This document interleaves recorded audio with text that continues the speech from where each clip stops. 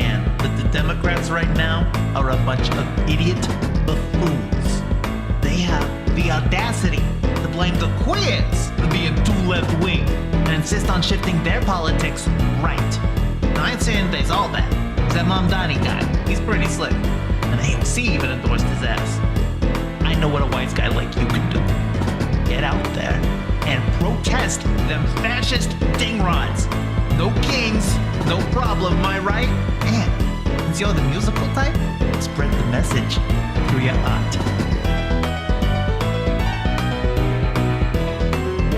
Just tell him Vinny sent you.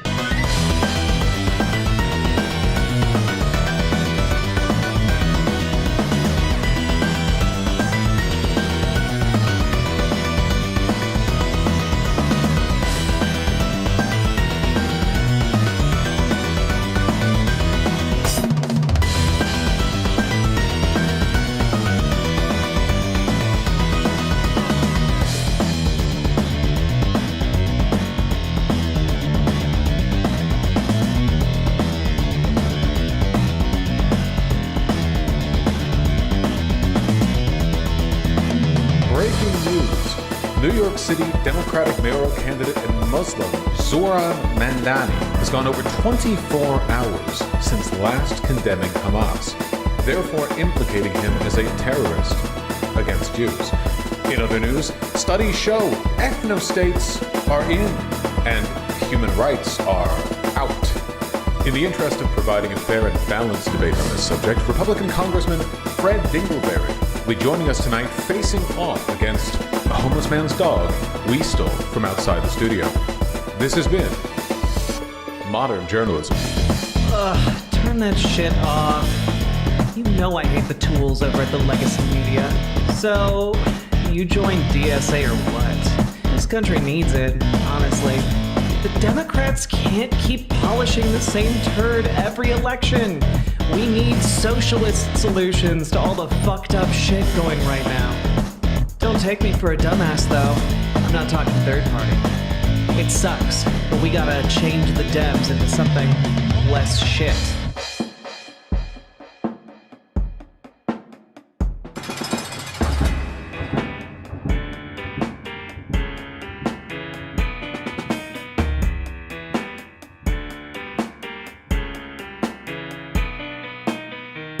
I had hoped that the white moderate would understand that law and order exists for the purpose of establishing justice, and that when they fail in this purpose, they become the dangerously structured dams that block the flow of social progress.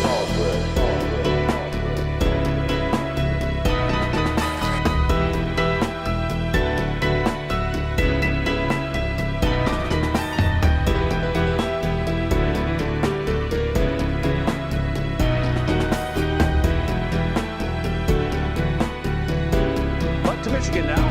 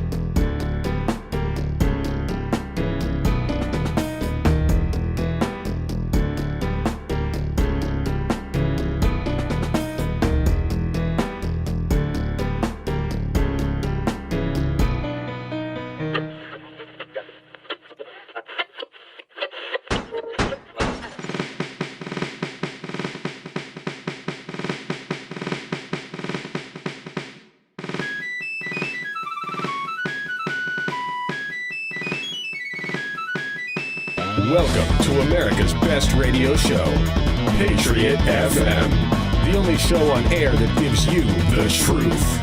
And none of that woke, gay, empathy you all despise, because subtlety is for cowards. OMG, I am so homosexual. You're listening to the most degenerate music by Jace, Doug, whatever. Bet this idiot can't even define what a woman is. I should call her.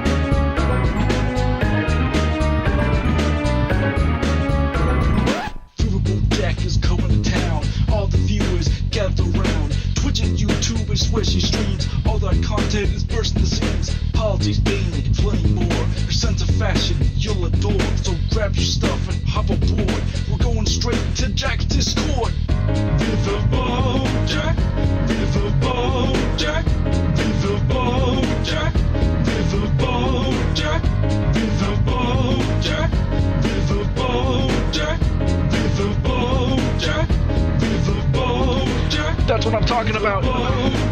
First time singing the songs from Riverboat Jack. Shout out.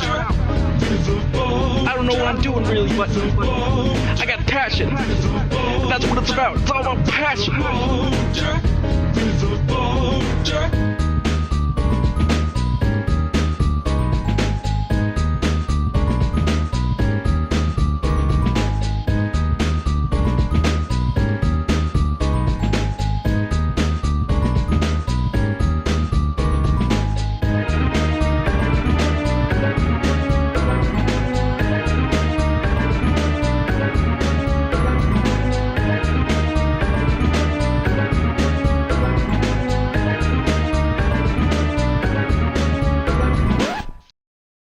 Hello, everybody!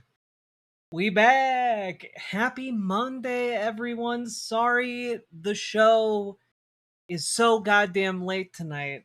That was not the plan. And, yeah. Very, very much, apologies. We had a bit of a medical emergency. Everybody is okay, thank goodness. But it did mean I have had a very stressful day driving all over the place. So, hello everyone! How we all doing? Love the shorter length hair. Thank you, Kermit Thorson. Very much appreciated. You're looking super hot tonight. Thank you. I don't know why. This is literally my outfit for like just running errands today. Are you okay? Yeah, everyone's okay. I'm not like emotionally okay. Like I'm very upset. I'm upsetty spaghetti. But I'm here to do a goddamn show. We go until dawn? I mean, yeah, kind of. We got to talk about the Michigan primary, which is, begins I think officially in about 10 minutes. Which I guess it's not technically when the polls open, but close enough. It's the day of. right as I'm about to go to bed. No, I'm sorry, Cane Dog Lover. Hello, Uncle Gumbald. Hello, Punky Gal. Hello. Ooh, I don't know how to pronounce that one. Ivemu? Ivy Imue? That's the closest I can get. I think. Or for moi? I don't know. We'll figure it out. Nimue. There we go. Lady Raincloud, hello. The amazing digital circus fandom sucks. Can't believe they pushed the trans femme creator into hating the thing she made. I mean, I think that's kind of all online fandoms, right? Like, people forget how weird the Undertale fandom got. It got real fucking weird. Hello! Luckily, the important thing that we can learn from this is to don't listen to the fandom and just do your thing. You know? Like, I think that's maybe one of the most important things to learn and take away from the way that fandoms treat different content creators and different, like, across different mediums. And that's just, we shouldn't listen to fandoms. No one should. Like, if there's anybody who doesn't know what they want from any form of media, it's the fans. And I do mean that with all the love in my heart. Like, imagine Star Wars fans. Most Star Wars fans don't know shit about Star Wars. They've been begging for different things out of Star Wars for like decades, and the second they got them, they were like, "Actually, this sucks." you know. God. I think the most valuable thing that can come out of fandom is just the social connections between people, because those are real, you know? And like the creativity that like you can get from enjoying rich pieces of artwork. I think that's great too. But like sometimes fandoms are a bit much. There's Speaking of not taking any any fan comments to heart, bless whoever the chatter was or the commenter was on my recent Brad Plumbo video. Uh, tried desperately to make me understand that his name is Palumbo as opposed to Plumbo. And I gotta be honest, when I say Palumbo versus Plumbo, they both sound the same as I'm saying them. And I'm not going to remember the correction of how to say his name. Honestly, I just if anything is gonna stick in my mind about Brad Plumbo and his content, it's that you guys kept calling him Glup Shido from Star Wars. And I think that's great. I think that's funny. And honestly,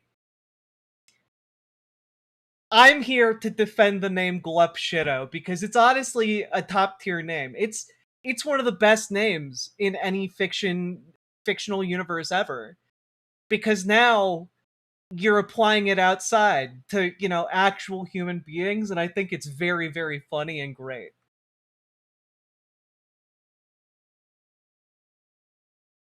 God.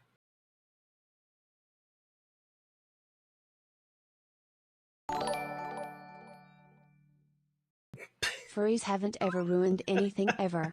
Greater than nope, never. No, not at all. Not at all. Also, just want to say, Late Bloomer Mad Grandma, thank you for resubscribing, and William Mattis, thank you for being a member and for the $5 dono. And that brings us at the start of the show up to 156. Now, I do want to say, before we get too deep into this, I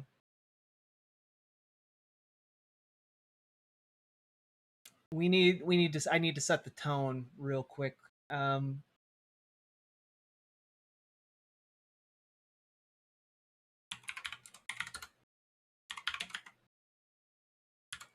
Let's see. Let's see here.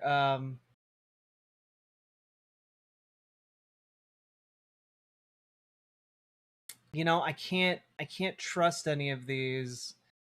Maybe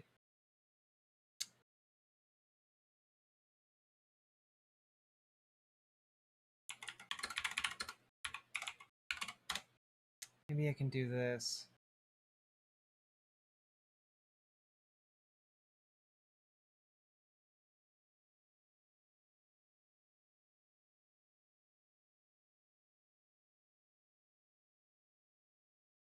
Is this it?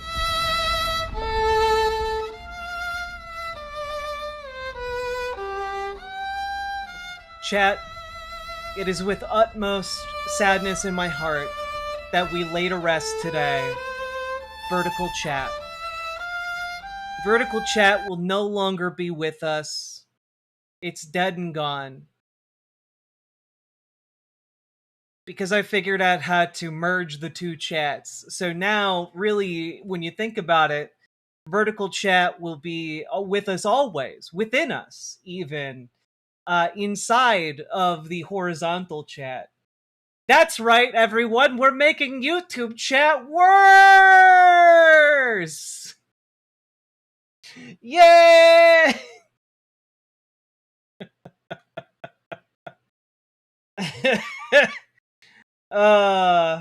God. No, the mods need blood. From here on out, if you need blood, we drop shields on the wider user experience. There you go. You know what? You want blood? There you have it. There you go. You be free. Be free, you chatters of dubious quality.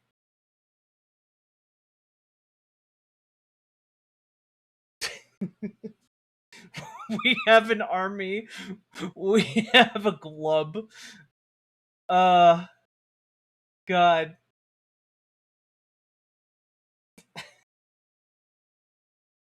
Yes, Vertical Chat has, you know, it surrounds us, penetrates us, and binds us all together. That's right. Be free. Be free, working class proletariat. Be free, my friends. Fly!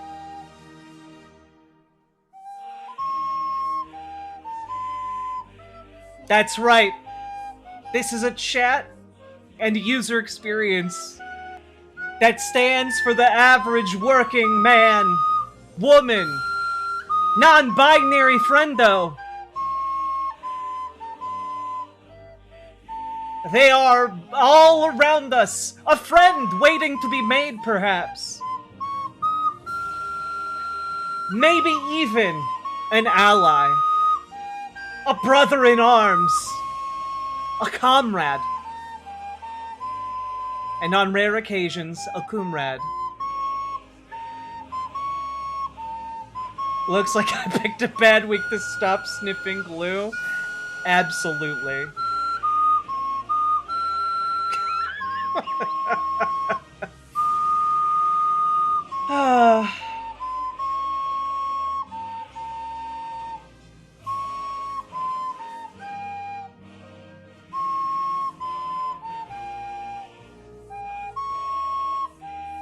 Oh no, we have to fix that. / unmute Matatiahu. There we go.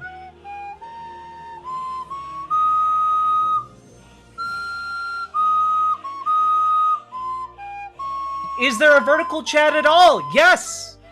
It is streaming right now to the vertical formats of the YouTube Live. It is here. It is there. It is in the glorious future that awaits us.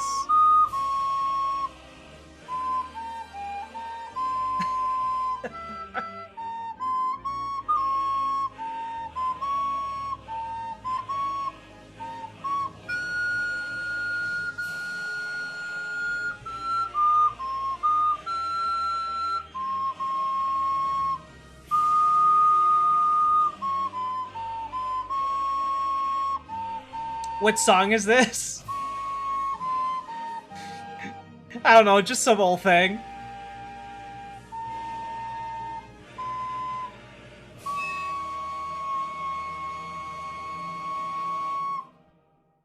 Ah, excellent stuff. I'm gonna be out of a job with that kind of music. Indeed. Anyway, I think we'll have a good time. And honestly, if it doesn't work out, we can always go back to the way it was. You have turned horizontal chat into barracks chat. See who gets that reference. I don't get that reference. But thank you for the membership, Comrade Girl 2018. I appreciate you. There we go.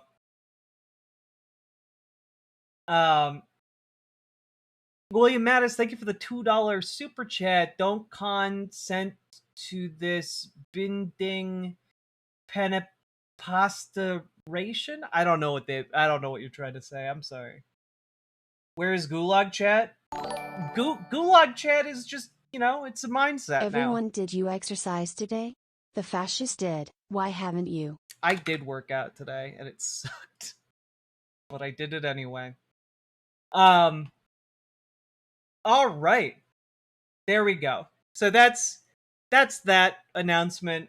That was part of the technical difficulties I was having, but this should make the vertical and the horizontal chats more copacetic. It should be easier for YouTube to then also have coherent metrics for my content, which is nice. And yeah.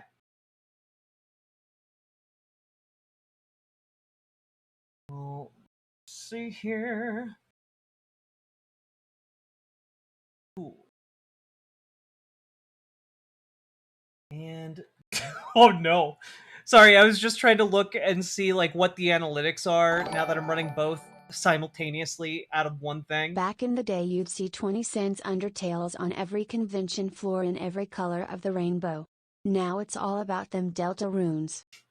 Back in my day, we didn't even know what a Delta rune was. All we had were what the kids called bops.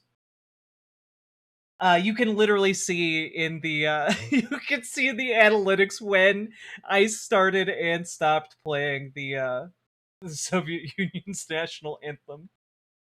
It's very funny. All right.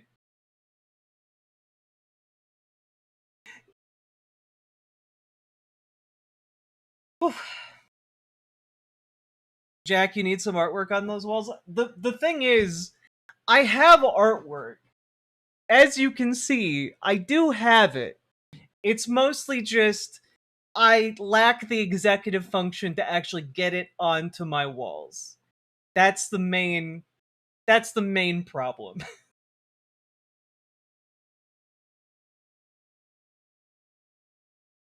All right, did it go up or down? It went down. It cratered. Are you kidding me? The second I played that horrible whistle song, the viewership cratered. Paint your walls? I don't need to paint the walls. Also, they are painted.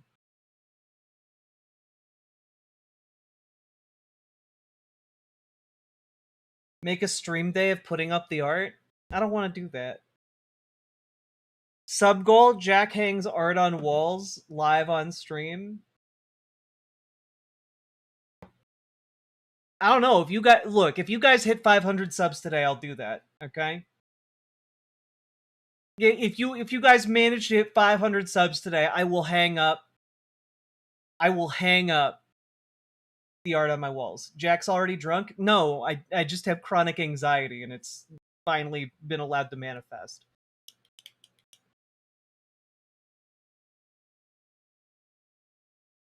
More bisexual lighting? I don't have more lamps.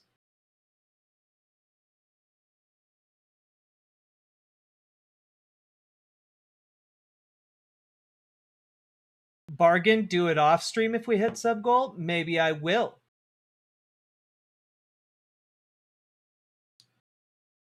Man, the chats are all over the place. Some people talking about Sprite. Some people talking about bisexual lighting. Some people talking about me being an alcoholic for some reason.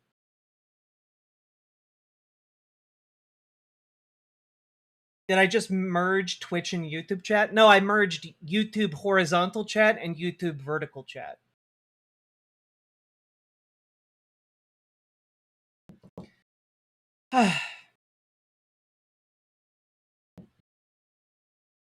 I'm super confused about what has actually changed. Nothing. If you're in the on-screen chat, literally nothing has changed for you. If you are in YouTube chat, also nothing has meaningfully changed for you, except that the chat that had previously been separate, vertical chat, is now integrated I'm into YouTube horizontal illiterate chat. and don't understand no chat business. Okay. Well, so what I'm trying to say is that in the past, okay, let me back up. So, if you're watching me on a computer, typically how pull up a visual example. Let's see.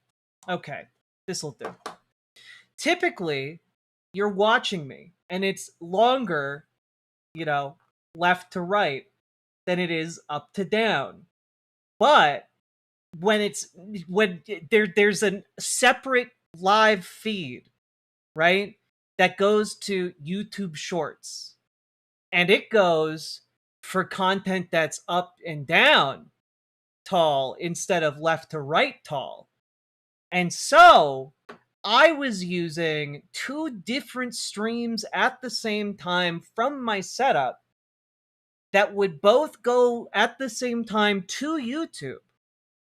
So one was like this, and the other was like this. And what has changed is that YouTube finally rolled out its feature that allows this and this to be integrated into just one stream on YouTube, which means that the people who are watching like this and the people who are watching like this exist in the same chat. So hopefully that makes more sense. Wait, what will happen with diagonal chat? It will continue to live free and die hard, as it was made to do. Jack, can you explain to chat how to make an actual funny joke? No.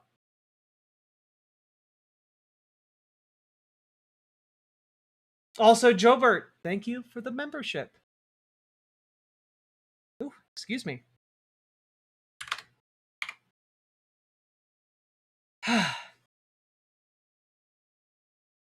Can you roll that by me one more time? I didn't get it, and maybe puppets. We're not slowly turning this We're not slowly turning this live stream show into a fucking Muppets movie, because that'd be really cool, and I don't have anywhere near the budget to do it right. All right. I make dark jokes. You can't even see them, they're so dark. All right. Yes, it is the same thing that Twitch has done recently, though I did not set it up for Twitch.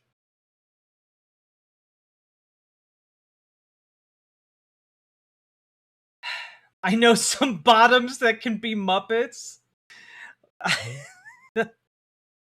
Fair. If you live in Tarrant County, Texas, then scream at your commission board before tomorrow at 10 a.m.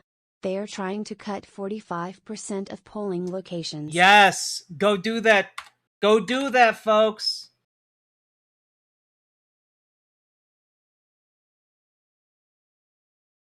Girl, how's that great news? Because it was a pain in the ass to run two different streams at the same time and look at two different chats at the same time and spread the mods across two different chats. This is way easier.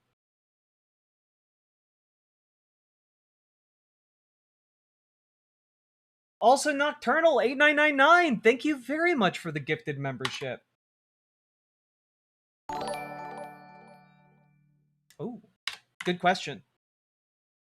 William Mattis, thank you for the $5 super chat. I think I'd rather go to an anime con, just because there's a breadth of content. Would you rather go to a furry con, Trekkie con, or anime con?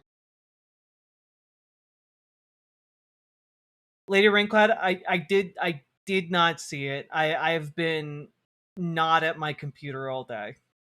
Sorry.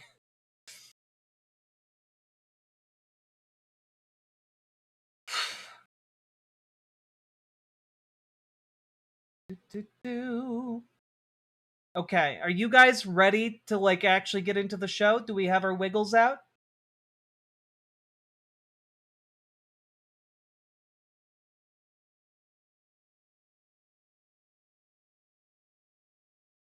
You got your wiggles out, chat?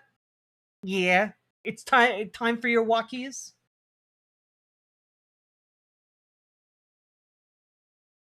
I got to see Spider-Man. Was it good? Your wiggles. You get your wiggles out.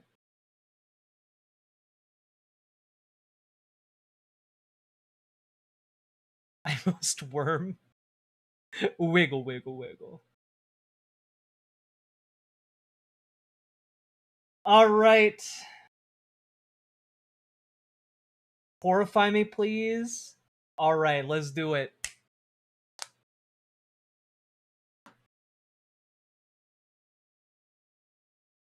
So, folks, we are going into, by the time you're seeing this, it's going to be the day of the Michigan primary. It's very, very exciting because this is really where it's all kind of built up to right now in this current midterm election cycle. It's really cool to see. And, the epicenter of it all is, of course, Abdul El Sayed and Haley Stevens going at it for the Democratic primary in Michigan. And I mean, it doesn't really get much more of like a finer point on it than this. Like when Politico writes, "We're about to find out how powerful progressives really are," and they put out like a full spread on this. Like they're not skimping on it, And I mean, what is at stake here is not just, hey, who's going to go to the general election, and represent the Democratic Party for a Senate seat in Michigan. Like, that's kind of like bare bones, like bare minimum, what is, like, that's the function of this race, right? But beyond just the function, we need to look at who's placed importance on this. And it's not only like mainstream press like Politico, right? It's not just them. It's also the big donors. And it's truly astounding. AIPAC has spent a record amount on Michigan's Senate primary, the biggest test of its influence yet. And you can go through here and see, AIPAC donated almost $30 million to Haley Stevens' campaign. We're in a primary. That's $30 million to win a primary race. To win not even win the seat, just to win the primary. This amount of outside spending is unprecedented. It's unprecedented. And not only that, AIPAC isn't the only group that's spending money on Haley Stevens' campaign. There's a part in here that made my eyes pop out of this AP piece. The four-term Congresswoman raised half of what El Sayed did in the latest fundraising period until June 30th. Her team said in a statement that the campaign is raising the resources we need to win this race. She spent only $12,000 of her own campaign funds on advertising through early July before bumping it up to close to $1 million, according to Ad Impact. Outside organizations, meanwhile, have poured close to $50 million into boosting her candidacy. Like, we're talking like a guy who's accepting small dollar donations and donations from the unions in the state. which, you know, the unions have like a decent amount of money. They don't got like $50 million to drop on the goddamn primary though. And really what this comes down to, and the reason all of the members of the Democratic establishment have their eyes set on Michigan, is because they are like desperate to know, can this money actually keep their jobs? Right? Because they're all terrified. They are all terrified that, if we start getting it, like, I mean, guys, $50 million for, well, I thought it was over $60 million now. It is over $60 million now because this article is from July 19th, right? So, like, the spending has ballooned since then, especially now that we are on, like, the final stretch here. And the reality is that if establishment Democrats start seeing that people are so angry and people are so dissatisfied with status quo, business as usual, return to normalcy politics, that even $60 million plus isn't going to secure their future in Congress, well, that's when you start seeing some people abandoning their, deeply held convictions when they're establishment members of Congress, right? Like, if you see Haley Stevens lose today, then what you're also going to start seeing is Democrats scrambling to reposition. Because the entirety of the Democratic Party has been gambling on the fact that big corporate donations can save their bacon. And that is absolutely not the case, it seems like. Because let's take a quick look here at what Abdul El-Sayed is saying in the lead up, the final hours leading up to this election. Let's check out over on CBS. Abdul El-Sayed and Congresswoman Haley Stevens making their final pitches, as you might expect, to Democratic voters before tomorrow's primary for the U.S. Senate seat. Our Ed O'Keefe spoke to Abdul El-Sayed and joins me now from a Haley Stevens event we should underscore because we are talking to both sides as best we can. Ed, take it away. Major, good to be with you from Michigan. This is the big contest tomorrow. All eyes on what it means here in this battleground state, set to be an early presidential primary state next in 2028. We spoke with Abdul El-Sayed, the former public health official, former 2018 gubernatorial candidate, about this contest against the Congresswoman Haley Stevens. And we spent a good chunk of our conversation talking about, given that this is a primary, what it means to be a Democrat and the future of the Democratic Party. Take a listen. So if you win and get the Democratic Party that you want, who belongs in it and who doesn't? Anybody who wants to take on fascism, anybody who wants to get money out of politics, anybody who wants to fight for union rights, anybody who wants to make sure that people can live free with clean air and drink clean water, anybody who wants to guarantee health care, come on in, the water is fine. We want to build a broad coalition, but sometimes when the Democratic Party talks about a big tent, we push everybody into the corner and then go talk and pander to the corner. I'm just trying to bring everybody to the tent pole in the middle to talk about what we really need.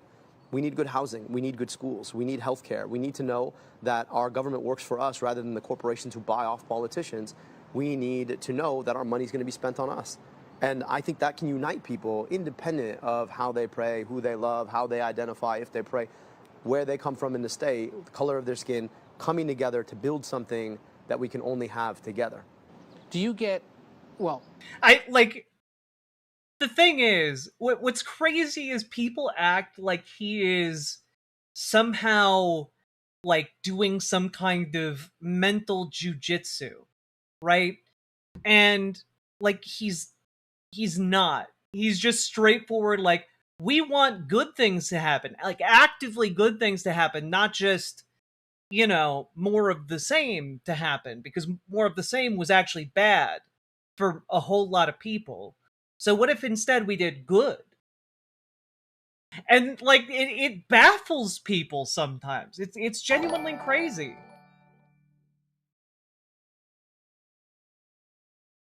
How can Republicans be bigots if they always ask for my FMB picks in secret? Does that make them pro-LGBT and pro-queer rights? I mean, no, it just means that they objectify you.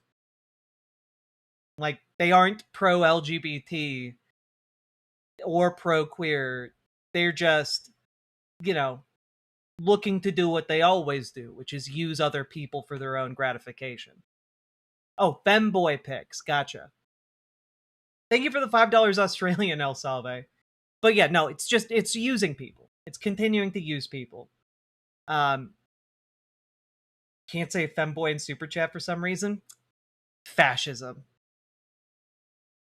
Is there any group of people in the organization that's sort of a red line for you that says, no, you're not part of this, or that view is not part of the Democratic Party I'm hoping to sustain here in Michigan? We're trying to define a viewpoint that's built on money out of politics, money in your pocket, Medicare for all. If you agree with those things, come join us. We're for civil liberties. We're for equal rights. We love and appreciate all people. And I want to build this movement, bringing people together around the things we need and deserve that we can have together if we fight for them. Is the DSA part of the Democratic Party in Michigan? I'm not DSA. I know you're not. But if folks from the DSA want to be part of the Democratic Party, I would imagine that anybody would want them there, right? Because you want voters. Like this idea that somehow we are going to win elections by... I do want to say the blocking on his face, maybe it's like they didn't take into account that there would be a huge-ass chyron at the bottom of the picture. But like it's making him look like a short king, and I'm pretty sure he's like over 6 feet tall. Pushing people out seems to me to be inconsistent with the way that democracy works. You want a coalition of all people. You know who else are going to be part of my coalition? 3-time Trump voters who want health care, who want to keep our money here at home. And they're out there, yeah. They're out there. I meet them at almost every event I go to. So we're building a big, broad coalition, truly a big tent of people that combines folks from DSA on one side. Which I gotta say, I love this framing. Specifically because what the interviewer is trying to do is to say, oh, maybe DSA doesn't have a place in the Democratic Party. And hey, Abdul, you're not DSA, so are you willing to throw DSA under the bus? And Abdul El-Sayed does not do that, and instead points out that, hey, like other Democrats, we're trying to have a big tent and bring in disaffected folks who are sick of, Republican leadership. And, bring that in to bring in as many voters on a pro-working class platform as you can get. And, this is savvy because the approach of going after disaffected Republicans has been the main strategy of the Democratic Party for, since the dawn of time. Not really, but for quite some time. And that's the common wisdom within the Democratic Party. But what he's doing here by pointing that out is to also say, hey, that means we should that acceptance should go both ways. We should accept DSA as well, which is of course like a no-brainer because they're the most likely people to support him.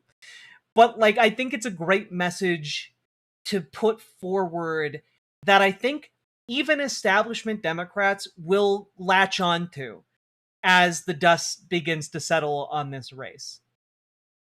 Even if I'm not a socialist, and combine 3-time Trump voters, even if I've never voted for Donald Trump.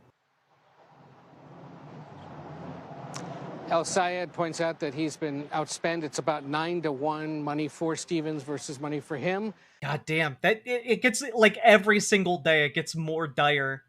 It was it was something like 5-1, then 7-1. Now we're all the way up to 9-1. But he seems pretty confident going into tomorrow, Major, that money may not have mattered. I noted, as I'm sure you did, Ed.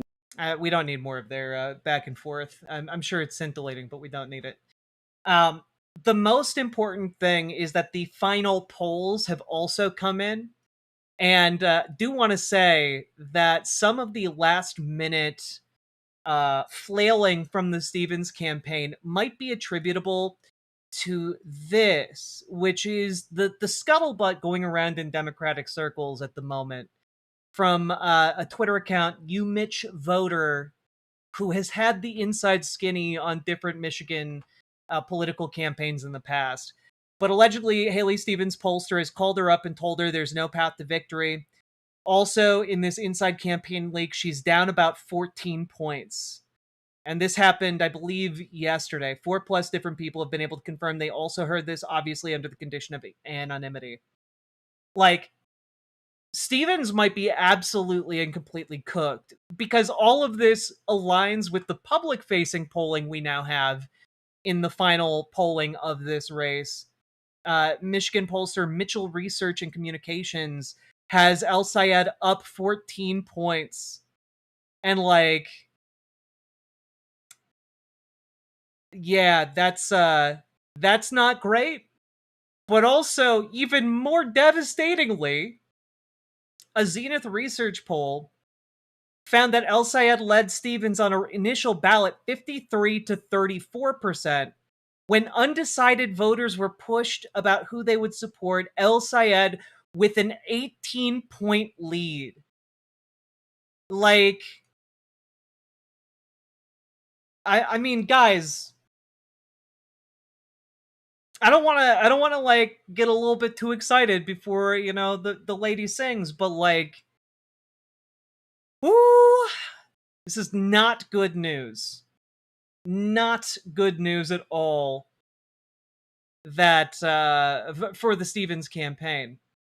And you know, I do also want to point out that Haley Stevens' final last-ditch attempt to, you know, get one over on Abdul El Sayed seems to just be, gosh darn, it's just so weird that he's focusing on the APAC donations.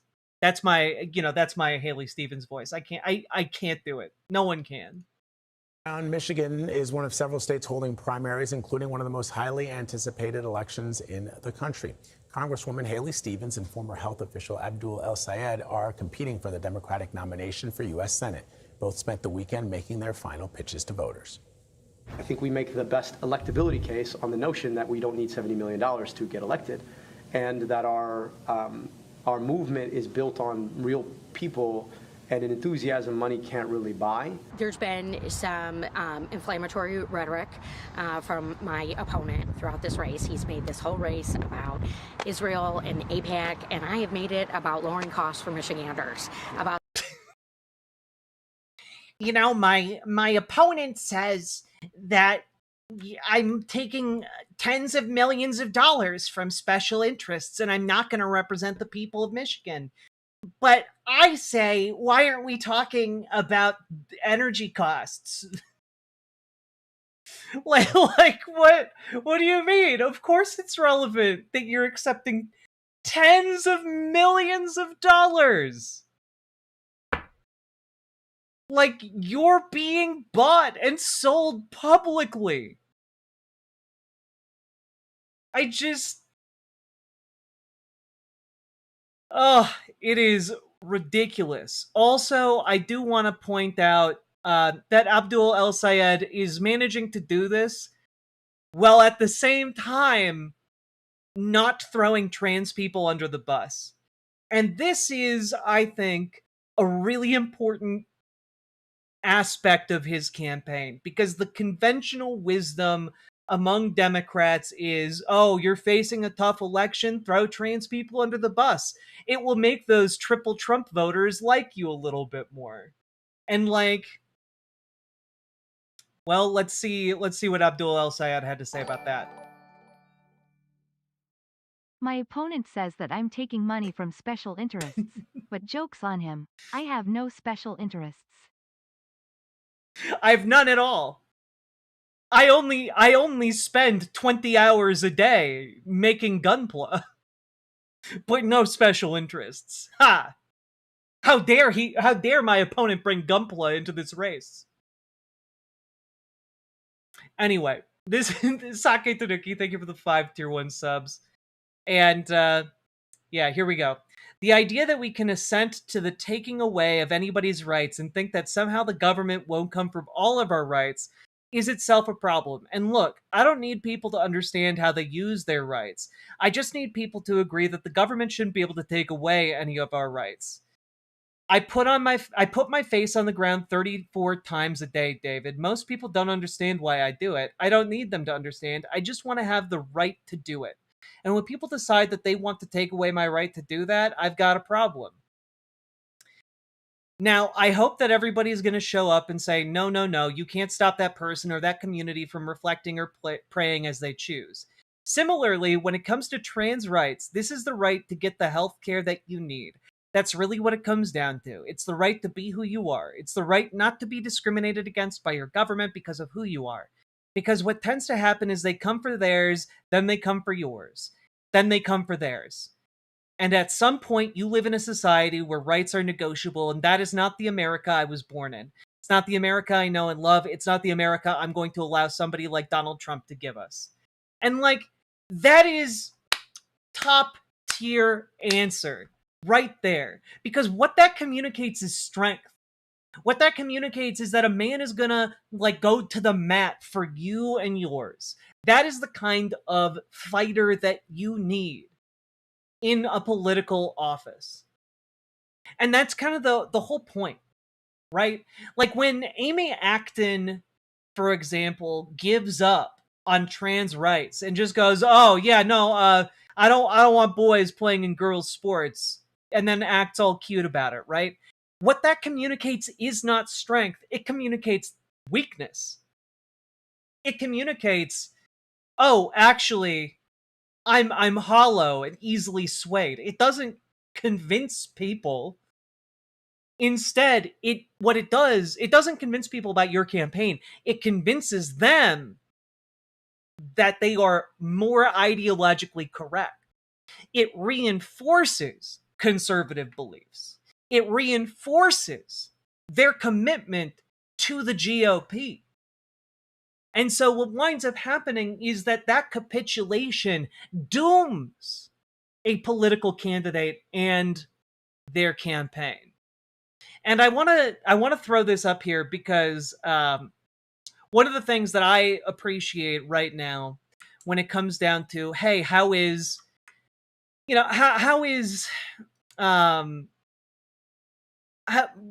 this particular point that I'm trying to get across, how is that going over, right? Because I want to bring up a quote from James Tallarico, which I think people can appreciate. Let me pull this up.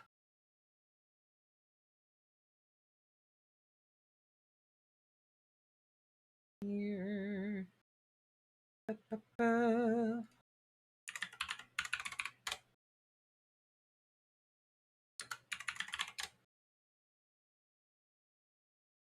Yes, here we go.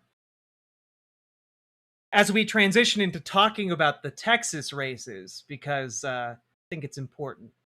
Here's a clip from Rachel Maddow, of all places. I'm not the biggest fan of Maddow, but you know what? I think Tallarico did pretty good here.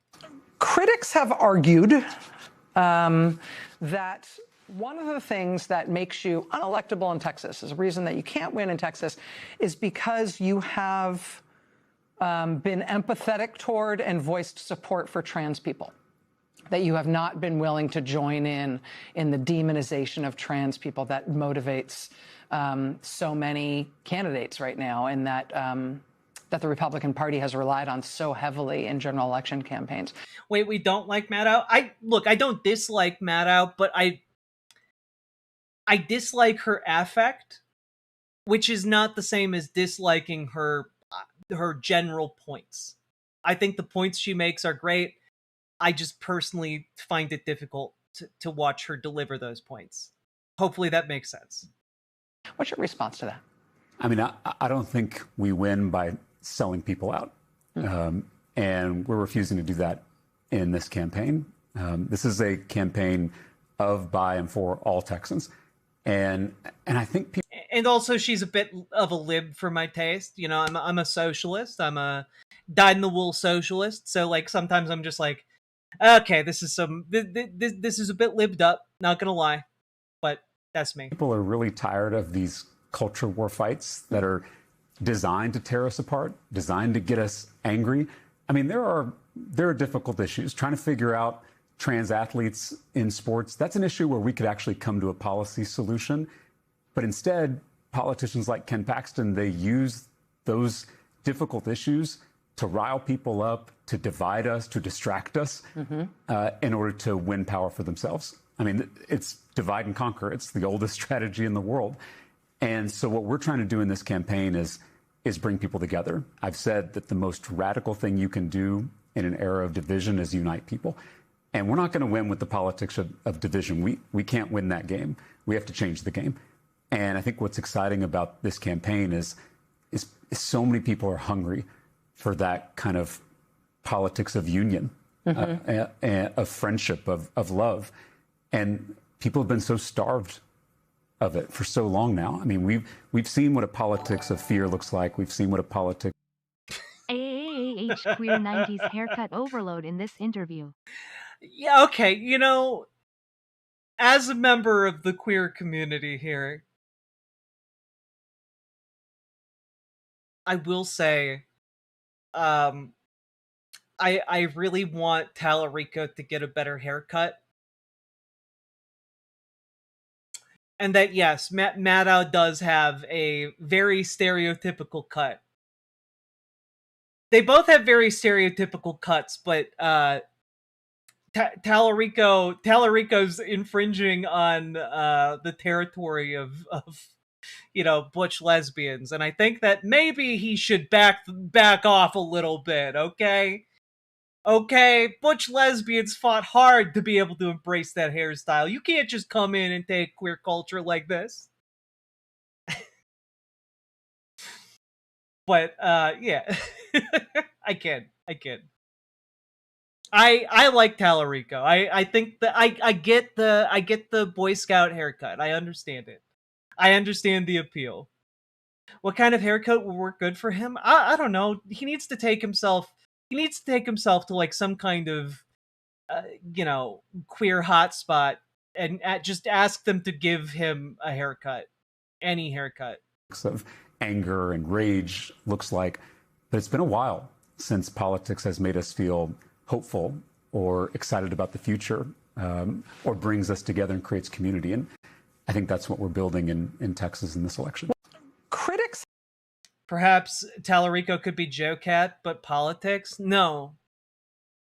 Like, I do appreciate that he's effectively, as I've said since the very beginning, he is effectively a dagger in the heart of Christian nationalism in a way that I think is very necessary to elevate to the national level. I will also say that in general, while I appreciate his rhetoric, his political positions are not as far left as one might think, right? And so part of me is just kind of like, I think this might be the best that Texas can do right now, but I do think that there is room to improve from Tallarico. And I do think that maybe, you know, I think maybe Tallarico is capable of improving himself over time as well. So that'd be really cool. So a center-left lib? I mean, yeah, essentially. Yeah. Have argued. I think that, like, his response on trans rights is strong, it is forceful, and the fact that he is meaningfully, like, planting his flag at, you know, defending trans rights is something that's important because it speaks to strength. And honestly, one of the very few things that independents and Republicans respond to, and liberals respond to, is strength. Regardless of your position, people respect strength of conviction. And that, I think, is something that is lacking from a lot of establishment Democrats, right? All of this is leading to an absolutely fascinating dynamic here when it comes to how Republican politics are, and politics in general are reacting to what's going down in Texas. And I think we need to take a quick look here. So do you believe Talarico will win? Texas might be in play right now, but the roots of Republicans seem really dug in. It makes me second guess. Oh, yes. I do think I'm not going to go out on a limb and say this early that Talarico is definitely going to win Texas. However, I will point out that despite the fact that Donald Trump won by 14 points or nearly 14 points in 2024, Talarico is currently at +3 compared to Paxton, which is, within the margin of error here, but like is a positive sign. And when we start to take a look at people who are extremely motivated to vote between Paxton and Talarico, that number climbs up to a 6-point lead. So what's going to happen here is, I mean, like, frankly, the fact that a Democrat at all is polling ahead of Paxton is crazy. If It's Texas crazy. goes blue, it's all on table. I am trying to stay hopeful. Thanks for that in these dark Oh, times. no, I would say be hopeful, because there is a decent possibility here that, like, he could win. And, like, I don't want to get all of our hopes up right now, but to really hammer home how absolutely wild Texas's election is going to be come November 3rd, I'm going to throw the poll results up in an easily digestible visual image for you all for the Texas governor's race. Now, I'm throwing this up here because, well, I'm guessing most people haven't been thinking a whole lot about the governor's race in Texas. Well, let's take a quick look, shall we? Pull this up here. This is from a Fox News poll. And I want to really stress home, this is from Fox News. Greg Abbott is clinging for dear life. Gina Hinojosa has 49% of the vote. Nobody's been talking about this race. I didn't even know that Greg Abbott was on the ropes like this. And guys, it's not the election isn't for another couple months. We have a couple months of hardcore campaigning in front of us. And I want to say here, if you are in Texas or you're in, any of these states in the lead up to the general election, because, if you're watching this and you're in Michigan, now you know who's won the presumably who's won the primary race. But that still leaves a stretch of time between the primary and the general. We need people knocking doors. We need people phone banking. Because when we're talking about margins this small, knocking a few hundred doors makes a difference. Calling a few hundred houses makes a difference. It's a numbers game.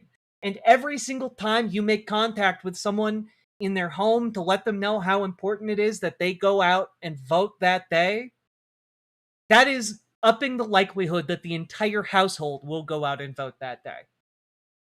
All right? Like, we are currently in a time where your involvement can genuinely make a difference. So, if you need help getting out there, going to do that, there's a link down in the description for Progressive Victory. They're holding door knocking events, phone banking events across the country from now until Election Day to help get out the vote, to help make sure people come out and vote in the midterms, because it is genuinely possible right now. And I hesitate to even speak it. It is possible that Democrats win the House, but also it's possible that Democrats win the Senate. And I'm not going to say that it's like the most likely outcome, but there's like maybe a solid 40% chance here that Democrats could take the Senate as well. And that is not nothing. That is worth fighting for. Okay? And so let's turn to one of the most important upcoming, Senate seats here, which is, of course, Maine. And when it comes to Susan Collins, I've been curious to see what the polling will show when it comes to a Troy Jackson versus Susan Collins dust up here in the general. And let's take a quick look, shall we? As someone who grew up in North TX, they're going to try every trick to depress turnout and Oh, throw 100%. out ballots. 100%. TX chatters, be aware and start organizing to get people out and votes counted ASAP.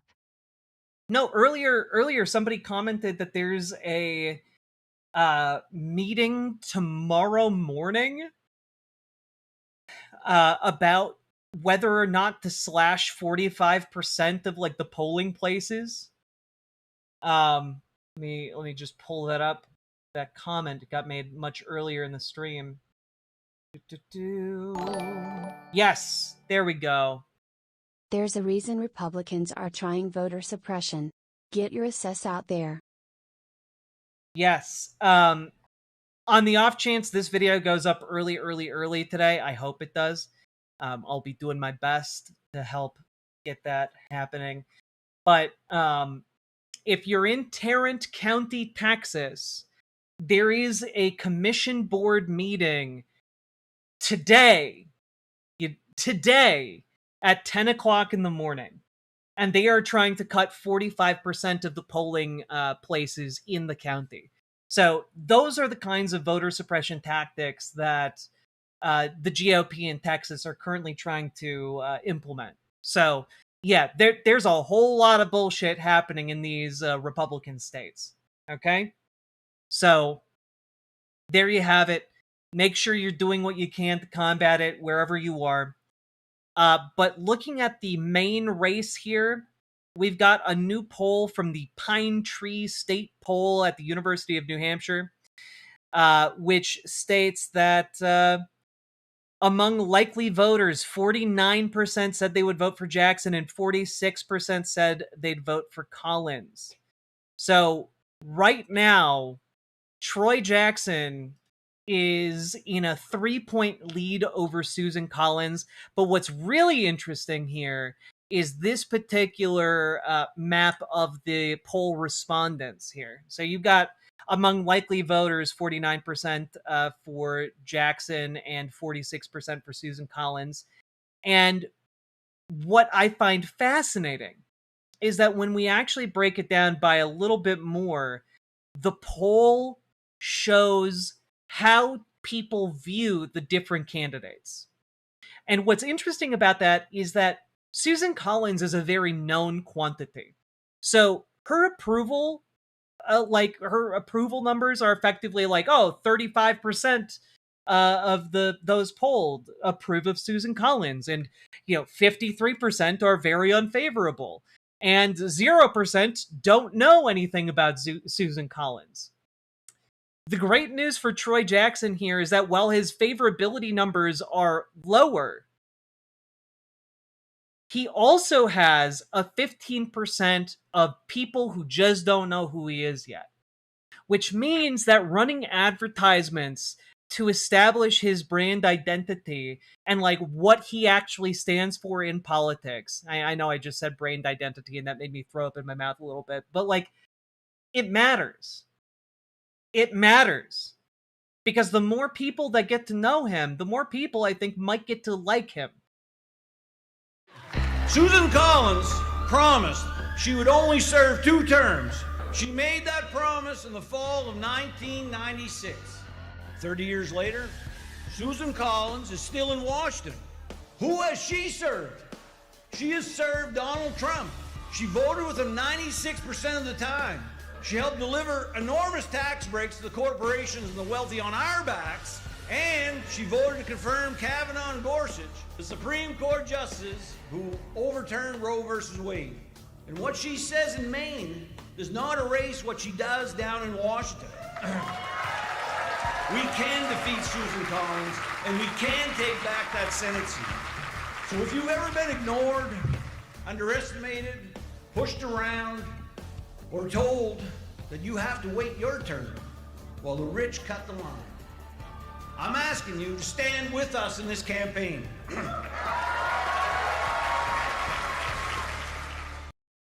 Like, yeah, like I don't think I've ever seen like a hell yeah, brother kind of ad for a politician before.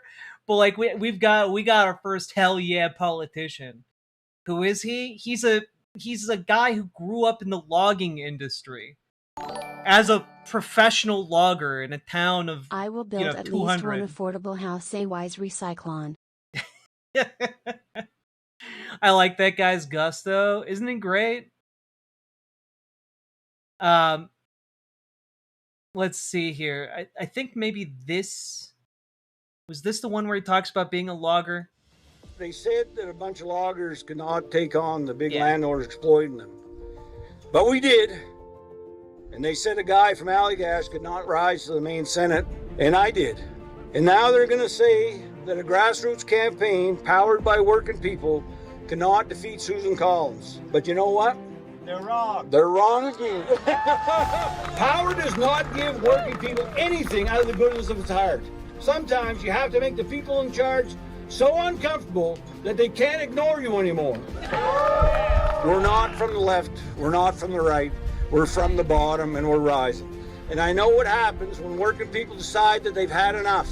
When we do, we stand up, we lock arms, we fight back, and then we win. Let's go and beat Susan Collins and send a working class fighter from the North Woods of Maine to unite. Was he had a slight cough. He seems like a strong candidate. A slight cough would end most of Congress. It's true. State Senate. Yeah, so his entire thing is that his entire political career has been oriented around fighting for, workers, essentially. He's not bluffing. Like he rose to political prominence by, blockading, because the little bit of background, the essentially logging barons, because they still have robber barons in Maine, were bringing in Canadian workers as essentially scabs, and he led a bunch of loggers to blockade the border crossing in order to protest the use of scabs, and that in turn led to his political rise.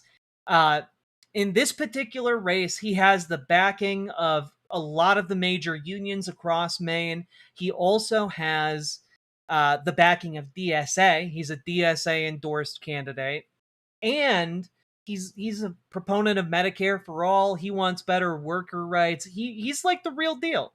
He's the real deal. Yeah, the biggest gotchas against him is, he was a Republican 20 years ago, and then he, like an adult does, learned and grew and did better. Did you hear Troy used to run a bunch of troll accounts messing with Republicans? Dude, seems all right to me. That's great. I heard only vaguely about that. Right? Help me understand why this wasn't the first pick in the first place. My understanding is that it's because Chuck Schumer got involved and was like, Janet Mills is going to be the candidate. And like that, and then Plattner kind of rose to prominence, and it just kind of became a whole thing. So he put his campaign on hold because Chuck Schumer was trying to strong arm into the Maine Senate race. And now that, obviously Plattner's gone and Mills is gone, he's jumping in. Oh, yeah, that's right. He also did have a run for governor. That's true.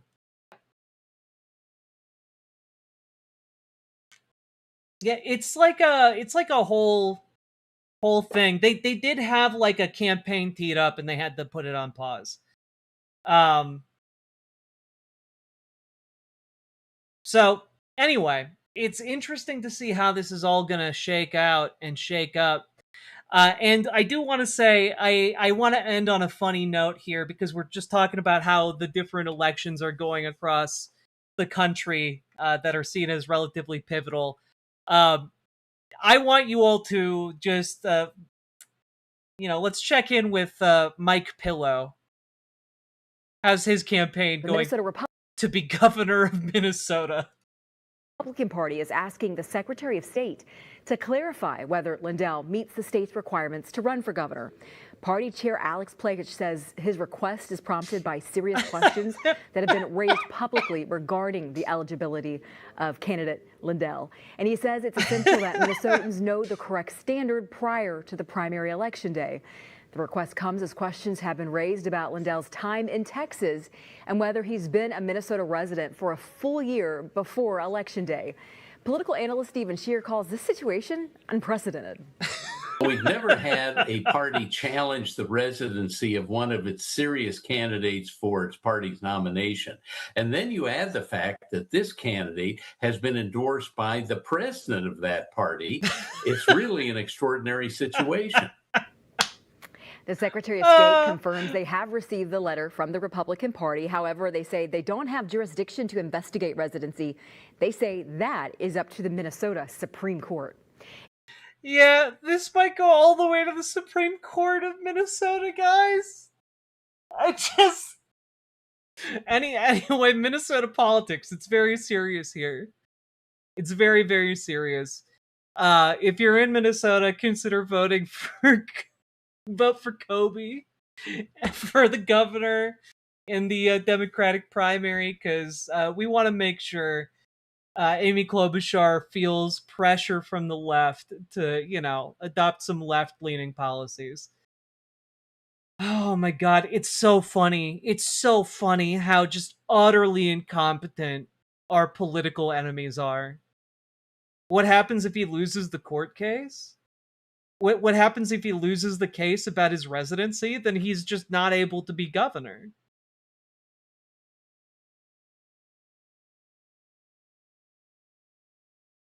Simply seraphic. That's what I said. That's why Schumer jumped in and weighted the scales for Janet Mills and had Jackson bow out, because Jackson, has relationships with party politics since he was the president of the Maine Senate.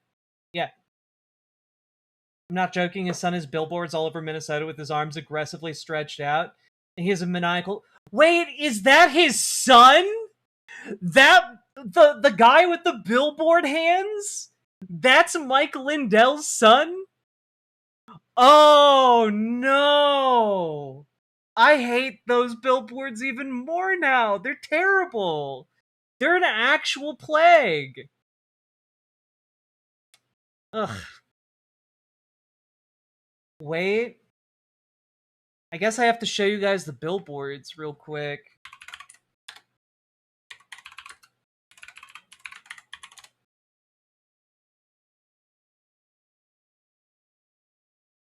Wait.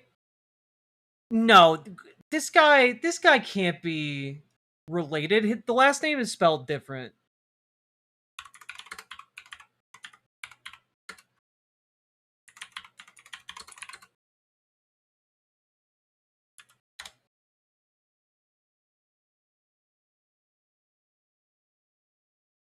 No.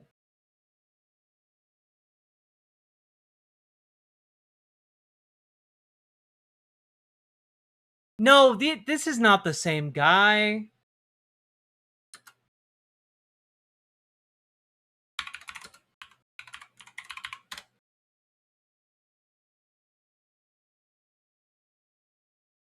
Yeah, no, okay. No, they're not related at all. But the billboards in question, at least the ones that I'm thinking of. Yeah, these ones. No, I do not want to download this picture. I just want to show it.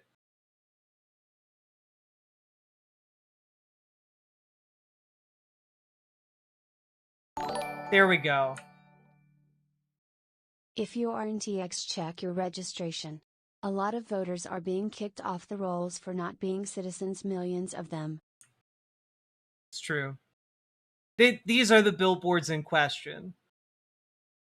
This guy has a bajillion billboards all over with with his hands outstretched. He's become a meme, and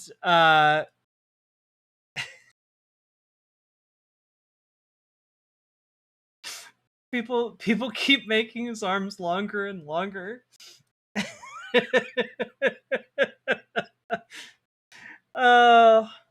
Minnesota is a very strange place.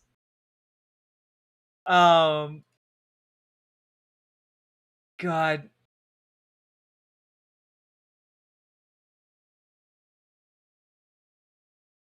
I do want to say also, he is deeply strange. Let me show you what I mean real quick.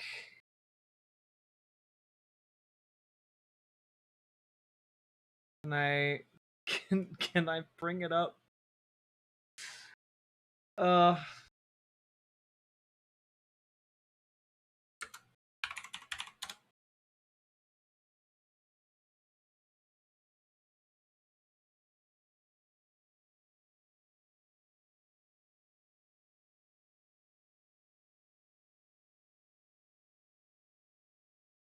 This is an official posting from I can't. This is too stupid. This is too stupid. We're winding it down. I don't want to get into like critiquing his fucking LinkedIn posts from Reddit, but like it is very funny. This role exists once. It fills once and then it's gone. Let me paint you a picture. It's 18 months from now. You're sitting inside an organization that feels nothing like any place you've worked before. The team around you is electric. High performers don't just show up, they show up ready. The culture isn't something printed on a wall. You feel it every single day.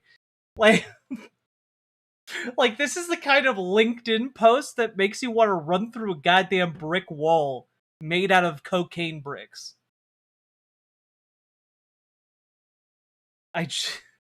The person meant to sit in it already knows who they are.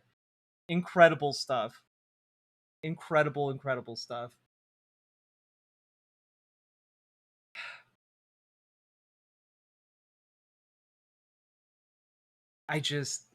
Everything is so silly. And yeah, of course it's AI generated. Like, of course. It's cocaine and AI. Terrible combination. Anyway, folks, if you got anything out of this, hit the like button, hit the subscribe button, leave a comment. You know, let your comment stretch as wide as Chris Lindahl's arms. And of course, do consider getting involved in your local political scene. Join your local Dems, join your local DSA if you need help. Join our Discord, reach out to GamerG for help with DSA, reach out to Dragonfly for help joining your local Dems. And folks, last but not least, check out ImogeneOlivia.com, gender euphoric lingerie designed from the ground up for trans femmes, tested with cis men, cis women, non-binary folks. It is comfortable, sexy, non-tucking lingerie. Just got a full restock, 2 new sizes, a new color. Go check it out, ImogeneOlivia.com. Let's keep on going.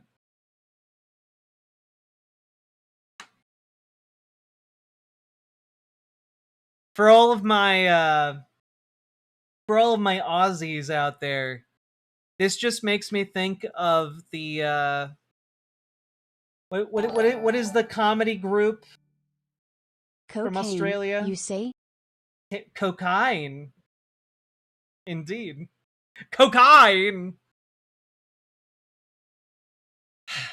Auntie Donna, that's it. For all my Aussies out there, this is like that Auntie Donna bit with the guy who has really long arms.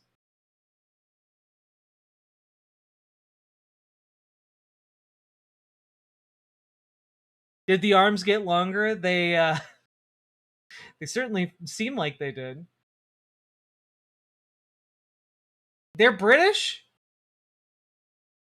Well, throw them in a prison, put them on an island for a couple hundred years. They'll be right. They'll be all right.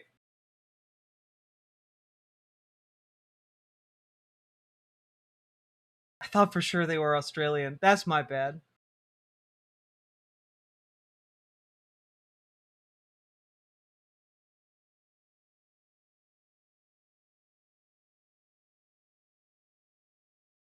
The striking image I didn't want in my mind.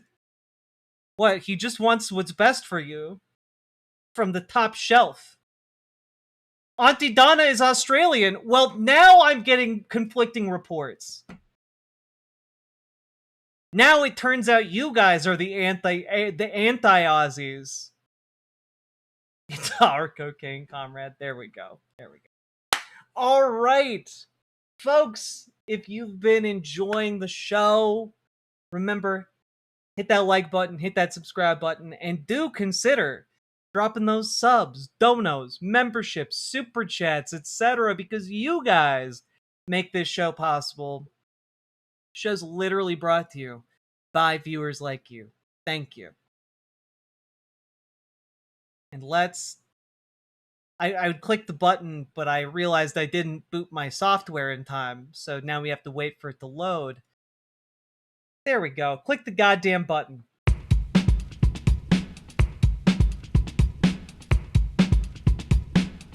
Go. Click the button. Click the button. Click the button. Click the goddamn button. I really wish Jack could stream more. I get you probably got a lot going on, and streaming isn't profitable yet, but a dedicated gaming or react stream would be a nice treat. Click the button. Click the button. Click the button. Click the goddamn button. Click the button. Click the button. Click the button. Click the goddamn button. Click the button. Click the button. Click the button. Click the goddamn button. Click the button. Click the button. Click the button. Click the goddamn button. Click the button. Click the button. Click the button. Click the goddamn button. Click button. Click button. Click button. Click button. Click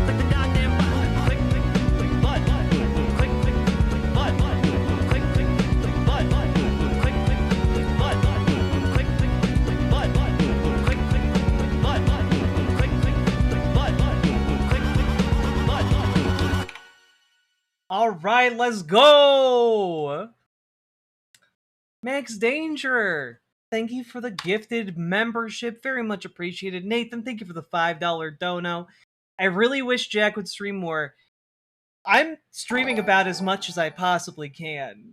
This is the thing, right? Like, you guys imagine I have a bunch of free time that I'm sitting around with and not using. And that is incorrect. I am doing quite a lot nonstop. So the problem isn't so much that streaming isn't profitable. It's actually, like, this is what I do. This is my full-time job.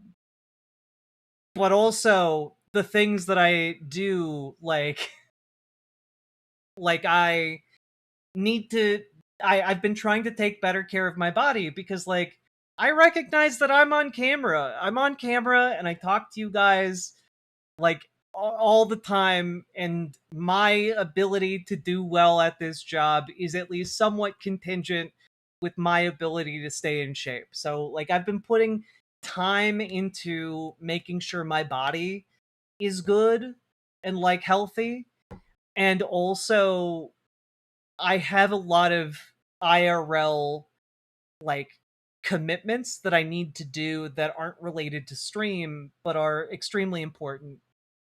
And, like, then I do need to, like, do things that make me not go insane.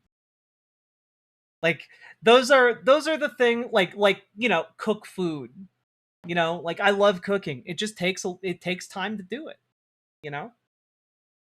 I'm not here to goon. Well, see, I know that almost all of you are not here to goon. I am aware. I do know you're not now here to I get goon. it takes time to do research and grow them titties. Also, free time It's is true. important. It's true. But like,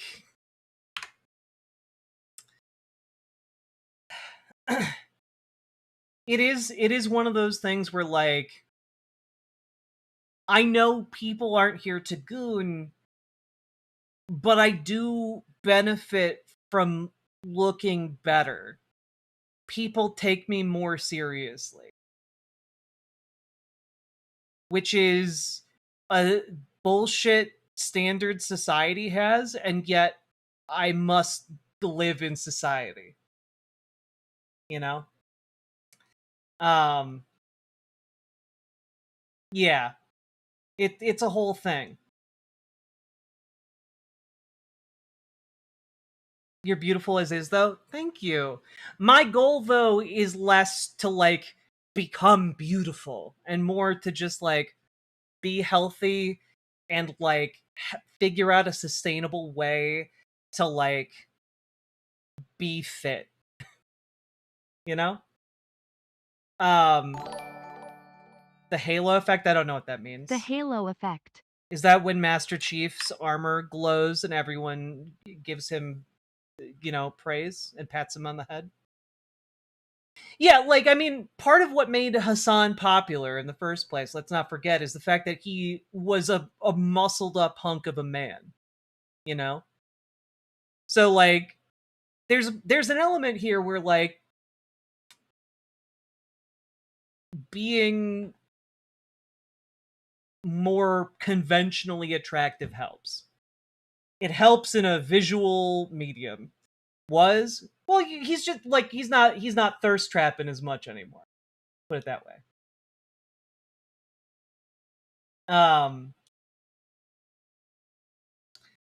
But I will say that all of that stuff takes time, takes energy, and then doing a 6-hour long show that starts at like midnight is not great. So to be very clear here, let me just pull up my analytics, just out of curiosity.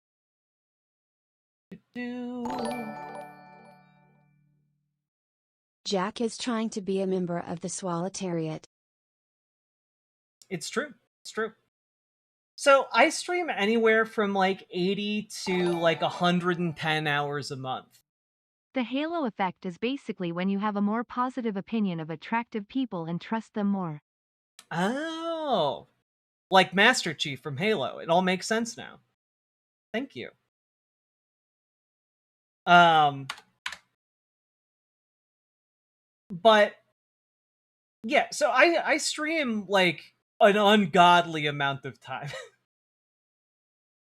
But ideally, I would love to stream more and do different things with the stream, like gaming and things like that. But like right now, it's just it's too much going on, you know? The halo effect isn't about appearance. You're right. It's about power armor.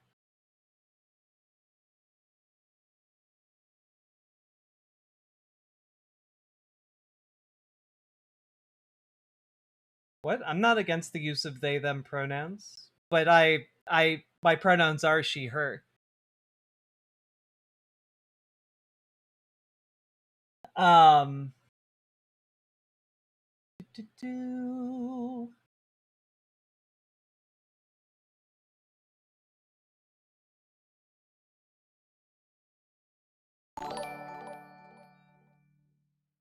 I used to be really into psychology cause of a specific fetish LMAO.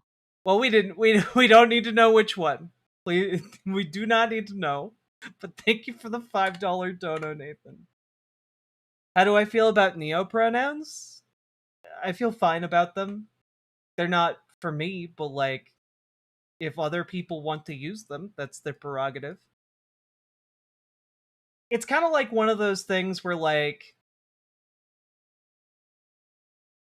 I don't go around, calling myself, Jack the Lionhearted. I don't personally identify with that label, but like if somebody else really did and it was really important to their identity, like, sure, they're Lionheart gender. That's okay. It's no skin off my nose.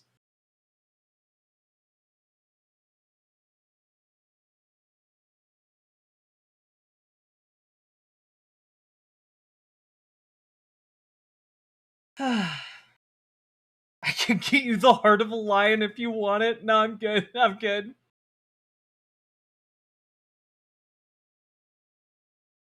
You had an AI buddy in a suit of armor. What would you want that AI buddy to be like? Well, ideally not an AI buddy.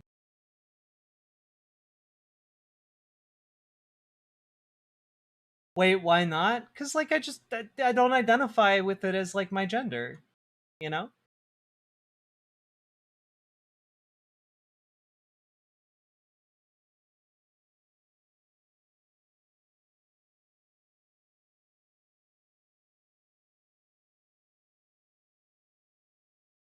You guys are being silly little billies tonight. Let's see here.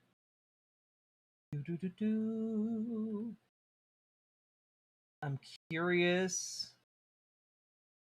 Curious how the switch up is affecting our analytics tonight.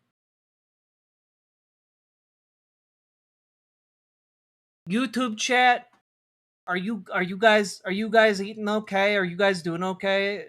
You know, how are you feeling after the merger between between the different groups of vertical and horizontal chat? It doesn't look like we've gotten a whole lot of, like, shit talkers.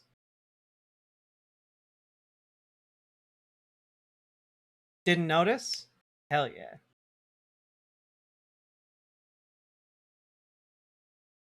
Yeah, haven't gotten too many, despite the fact that we must be doing pretty alright in the algorithm. It's been oddly okay? Hell yeah. I kind of missed the Thunderdome. Yeah, I don't know. Only one shot at the start? Alright.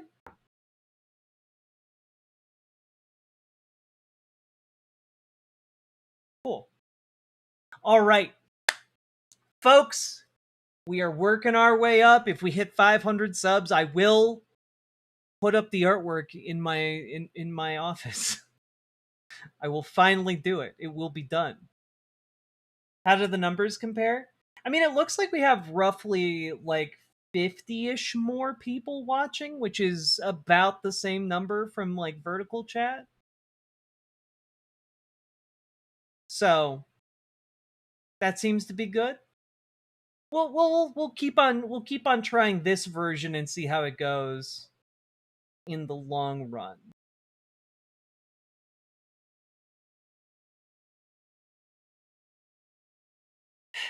Okay. Oh god. This guy's still on my screen. Fuck, it scared me. At the current rate of growth, do you think you'll make it to 100K subs by next February, say? I don't think so. I don't think so. At the current rate of growth, like, we're probably gonna be looking at, you know, let me just be generous here.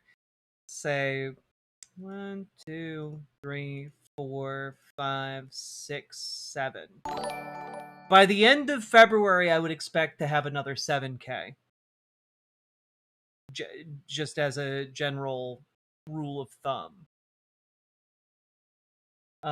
Which would put us where exactly? About almost 37,000 subscribers, which is pretty good, but, like, not 100K. If we hit 100K, it would be because, like, we got, like, an absurd breakthrough from one of our videos, you know? Which is not out of the realm of possibility, of course, but, like, wouldn't bank on it, you know? Also, just want to say, Marmot King 666, thank you for the 5 gifted memberships. Let's go. Hell yeah. Getting YouTube chat greener by the day. Jack, how does one get an impressive rack? How much does this shit take? Tell me, and my life is yours. I mean, I take about 6 milligrams of estrogen, or rather estradiol per day. I've got big booba genetics. You know, I got the genetics of like Swedish milkmaids. So like the estrogen helps a lot, but like it's the milkmaid genetics. I'm on 8 in Prague. I also take progesterone, that's true. Progesterone will make your titties bigger as well, generally speaking. The only other thing is it does take time. It takes time to grow. You know? Them mommy milkers do indeed bring the boys to the yard. Well, my grandma, last time I saw my grandma, she told me and my partner that apparently we had in my family lineage, there was a woman who became a Would you concubine be to willing to a do Swedish stuff like The king. Line but on TGE main channel, or do you want to keep this for activism and occasional gaming? Would you be willing to do stuff like on the line but on the main channel? Like on this channel? I mean, like, I put up some of the VODs from the line on my channel. But like, I'm not terribly interested in turning this into a place where like we do like blood sport debate. So it's like I'm good at it, don't get me wrong, but I'm not terribly interested.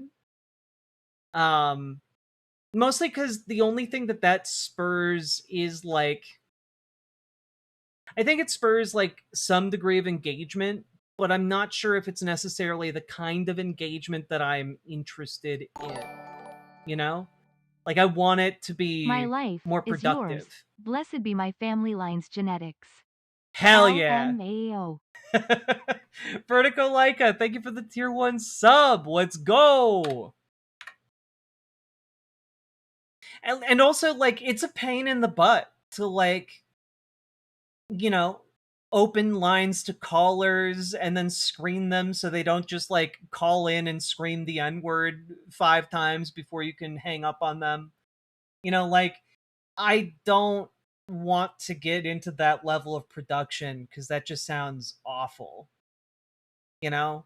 Like, I tried it in the past, and eventually, like, we got hit with like some like white supremacist types, and like it was a huge pain in the butt for like very little benefit.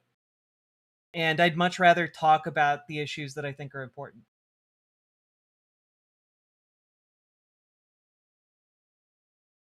Yeah, doing like a call-in show where people call in to debate or anything like that.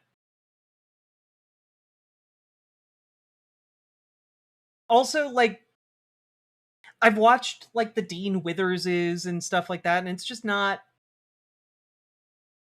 interesting to me. It feels like the intellectual equivalent of just banging your head into a wall, and I can't, I don't want to do that.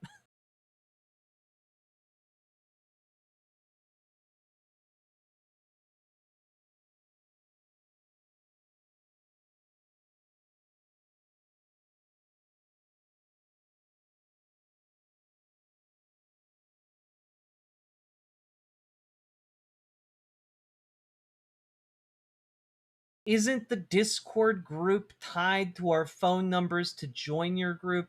Yeah, but there are ways around that for like dedicated trolls. Right? Like, it's one of the reasons why the Discord still deals with like spam posters, because people be doing shit.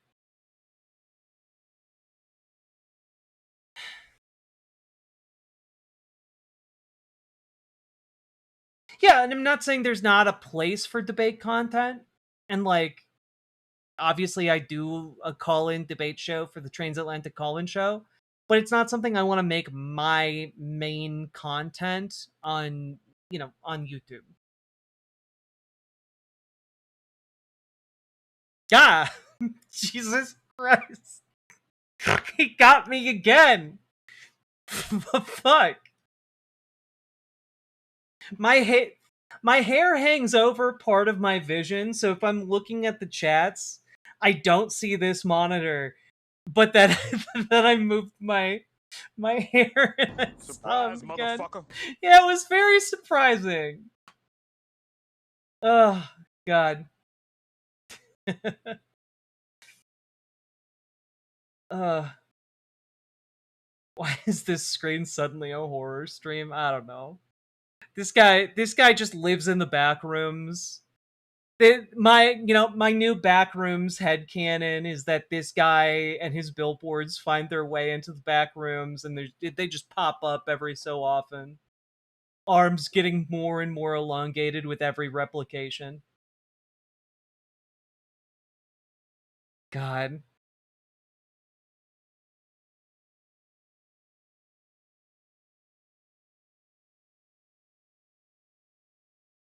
Okay.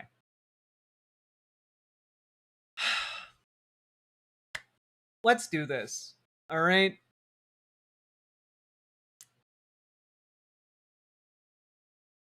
Boop. Next segment. So, folks, there has been an escalation of violence on the West Bank, or in the West Bank, rather. And it's really bad. We've talked about this recently, where the number of attacks have escalated by about 50% just earlier this year alone.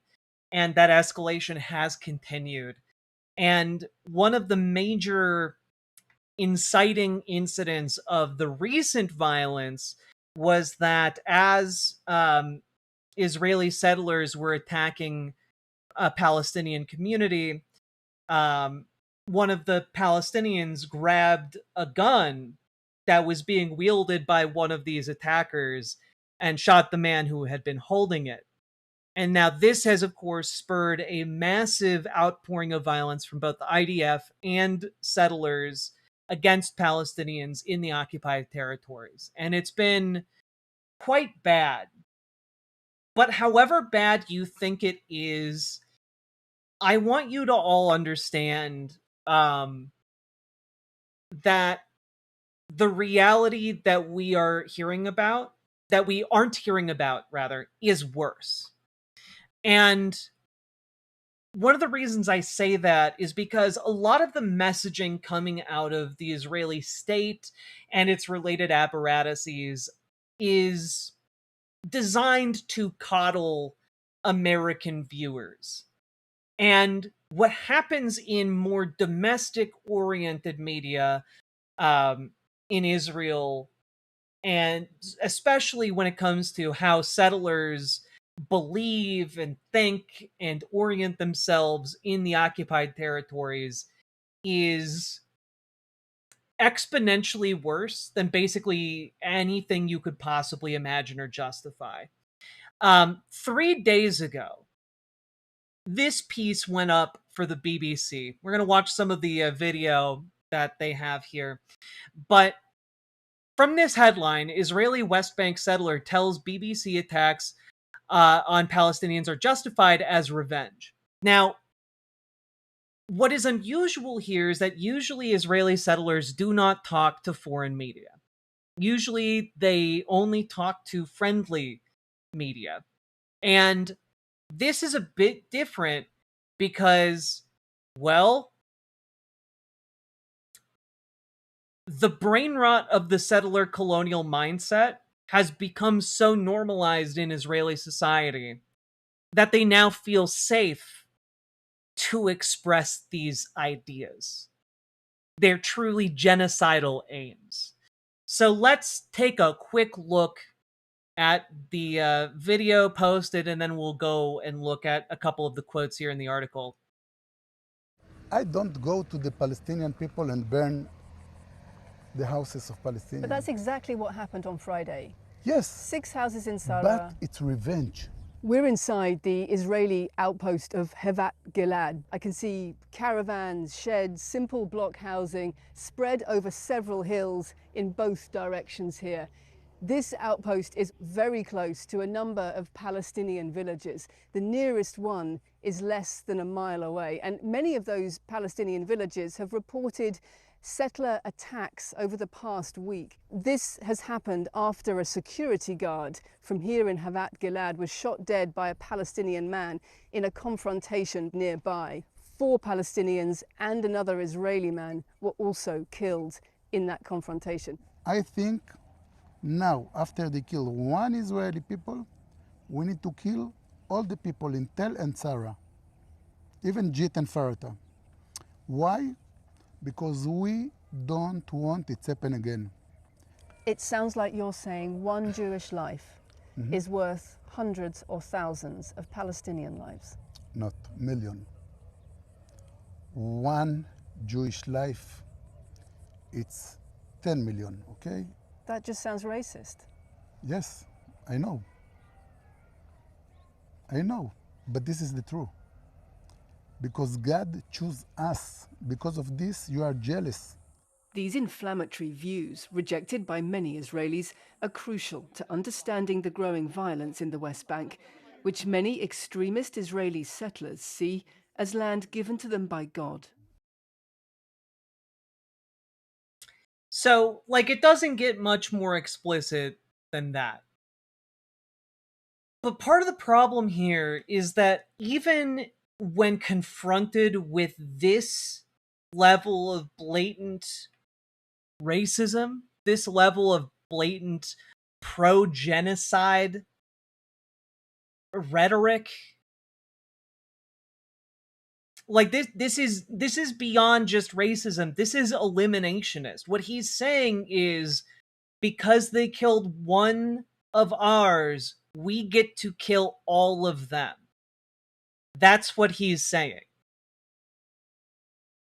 And what is wild here is that you might think, well, okay, well, that's just some guy, right? Well, Yehuda Shimon is not just some guy. He's a lawyer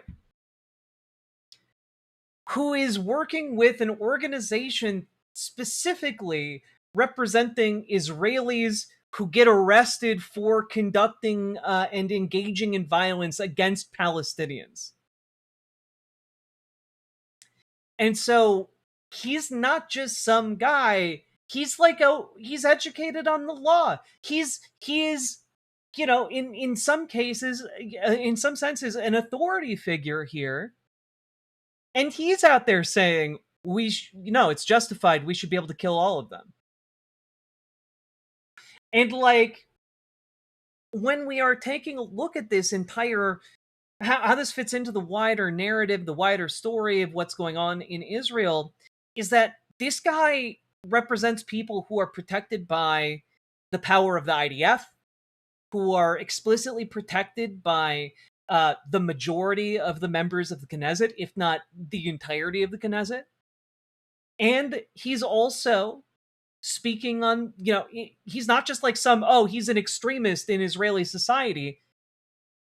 This is the official policy of the state of Israel. Like, for whatever reason, in this BBC article, as you read through it, it makes a distinction between the authorized and unauthorized settlements within the West Bank and the occupied territories. But all of them are illegal. Both authorized settlements in the West Bank and unauthorized settlements in the West Bank, they're both illegal. And the IDF explicitly is there to support those settlements, to protect those settlements. And she talks about how the settlement that this guy is currently speaking in favor of, is one of the unauthorized settlements. It's been there for over a decade. In fact, prior to this violent, escalation, the Netanyahu government had been looking at authorizing this particular settlement. Like, all of these are illegal. Hundreds of thousands of people have been allowed to build on Palestinian land. It's explicit government policy to authorize these. What is happening here isn't, and the ideology fomented by this expansionism is explicitly endorsed by the Israeli government. And so part of what makes me so mad watching this is that you see a man here explicitly defend genocidal intent. And the BBC is like, well, that's racist. And also, yeah. It's like walking up to Nazis outside the concentration camp and pointing out that they're racist. Have you seen the interview of an Israeli settler by Louis Theroux? Yes. She is evil. I would absolutely play that clip, but I can tell you, because I've played that clip before, it will get clobbered by YouTube DMCA. But everyone should watch the movie The Settlers, because it's a really great in-depth look at exactly this. For those who don't know, Louis Theroux goes into a lot of these settlements and talks with Israeli settlers, and they're just open about it. They're just open about their hatred. They're open about their bigotry. They're open about their violent intent. You know, many of them walk around permanently armed, and they make light of it. And when Louis Theroux is like, "What are you expecting? Violence?" And they're like, "Oh no! I just carry this around all the time." And like, it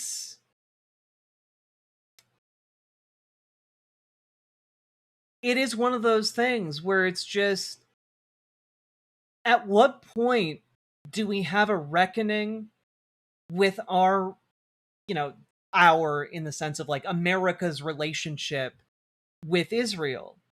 At what point do we reckon with the fact that it isn't just a few out there extremist nut jobs? It's a large section of the people who make up Israel.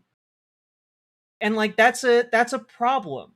And it's not something that you can be like, oh, well, they're Jewish and therefore you can't criticize them. Like, no, like we're not talking about people on the basis of their being Jewish or not Jewish. We're talking about them on the basis of them supporting genocidal policy.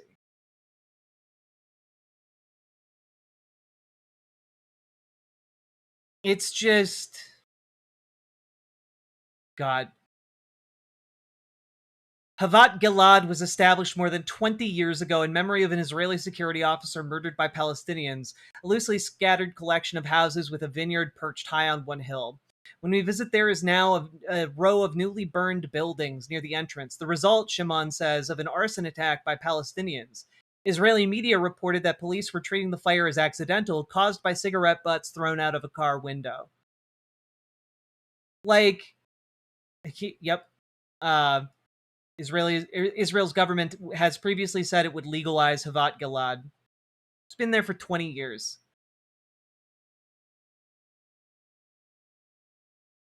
The issues, all brought up by the BBC, were dismissed by Shimon, who said international law was irrelevant because the Bible gave Jews their right to West Bank land. And he criticized Israel's government and army for failing to back Jewish claims to the land strongly enough, despite a vast expansion in settlements and outposts under the current Israeli government. There is nothing that would ever be enough. Right? There's nothing that would ever be enough other than complete and total eradication of Palestinians from the occupied territories. That's it.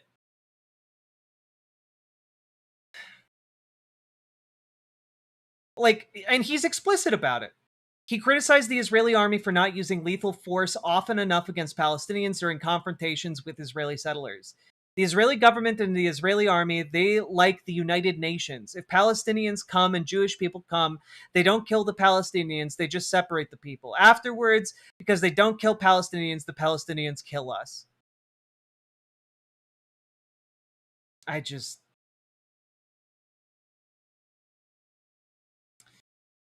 The UN Office for the Coordination of Humanitarian Affairs says 64 Palestinians were killed in the West Bank from the beginning of this year until July 20th,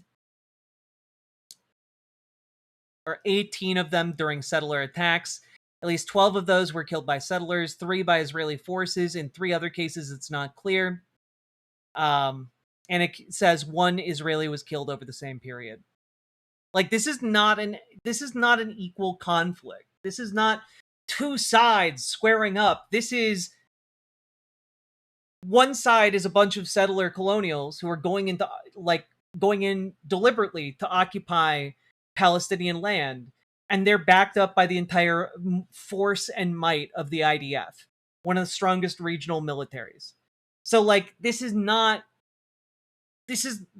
just not at all anything that you could call other than genocide. Like, this is genocide. It's slow rolling enough that perhaps a lot of media organizations refuse to use the label or aren't catching on or are still trying to couch their criticism of the Israeli government in the, oh, well, maybe they don't know, or maybe they're being used by these extremist elements, but they themselves aren't extremist. Like, this is a slow rolling bulldozer of a genocide.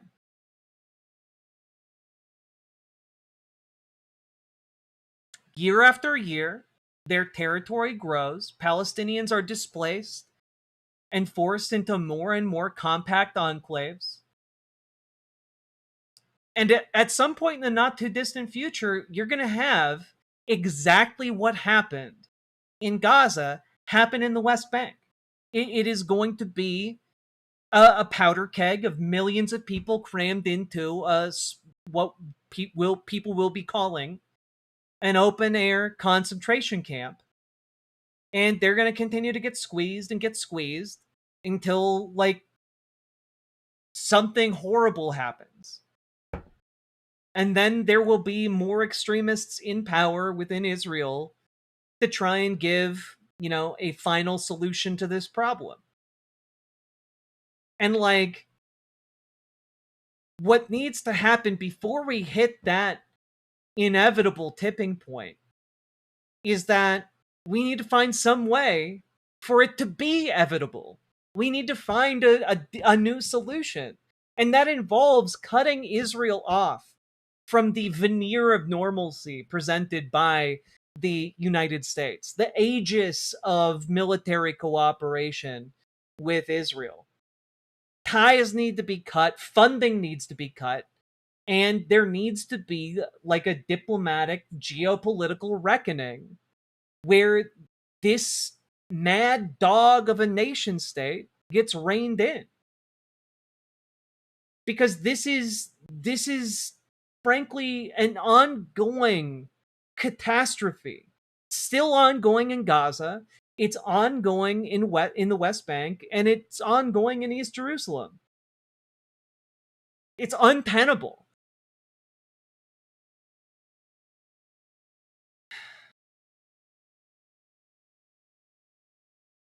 And, like, I mean, you can see it. You can see it here. Challenged on this, Shimon accused the global media of buying the narrative of the Palestinians, alleging that every Palestinian in the area owned 2 guns and was preparing to repeat the Hamas-led attacks of October 7th. If we don't wake up and drop them all from this area, from all areas of Israel, even Gaza too, they will come back and come back again. Like, he's literally arguing for, like, death camps. He's literally arguing for violent, fatal execution of an entire ethnic group.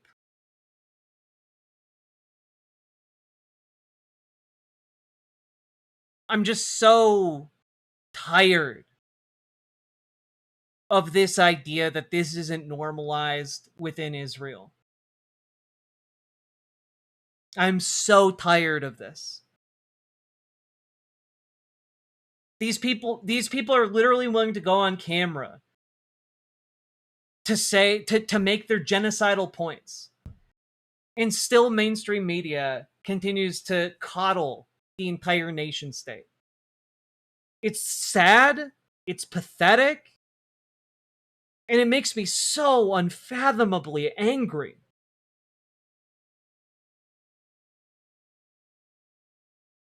So,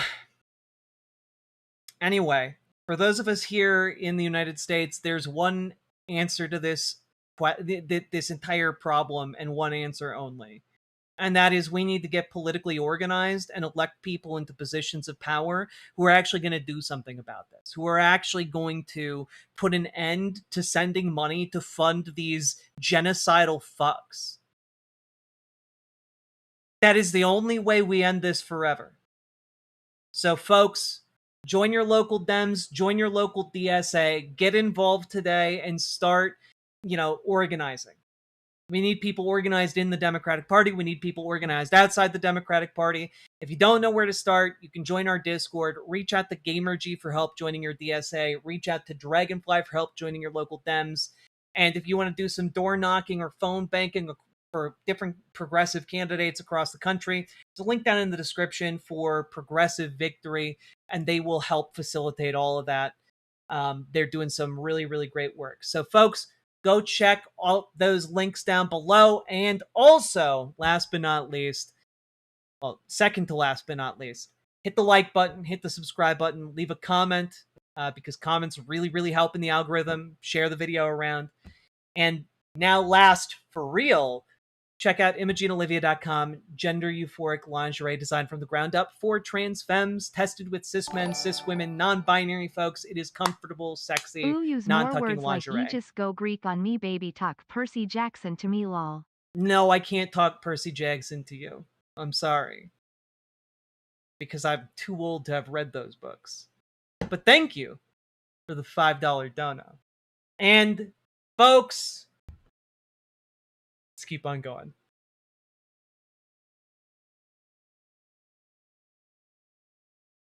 Oof, we did it. We did it. Oof.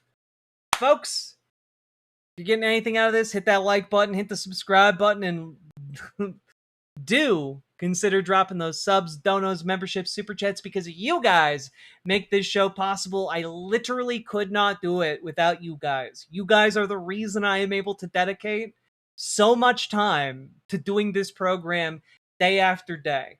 So do go do that thing with the buttons and also with your finances if you're able, because you guys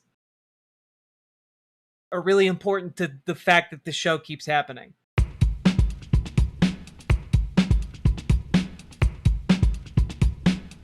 Go. Click the button. Click the button. Click the button. Click the goddamn button. Click the button. Click the button. Screek! Thank you very much for this prime. Click the button. Click the button.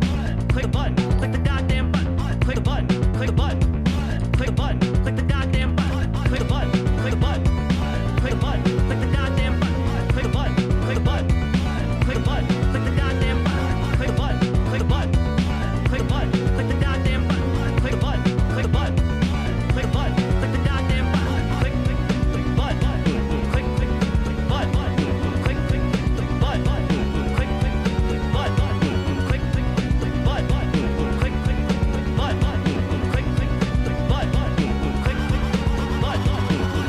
Hell yeah. What did I just walk into? You walked into the between breaks click the button segment, because we've been going for 2 hours.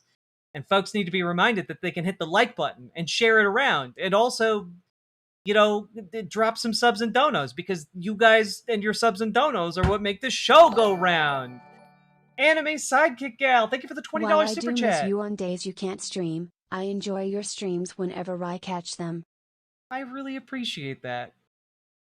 It is, I have been trying to be better about taking weekends No, off. Percy, well, what did you read growing? No, it wasn't He Who Shall Not Be Named, was it? Did you at least read Artemis Fowl? I did read a little bit of Artemis Fowl, and I did read, I was a Harry Potter kid, I regret to say.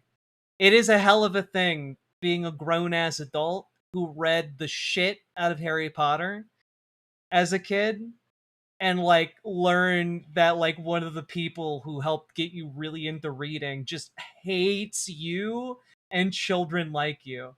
It's a very weird feeling.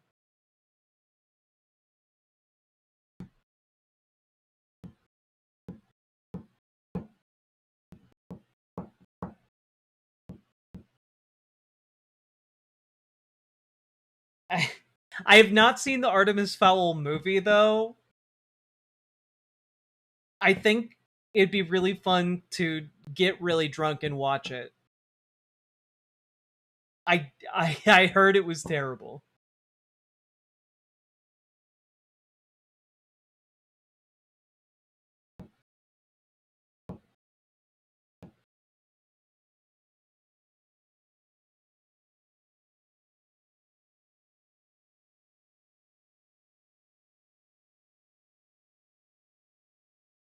Owl-wise, I read all those books. My 4 kids got them to read more books.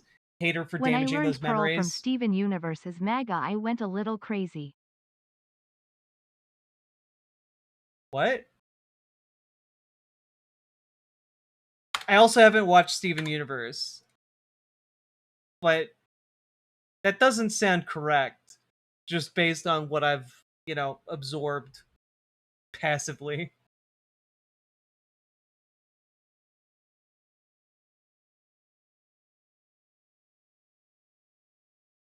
Ooh, Fancy Wire. Now, Terry Pratchett, that is a quality way to enter the realm of literature.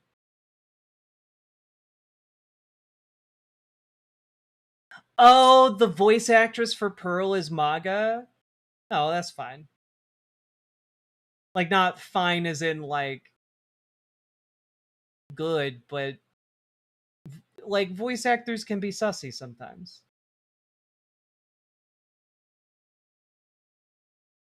No Steven Universe, fake gay. I'm sorry, I was really busy doing work as an adult when it was coming out. I didn't have time. Guys, it was really difficult to find time to do anything other than review video games as like a solo contracted video game reviewer. It was a very big time crunch for like 8 years straight.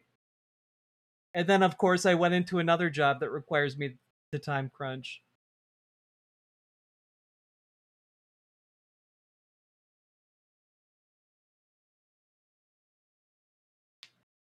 Take off your shirt? Give me money.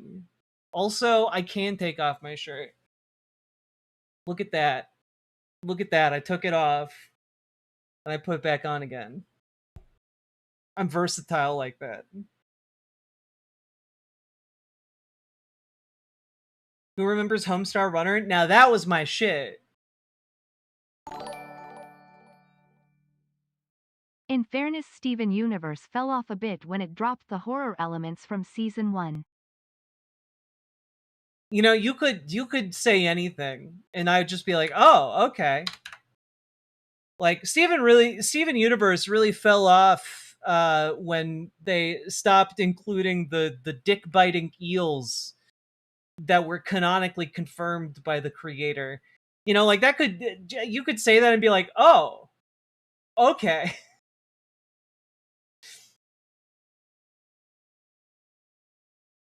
Oh, by the way, I know that I'm really late to the party on this one. Obsession is so fucking good. Obsession was so fucking good. And if the leading lady from that movie doesn't win an Oscar for it, I will riot in the streets. Okay? Like, her facial control throughout that movie was insane. Take it off, girl. Oh,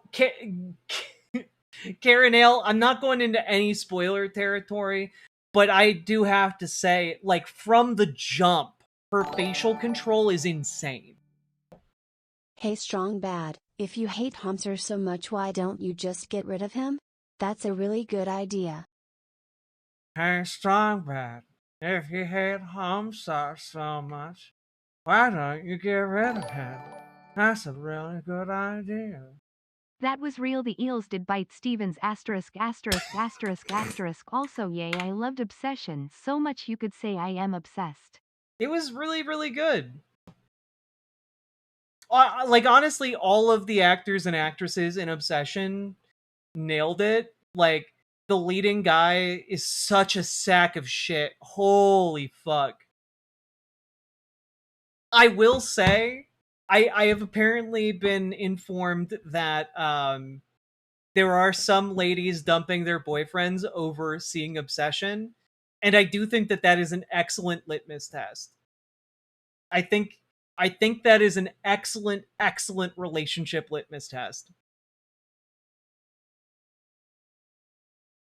Inda Neverett, she's my queen. Oh, she did so good. I'm so proud of her.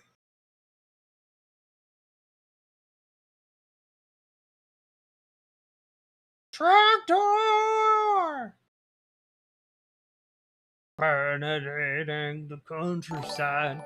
Burninating some peasants. Obsession is the real man versus bear debate.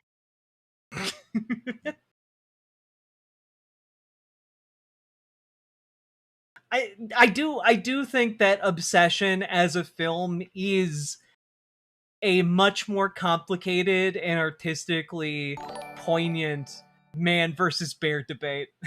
No spoilers, but the camera turn on the duct tape is my favorite scene. The director did such a good job. Oh my god. So fucking good.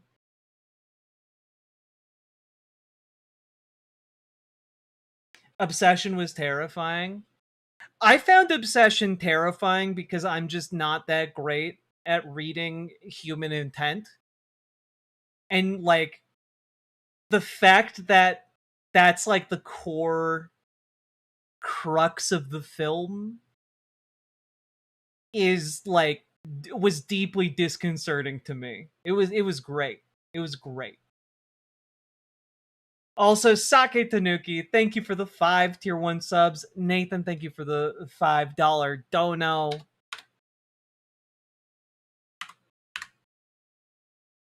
Also, sorry, I got sidetracked by Obsession.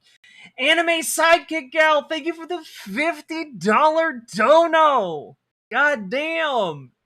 Showing up these chumps in Twitch chat and the Riverboat chat.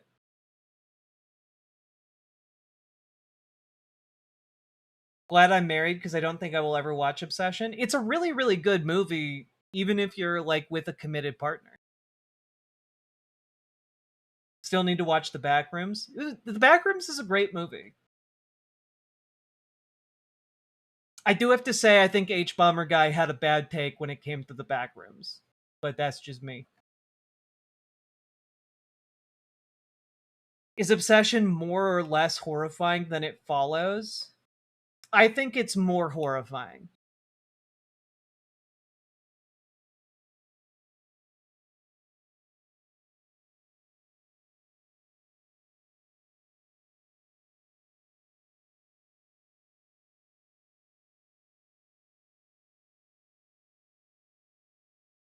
I fucking love It Follows, by the way.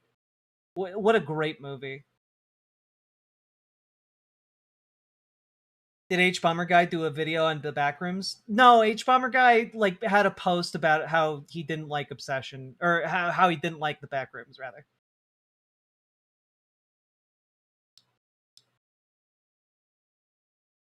Like, I love the filmmaking in It Follows. I love the musical vibe of It Follows. The actors and actresses do a Been great on job. an Anthony Gramuglia kick lately. I wish he did more nostalgia critic reviews. Hell yeah. Agramuglia, friend of the channel. I should invite Ant onto the show.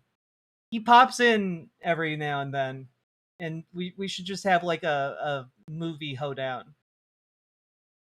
That's what they call it in the biz when you have a fellow critic on your show. The technical jargon.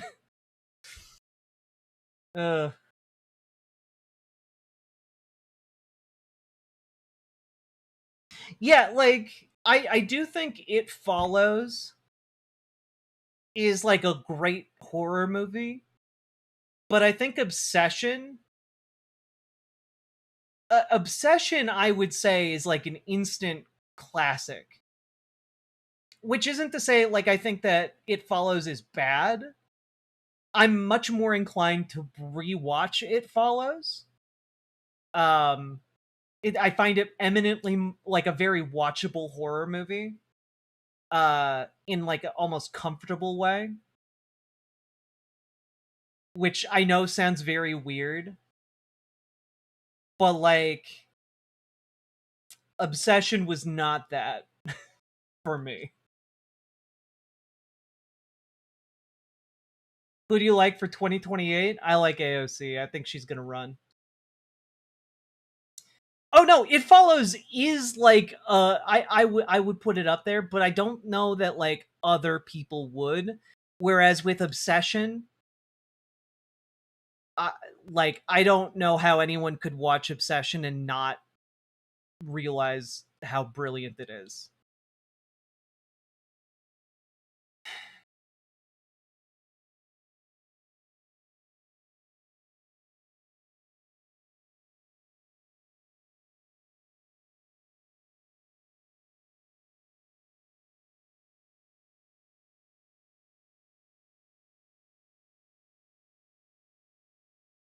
If you liked It Follows, definitely watch Leviticus. Haven't heard of it. Check it out.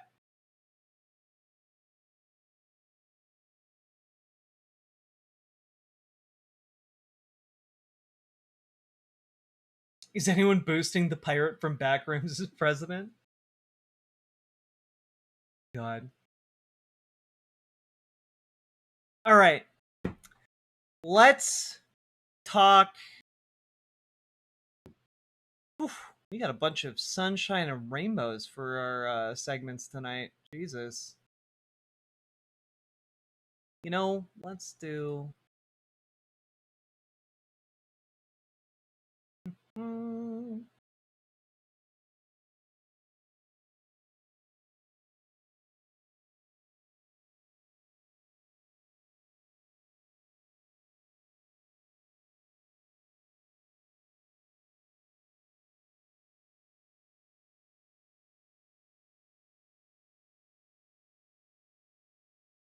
All right. Well, I'm trying to figure out which way we go with this. You know, let's do this real quick.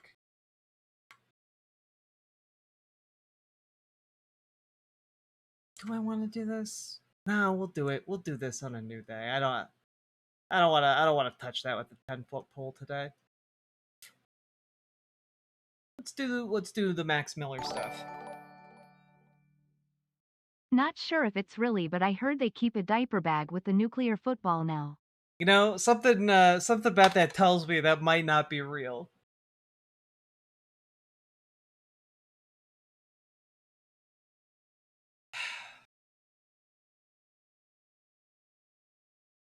You guys ready for our next segment?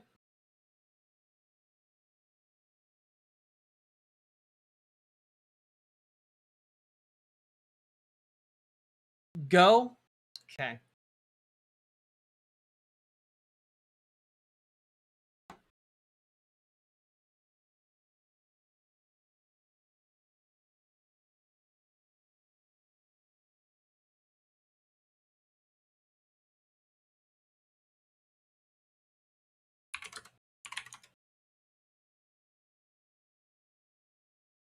Well, AOC is not 29 years old. Just for an FYI, she's 36.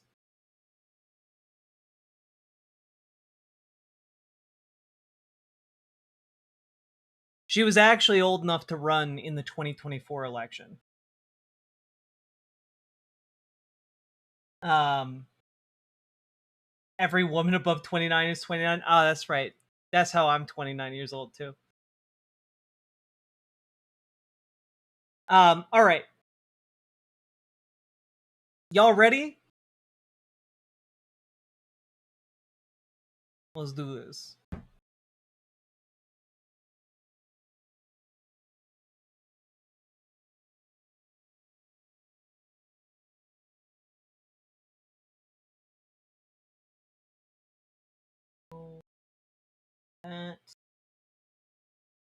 All right.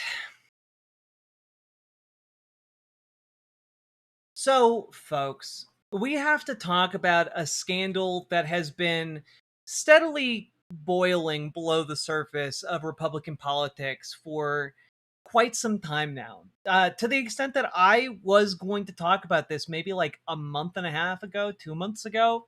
But then like the news cycle just kept going and nothing seemed to be coming of it. And which was very weird on its own. But it's time for us to talk about Max Miller.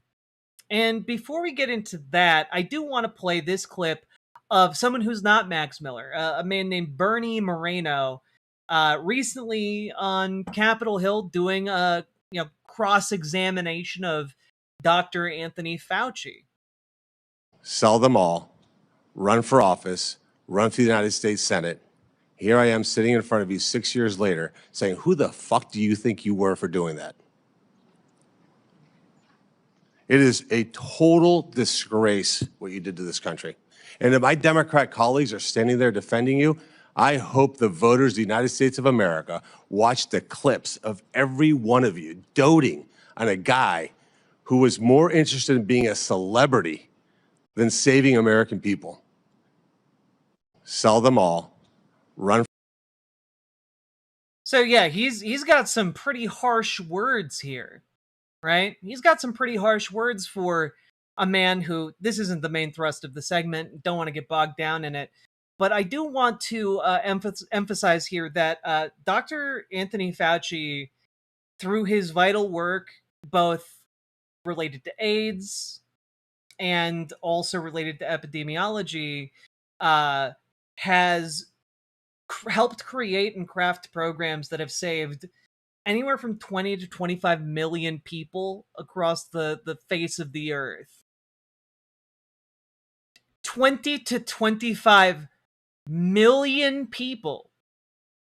And when we look at the number of people who died to COVID and how much worse it could have been, his leadership is largely what prevented it from getting exponentially worse. Because I want to remind you all, the Republican solution to COVID was simply let it burn through communities.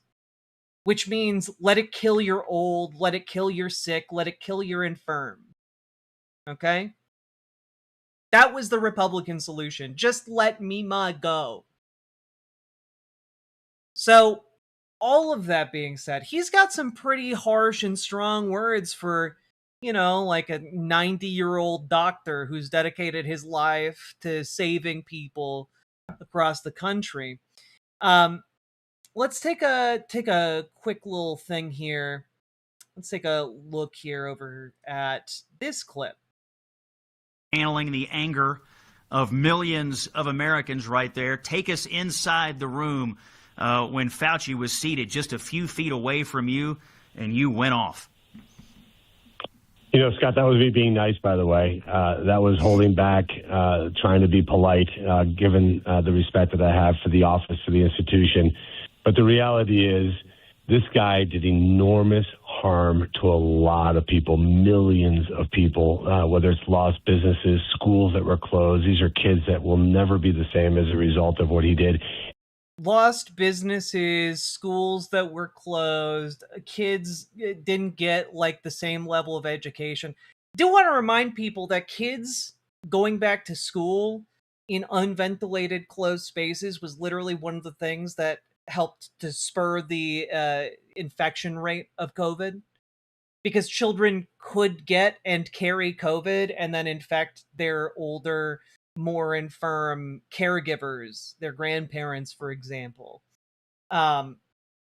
Just want to point out that, like, when we tried it the way that Republicans are trying to, like, paint, like, oh, just send them back to school, what happened was more people died. Thousands of more people got infected. The hospitals were so full, they had to put people outside in mobile beds. The morgues were so full that they overflowed. But yeah, no, sure. Yeah, no, yeah, we should have just let it go and let it kill as many people as possible, I guess. But now this is, I guess, him being nice, him berating a 90-year-old doctor who saved 20 to 25 million lives. That's him being nice. He dropped an F-bomb. He's being really, really nice. Well, there's somebody else who he's been pretty nice to, and that is his colleague, Representative Max Miller, who's also a Republican, mind you. And this New York Times piece dropped not that long ago. Domestic abuse allegations rock in Ohio House race. Oh, he's facing accusations of abuse from his ex-wife in a bitter family feud that might put his otherwise safe seat in play. Wow. But wait, what does that have to do with Bernie Moreno? Wait, how does that connect? Representative Max Miller, a second-term Republican representing Northeast Ohio, whose political rise was fueled by his close relationship to President Trump, has been accused by his ex-wife, Emily Moreno, of domestic abuse against her and their 2-year-old daughter. Oh, she's the daughter of Bernie Moreno. So, let's just be clear here. Bernie Moreno has a bunch of tough words when it comes to a 95-year-old, 90, 85. I don't know how old Anthony Fauci is. I'm not obsessed with him. I still remember COVID, the massive body bags, the horror, and my sister was as a nurse at the time. Things were so bad. Things were so bad. Absolutely. It was a terrible, thankless thing to be like an essential employee. It was awful. The service done by people who worked through COVID cannot be ever thanked enough.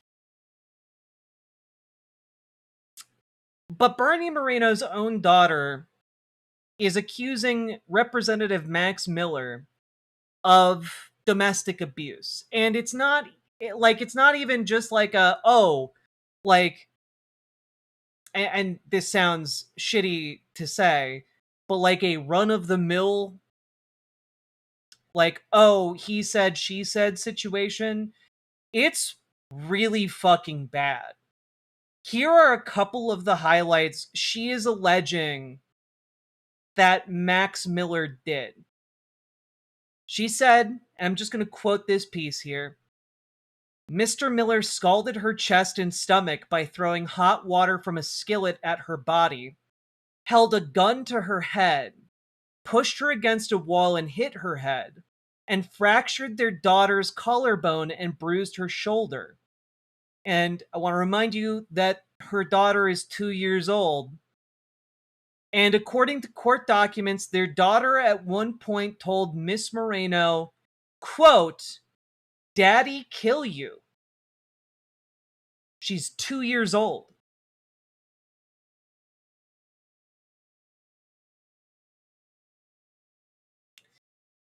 And Representative Max Miller has, of course, denied all of these allegations. However, he has also then gone beyond that and has been doing the media circuit trying to say that she's made it all up, that she's mentally ill, a compulsive liar, a stalker, and is the real threat to both him and their daughter. Right? So, just as like an FYI, all of this has been going on, to a degree outside of the public eye. And Bernie Moreno, however, has known about it the entire time. And when asked recently, he doesn't know if Representative Max Miller should stay on the ballot. I don't know. Hey, should this guy who abused my daughter, allegedly, be on the ballot? I don't know. He sure talks big and tough when it's against a helpless old man that they're trying to entrap in front of Congress. But, when it comes to the guy who allegedly threw boiling water on his daughter, he just can't figure it out. It's just impossible. And one of the reasons it might be a bit impossible is because, hey, look at that. Max Miller isn't just some guy. Here he is. Max Miller on the left, Emily Moreno in the middle, and Donald Trump at their wedding.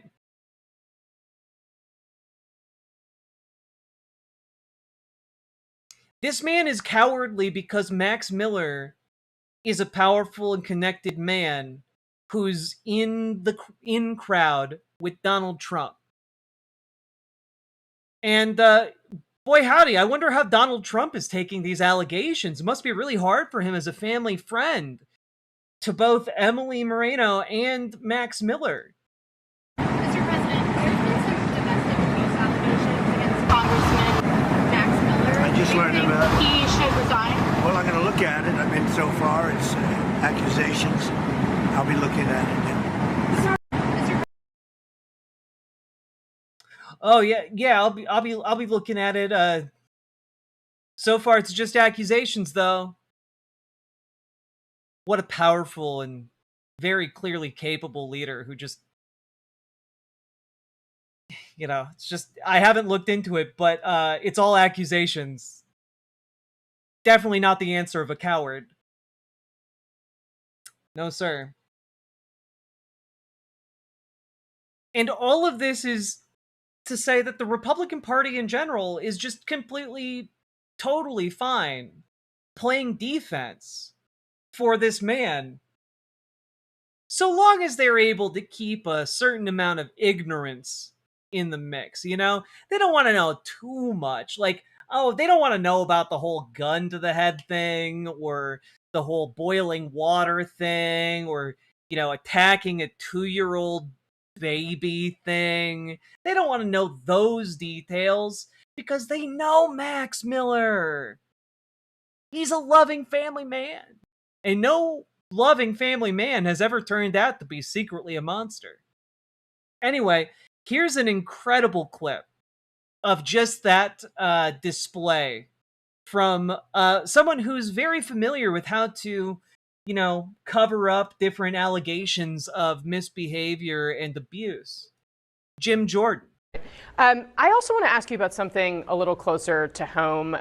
There is a colleague of yours in the Ohio delegation, Max Miller, who is facing allegations of abuse from an ex-wife of the wife and his then toddler daughter.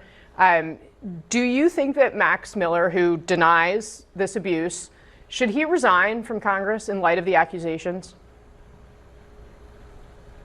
Look, this is a family matter. I know Max is a good man. I was up campaigning for him. I hope he wins re-election. He's done a good job as a member of Congress, and we should all pray for his family. These are difficult times that they're going through. We understand that. These kind of situations always are. But Max is a good member and a colleague, and he's such a good man, guys. He's a really good man. Hopefully, he's going to win re-election. But ultimately, in the end, that's up to the voters in his district. But yeah, we were up helping Max. This party is exactly K thing. Like, this is the party of protecting women and girls. They're super serious about it. He's a really good. He might have abused his wife and daughter, but he's a good guy. Representative from the party of protecting women and girls. A few weeks ago, Look at how just utterly horrified she is by his response. at a campaign event up in his district in the northern part of our state. So, I mean, it's just worth noting, I mean, the allegations include that Miller scalded his ex-wife's chest and stomach when he threw hot water at her, that he held a gun to her head, that he pushed her against a wall and hit her in the head, that he fractured their daughter's collarbone and bruised her shoulder, that his 2-year-old daughter reportedly told his ex-wife, quote, "Daddy, Casey, kill you." I want to play for you what you said when you were asked about Graham Plattner, who faced allegations of abuse. Let's watch what you told. I've not heard all this stuff. Well, it was in the New York Times. It was in the New York Times. That. But I haven't heard of any of that stuff. So I'll definitely be looking into it. That's the list of allegations. It's been out there for a I've while. not read it. I just want to show you what you told Newsmax when you saw that Graham Plattner was facing these accusations. Watch. That's always been the case with Democrats. It's all about maintaining power. They will take any crazy position as long as it furthers their ability to win elections and get power, and frankly, to go against anyone who goes against President Trump. Why does that not apply here? Whoopsie. To Republicans who want to keep power in the seat. He looks like he's about to cry. Well, I don't know the context of the question I was asked about Mr. Plattner, but my guess it was about all the ridiculous positions he's taken. The banner there about says his Plattner's ex-girlfriend accuses him of abuse. The Nazi tattoo and everything else. Yeah, well, I don't know. I didn't answer. I don't know that I answered that question. I think I was dealing with just who he was as a candidate. What if I imagined that the question I was answering in that previous clip was completely different? And in the process, argue about that instead of talking about the horrible allegations that I've helped downplay. And the crazy anti-Semitic, anti-Israel, pro-Nazi positions that he has taken, I think. I just want her to interrupt him and be like, "But we're talking about how your stance changed between that moment and this moment, when now it's a Republican being accused of horrific abuse." Is evidenced by the fact that he had a Nazi tattoo on his chest. All right, Congressman Jim Jordan, thanks for what? Don't hang up on him now. You've got him on the ropes. Finish him. You got him. Mehdi Hasan would never let him get away with this. Yeah, go overtime. CNN is like a 24-hour news network. Go overtime. Get the extra couple seconds of back and forth and hold his ass to the fire for what he's said. It's CNN. She's not allowed. It's just the right thing to do. I don't care if she's not allowed. It's just the right thing to do.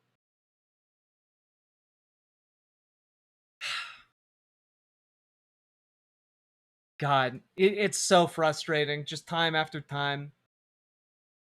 And then there is an additional wrinkle to all of this where it kind of looks like, according to texts obtained by Mother Jones, between Representative Max Miller and Bernie Moreno, that it kind of seems like Representative Max Miller might have been blackmailing Bernie Moreno into not publicly talking about this.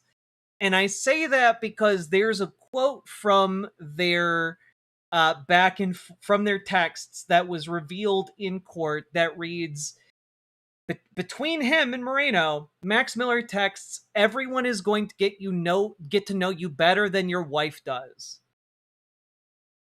And we don't know exactly what that means, but it kind of sounds like Representative Max Miller has some kind of dirt on Bernie Moreno. And there is some speculation as to what that dirt might be.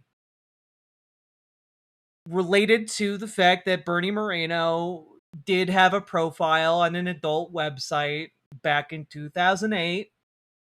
And it read,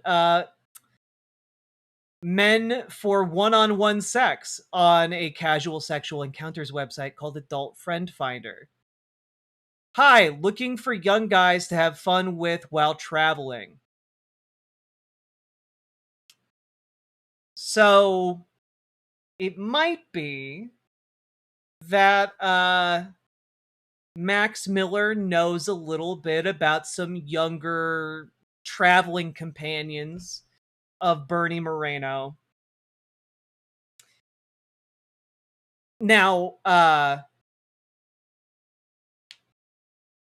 we don't know for sure that Bernie Moreno made that account, but the AP did confirm that whoever made that account had access to Moreno's email account and used that to create the profile. So that might be another wrinkle here where this guy stayed quiet about his daughter's alleged abuse because he was getting potentially blackmailed about his, sexual proclivities. And all of that leads us now to this, which is Max Miller's public-facing statement that he put out, I think 2 days ago. So let's take a look at this. My former wife has claimed that during a custody exchange at my home that day, I assaulted her. Here's what actually happened, and I have the Ring doorbell footage that backs it up. She came to my home in a good mood, and we have text messages to prove it, which you'll have, to pick up our daughter early for a friend's birthday party. She was inside my house for several minutes when she left. The video shows her walking out, carrying our daughter calm, in the same good mood, showing no distress whatsoever.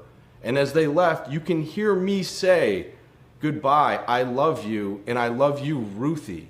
Literally telling my ex-wife that I still cared for her. Does that sound like somebody who would just walk out and who had been violently thrown a wall and been abused? She didn't call the police after that. She didn't go to the hospital, ladies and gentlemen. Do you want to know what she did? She went straight to a child's birthday party. The very next day, we had a friendly phone call about our daughter's upcoming hospital procedure, and I drove in from Washington to be there for it. 6 days later, she offered to cook empanadas for me for dinner, just 2 days later after this alleged incident. So just real quick, there couldn't have possibly been an incident because there's video of her leaving my house and I tell them that I love them is not proof that the incident didn't happen. And also, then they went straight to a child's birthday party isn't evidence that an incident didn't happen either. Like, parents would want to keep their kid feeling as normal as possible. Like, if you're a parent who has been experiencing abusive behavior, one of the most powerful forces is like keeping up an appearance of normalcy because you want to feel normal. And like, yeah, she took her kid to the birthday party that she had committed to bringing her kid to. That's not evidence that you didn't do anything wrong. This entire video is like, well, if I was abusive, would I have hidden the evidence of it? And it's like, well, yeah, you would have. Well, clearly she was hiding evidence of my abuse. And it's like, yeah, sometimes people are complicit in their own abuse because they're afraid of their abuser. That happens. Like, that's not confusing. That's like the majority of domestic abuse cases. The day after that, she invited me and my girlfriend. Oh, also, sorry. Incident. The day after that, to a child's birthday party. The very next day, we had a friendly phone call about our daughter's upcoming hospital procedure, and I drove in from Washington to be there for it. This isn't evidence of you being like a good dad. This is bare minimum shit.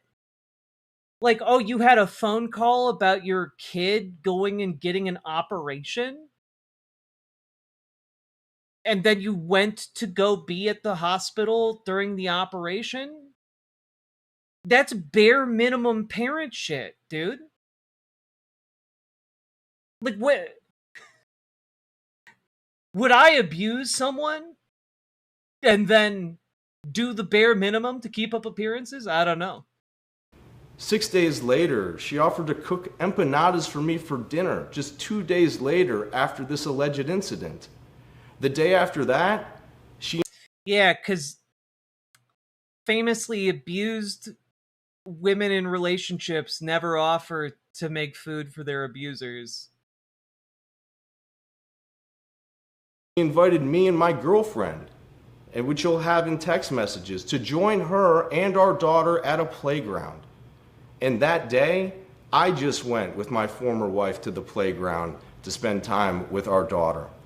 A week later, on February 15th, she wrote to me in her own words, which you will see, "I think it's great you and I are in a friendlier place." She then offered me more extra overnights with our daughter, which I can prove to every single one of you as recently.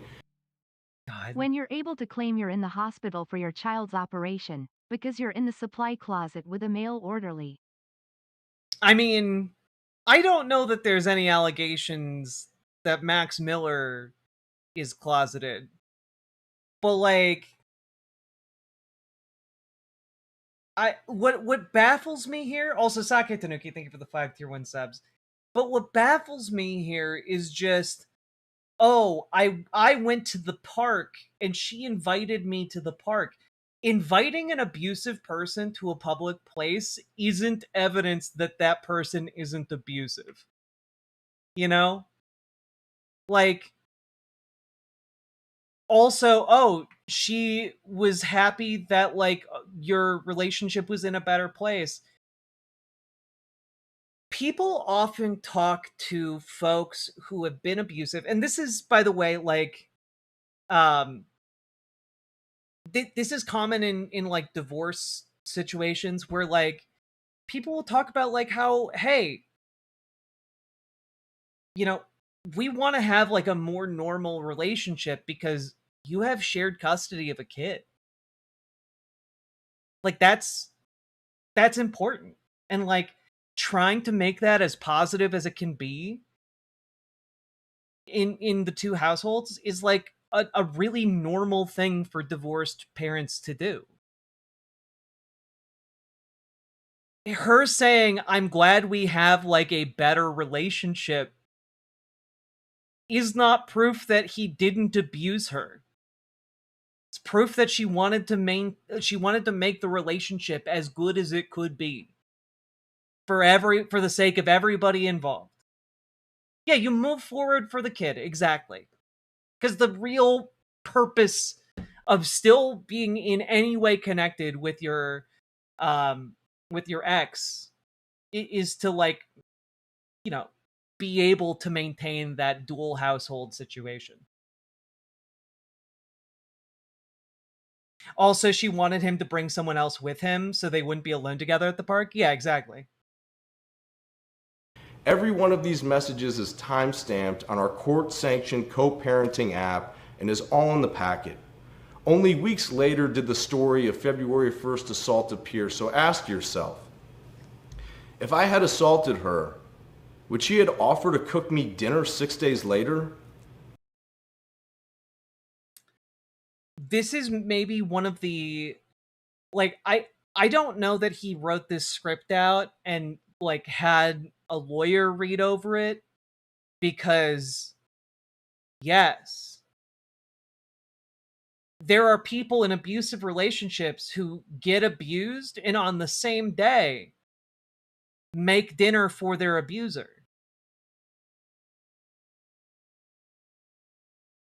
Is he that stupid? I mean, he's hoping his voters are that stupid, yes. Would she have invited me to spend an afternoon at the playground with her and our daughter? Would she have written that we were in a friendly... For court mandated reasons, absolutely she would have invited you and your girlfriend to a park. ...your place? No, she wouldn't have, ladies and gentlemen. My former wife... It's incredible. It's called appeasement. You're trying to get them to not abuse you again. Exactly! Exactly! Like, it's a literal survival strategy. People talk about it. You know, you've got fight, you've got flight, you've got freeze, and then you've got fawn. Appeasement falls under the fawn umbrella.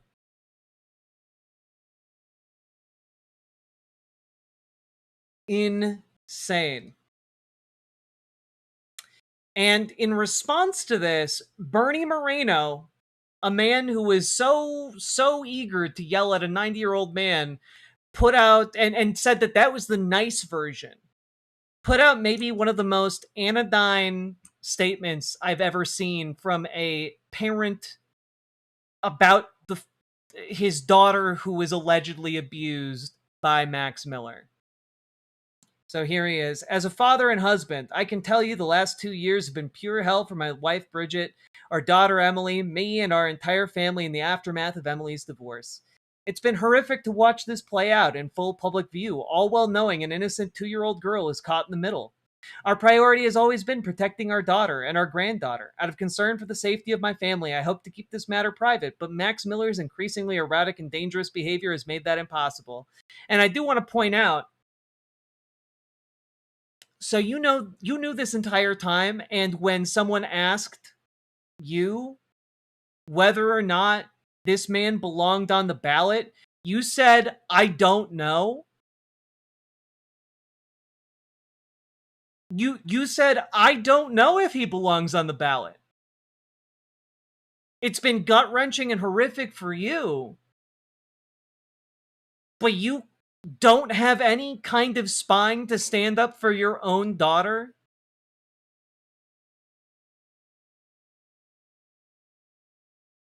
Like, what a failure. What an utter failure of a father.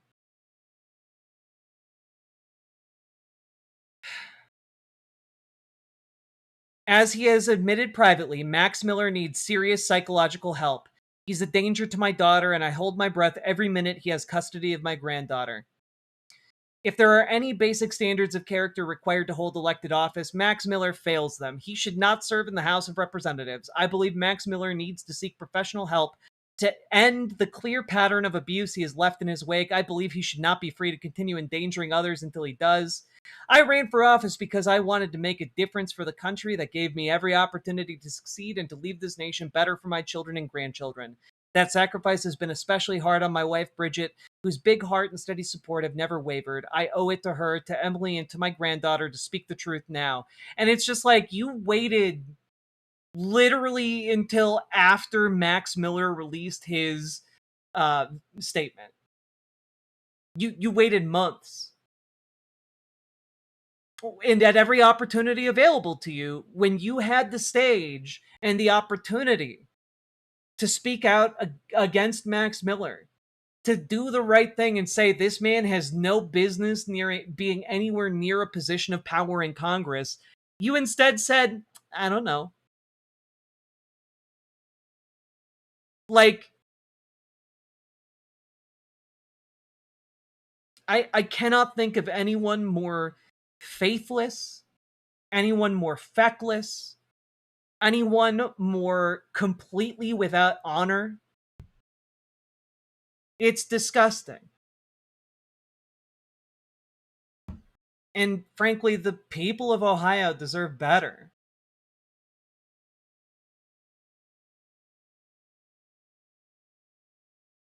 But what are you going to do with the people who make up the political party that has shielded Jeffrey Epstein at every turn, even after his death?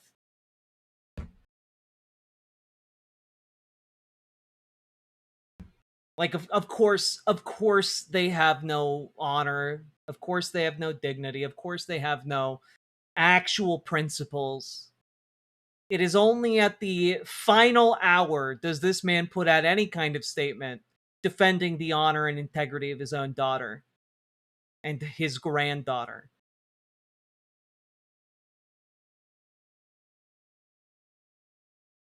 So, anyway, that's what's going on with Max Miller, representative of Ohio.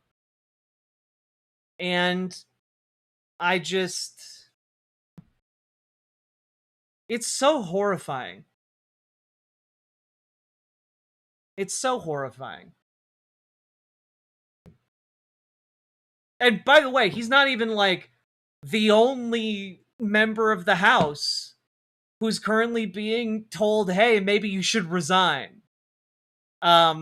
This dropped just 7 hours ago.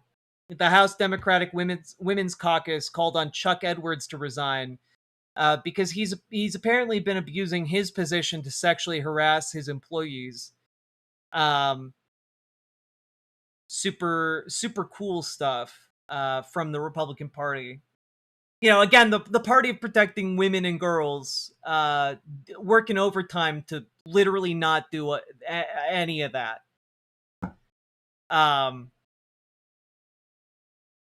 Yeah.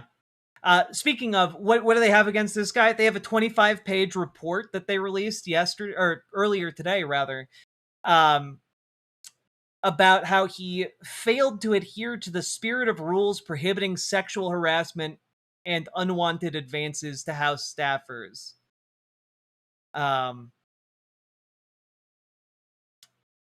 Yeah.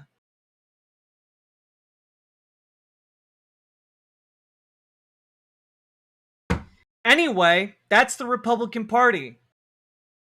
And they still haven't released all of the Epstein docs. That's so weird, isn't it? Especially when they passed an entire law mandating that they be released and all redactions explained. But, you know.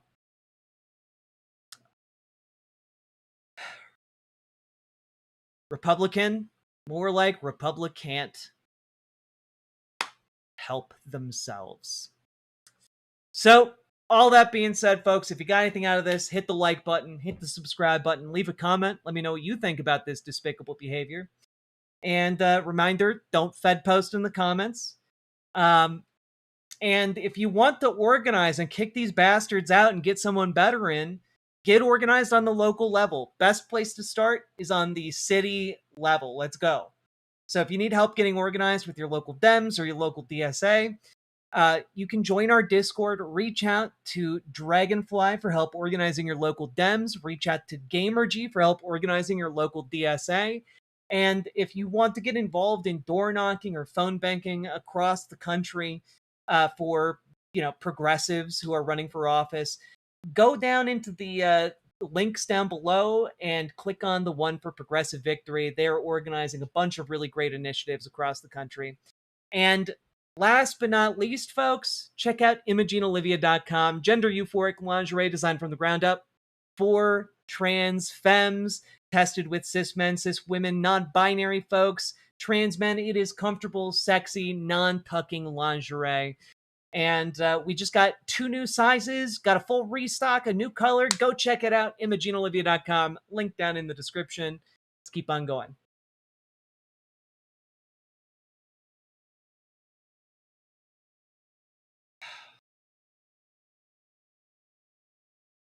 We did it.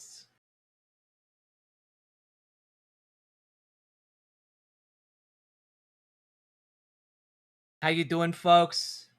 Did you make it through? Did you make it through okay? I know that was rough.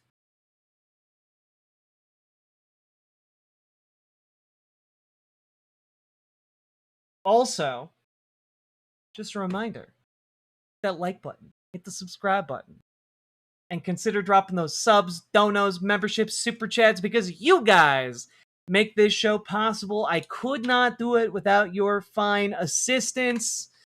Let's go.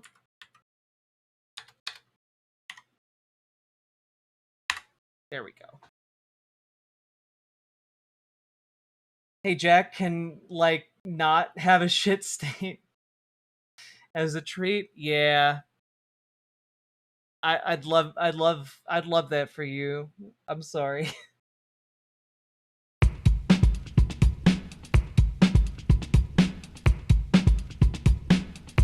Folks, we've gone 3 hours. Click the button.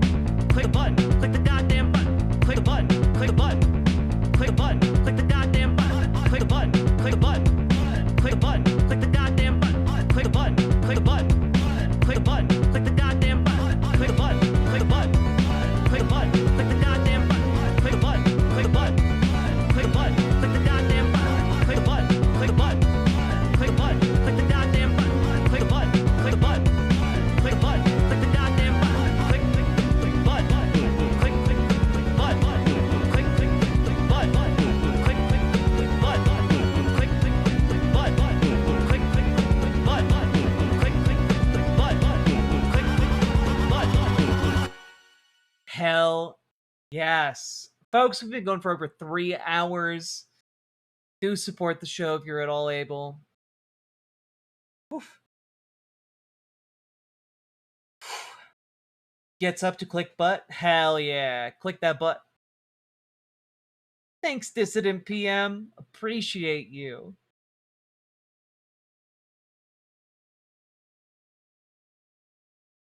Their governor race is between Vivek and Amy Acton. I'd temper any hope of Ohio improving. Yeah. Really hope Vivek doesn't win. I'd love for Vivek Ramaswamy to be politically, you know, irrelevant again.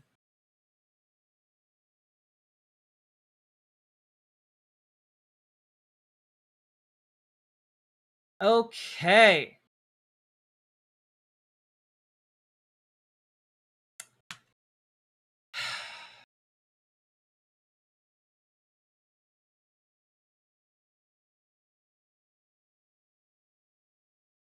I think we got to do this one. All right. Oof.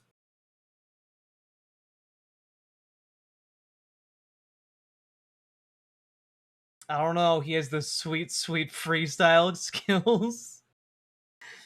Well, that's right. That's how we all know how to say his name. Because Vivek, it rhymes with cake. Just some sweet raps.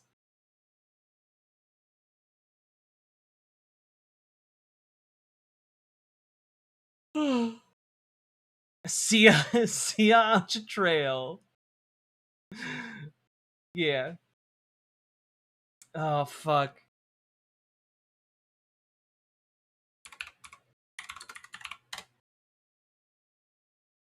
Sorry, I need...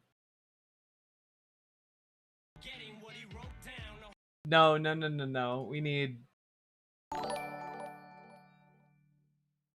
It also rhymes with fake.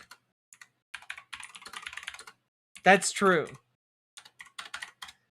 And Sake Tanuki, thank you for the 5 tier 1 subs, and...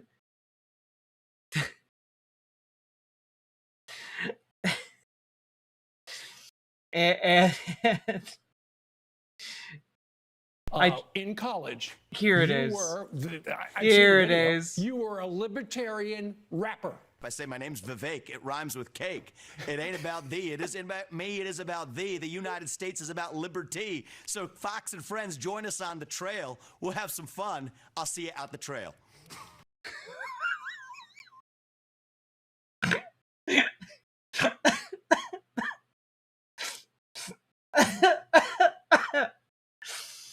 It's so bad.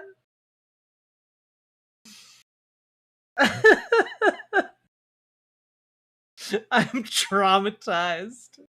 And they say words can never hurt you. Motherfucker, I'm trail with trail. It's my favorite fucking part.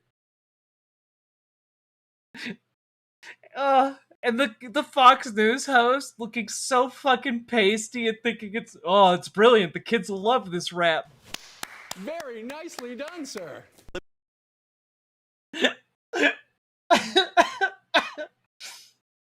Yeah, I want to see Vivek go up against young Cardamom. 100%. You know Mamdani would fucking smoke that bitch. Roll him right up and smoke him. He recognized what rhyming was. Oh, God. Look at my candidate, dude. I'ma die. Oh my God. I'm embarrassed for white people. Huh.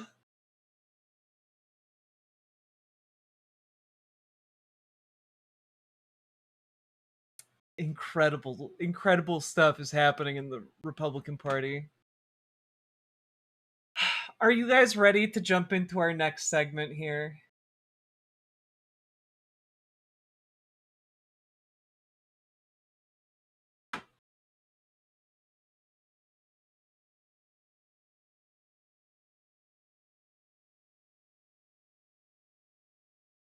As long as it's not Ohio. I mean, it will probably involve Ohio in some fashion. Okay. All right, here we go, folks. See ya on the. I have to watch it one more time. I'm sorry. I gotta do it. I need it. Liberty. So in college, you were, I've seen the video, you were a libertarian rapper. I say my name's Vivek. It rhymes with cake. It ain't about thee. It isn't about me. It is about thee. The United States is about liberty. So Fox and friends, join us on the trail. We'll have some fun. I'll see you out the trail. Fox and friends, join us on the trail. We'll have some fun. I'll see you at the trail. Oh!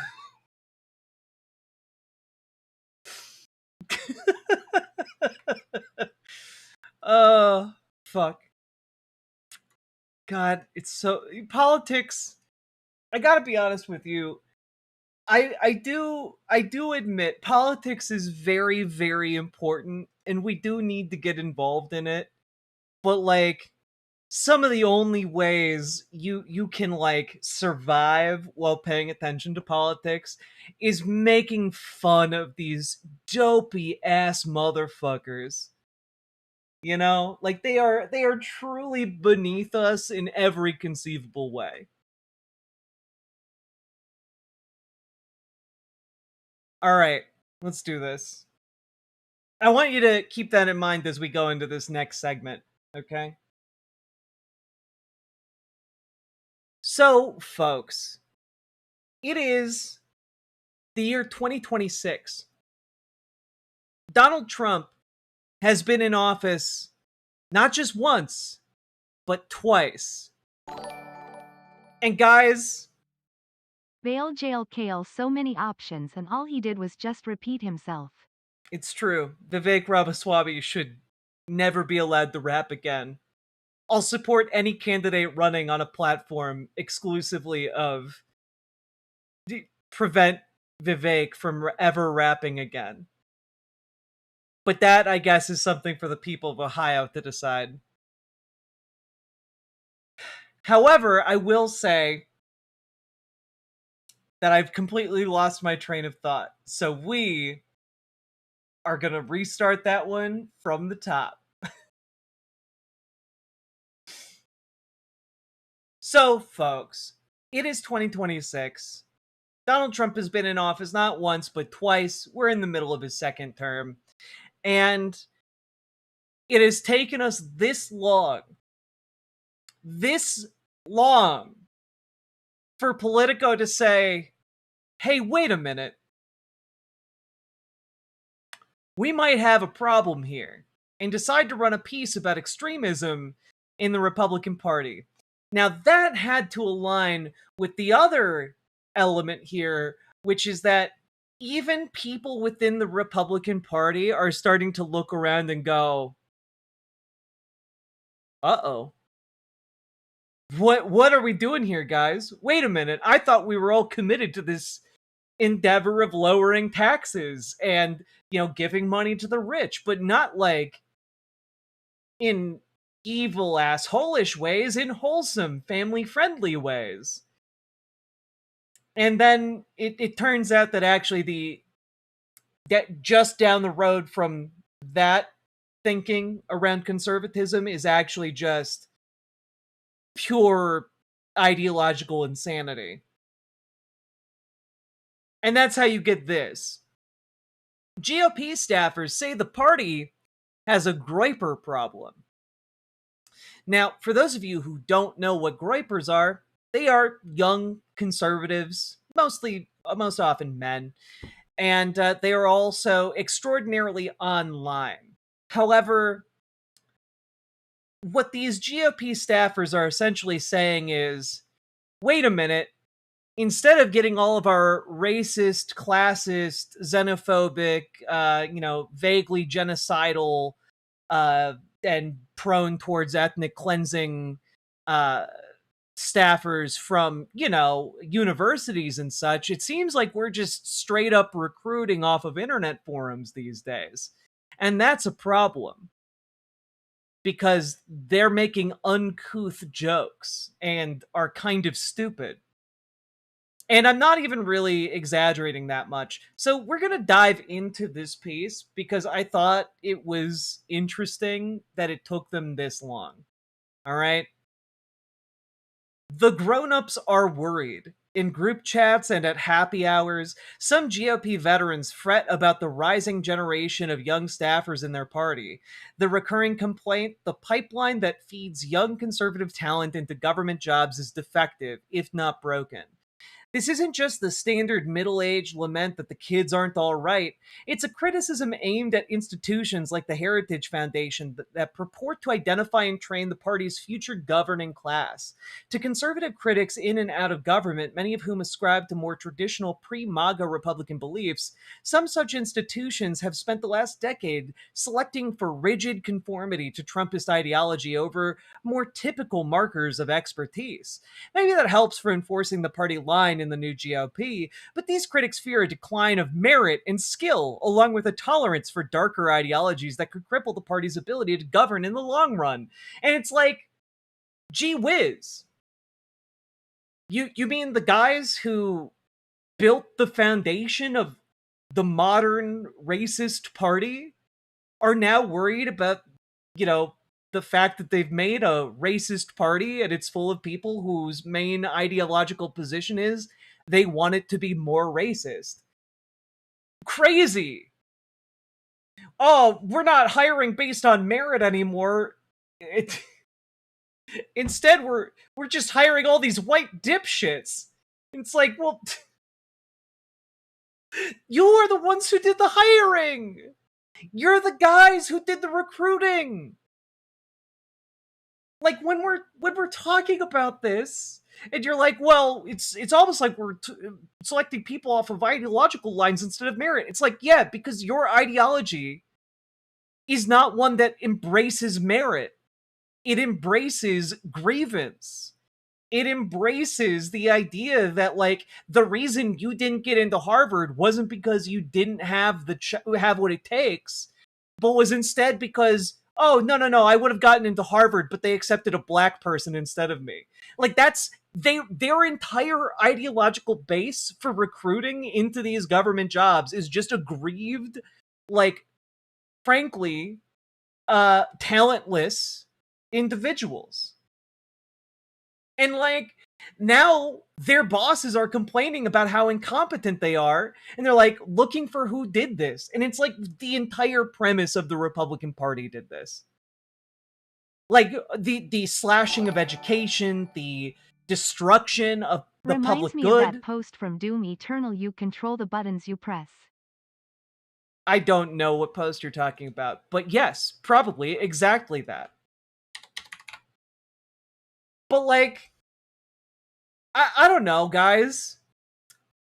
Here's an example.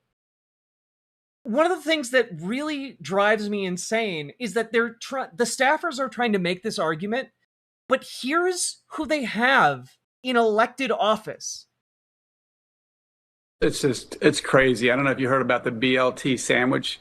using human fetus baby parts in the vaccine when they could have used ivermectin, but maybe they're helping the big pharma get rich. If he were to be convicted of contempt, it'd be a $100,000 fine up to a year in jail, but that's not enough. And Senator Scott said he's hiding behind a fake auto pen pardon. So I'm hoping that he gets accountability and justice. It's just like, yeah, you're not going to recruit people who have meritorious ideas into the kind of political movement that makes this guy an elected power within the Republican Party. This guy's going around on media and saying, oh yeah, the COVID vaccine is made with baby parts. We should have just used horse medicine. And also, this man was pardoned with an auto pen, and that means that it's not a real pardon. Yeah, you're not gonna be recruiting the best of the best when these are your guys. When the world's biggest morons are your elected officials.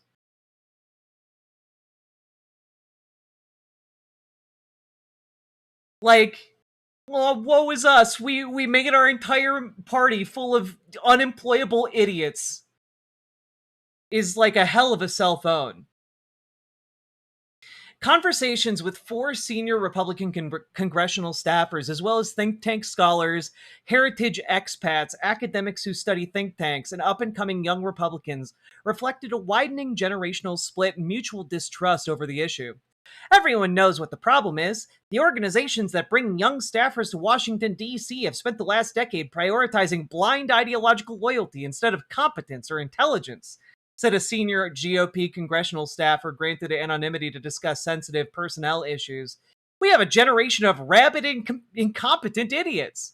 It's like, yeah, because only rabid, incompetent idiots would champion the causes that you're putting politicians out there to champion. Only rabid, incompetent idiots would go along with the outlandish bullshit they're being asked to go along with on a consistent basis. The reason you can't get anyone other than rabid, incompetent idiots is because the nature of the political party you've built up. And you can't pretend as a senior congressional staffer to have no part in this. You are literally part of the problem, constructing the conditions that preclude anyone from doing anything better. Because the second there's somebody in the room that expresses anything other than GOP, Trump, hardline bullshit, they get yeeted. They get kicked to the curb so fast, it's ridiculous.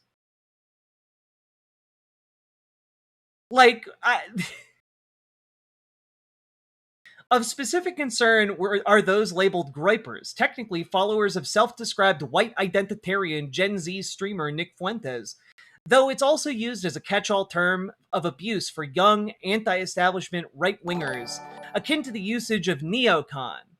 Ivermectin and autopen in just one bullshit? I would not survive that drinking game. You should not, just as an FYI, if you are out there playing a drinking game based on conservatives saying insane bullshit, you shouldn't do that during this segment. I don't recommend it. Concerned, and I know the president agrees. May I follow up with a question about what we call Pickaxe Mountain near Isfahan? Yeah. That is the facility that I believe is one of our high visibility targets. That's where we keep a lot of intelligence trained. And it appears from open source intelligence that there is still a lot of activity there, that there are materials, there are people, there are a lot of things happening there at this point. And it's where I believe we think that they have that enriched uranium stored. Does that need to be the primary target now? Well, all of it is a target. I think you saw President Trump saying if they don't come to the table and they don't stop striking and attacking, Pickaxe Island becomes in play. Everything does, because we can still see them maneuvering But right now, the president has said, if they continue to do this, we're going to go after their infrastructure, their energy, their bridges, everything they can do to maintain their economy. And I hope it doesn't come to this. But when you have the IRGC running a country, and when you have these extremists that are still talking about death to America and chanting "kill President Trump," who have been trying to kill, former Secretary of State Mike Pompeo and Brian Hook and others for many, many years, they're not going to quit. I mean, they need to come to their knees. We need to give the Iranians who are standing up against this regime, who, by the way, have been quieted because they see that it's not safe to stand up to the regime. We need to continue to eliminate this problem, or you're going to continue to see them right to the bitter end. I think even if they've lost, they're still going to, give out their last breath of whatever they have, whether it's, missiles, drones, or whatever. They're going to unload everything they have is what I think they'll do to the last minute. These aren't people that are going to give up easily. Yeah, it's a desperate concern. Now, I'm just saying here that if you're a GOP staffer and you're thinking like, yeah, we need the best of the best, that member of Congress right there, that's Representative Tenney, is condoning. I love casually admitting war crimes on TV. Wait, what do you mean? That's evil. No. Not even admitting war crimes. Casually endorsing war crimes. It's worse. It's worse than just admitting. It's saying the United States is absolutely and completely justified in doing war crimes that violate the Geneva Conventions, that violate the rules of war in an effort to punish a civilian population. Like, we're not able to get all the best of the best anymore. And it's like, well, yeah, because you have these people in elected office going on TV day after day after day, openly advocating for war crimes to happen. Like, they've gotten rid of anyone else who would be in the room and who would point out to them, hey, those are war crimes. You should not go on television and advocate for war crimes. You should not do that. Anyone who does that in their staffers gets fired. Like, of course they can't. Like, of course they can't only hire morons. Because morons aren't inconvenient to them. Fuentes, who has millions of viewers and a deeply anti-Semitic and misogynistic worldview, gained celebrity among young conservatives as a pro-Trump internet personality and far-right campus agitator. He has since turned on the president for his handling of the Epstein files and his support of Israel and the war in Iran. Fuentes did not respond to requests for comment. Kid Rock is the best of the best when it comes to the modern GOP. I mean, that's true. That's unironically true. There is no one more competent within the modern GOP than Kid Rock.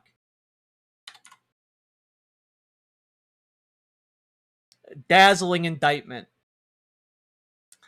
Prominent conservative commentators have alleged that groiperism is spreading among younger members of the GOP, including in government, a view seemingly backed by examples like the young Trump administration lawyer who admitted to a Nazi streak in text messages revealed by Politico.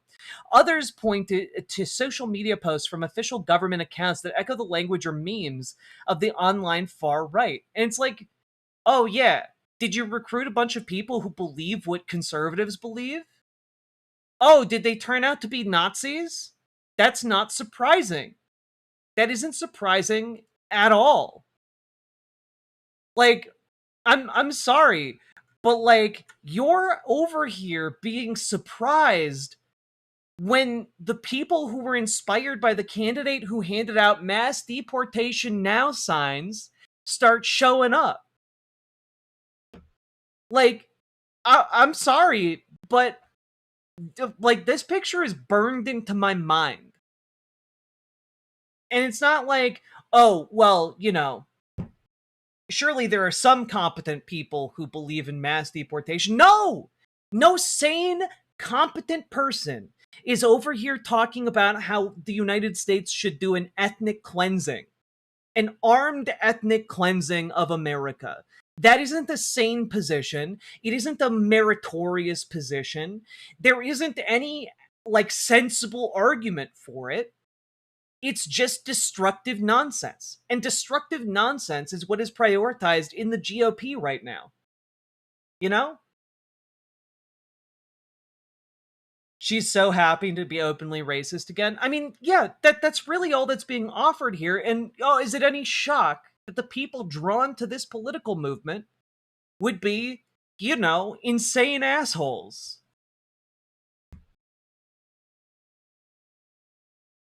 But there's a difference between critiquing military aid to Israel or lamenting the death toll in the Gaza war and throwing around terms like Zionist-occupied government, as one young GOP operative I know tends to do. Polling shows that the overwhelming majority of young conservatives reject anti-Semitic views, though their support for Israel has dropped significantly from prior generations. They're also more skeptical of military intervention than their forebears. The oldest members of Gen Z cohort were toddlers on 9/11 and grew up in an era of multi-decade, multi-trillion-dollar wars and found themselves unable to afford homes as they reached adulthood. Many come by their mistrust of GOP orthodoxy, honestly. For these young Republicans, their elders' complaints about their generation don't reflect genuine concerns over credentials and experience. They're about winning a debate within the Republican Party. From my experience working on the ground, there is not this mass griper issue, said Marty Bertow, the 21-year-old Berkeley senior who serves as president of the College Republicans of America. My suspicion is that they're counting as griper anyone who's remotely anti-Israel. Rachel Bovard, the VP of programs at the Conservative Partnership Institute, which also trains staff, posted that the griper criticism is gross, reprehensible, especially to do this to Young Hill staff. Now, I do want to point out that a 21-year-old Berkeley senior who is the president of the College Republicans of America, just want to point out here that the college-age Republican orgs, the young Republican groups, have literally been embroiled in scandal after scandal related to Nazi I talk to a bunch of people and I live in a communications. conservative hellhole type situation. I get the stunning impression that most people either don't know what mass deportation is or don't know what would require. No, because they don't think about it. Most people don't sit around and think about the implications of political policy, right? They don't think about it. When they think mass deportation now, what they think of is, oh, all those black and brown people are just gone. That's what they think. They just think, oh, fewer people and, prices go down somehow. Because that's what they get told by Republicans. It doesn't matter that it's all bullshit. They don't know how it works. They don't know that it, in fact, requires a mass secret police force to go into their communities and start roughing up their neighbors. And they never think, oh, well, maybe a mass ethnic cleansing would include, the nice guy that runs the kebab shop down the street. They don't think about that. They're just like, oh, the black and brown people that I don't like, maybe in all those Democrat cities, just disappear. And suddenly those cities are a lot less scary and cleaner. And it's just like, that's clearly not true, but that's the racist fantasy they've been fed. And of course, the people who are force-fed that racist fantasy aren't then going to magically become incredible critical thinkers who are then going to be hired by the Republican Party to enact the racist policies.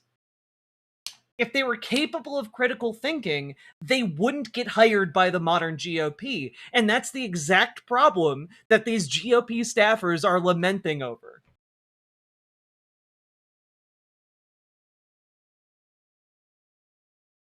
Or they don't think it's going to be them. That too. It's crazy. But they never think, oh, hey,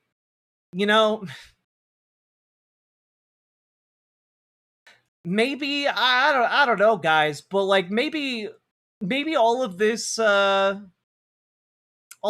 ethnic cleansing shit that the Trump administration is pushing, like maybe that's encouraging people who are more sympathetic with neo-Nazis to join the GOP and become influential and powerful members of it. Hmm. And there's new reporting about him from CNN's K-File, highlighting Collins' close ties with yet another far-right figure, his son-in-law, David Allen Scheer II. Scheer is a white nationalist. He's a social media influencer. He shares anti-Semitic material, Nazi imagery, and more. Here he is last year invoking the Jewish Bolsheviks conspiracy theory, which is a narrative, an anti-Semitic narrative embraced by Nazi Germany that blamed Jews for the atrocities committed by the Soviet Union. Take a listen.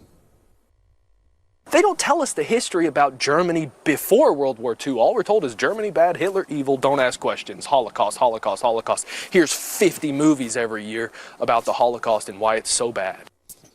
Scheer, featured in family photos on Collins' campaign materials, appears to have helped produce promotional work for Collins' trucking company. Scheer is registered to vote at a property owned by Congressman Collins near the congressman's home. Scheer did not respond to requests for comment. We asked the spokesman. Damn, it's so crazy how, like, a member of Congress is literally related to, like, a white nationalist, and it's, like, barely remarked upon in like, the mainstream media. And, like, he's in campaign materials with Mike Collins. And, like, it's not even a big deal, apparently, that he's, like, a Holocaust denier.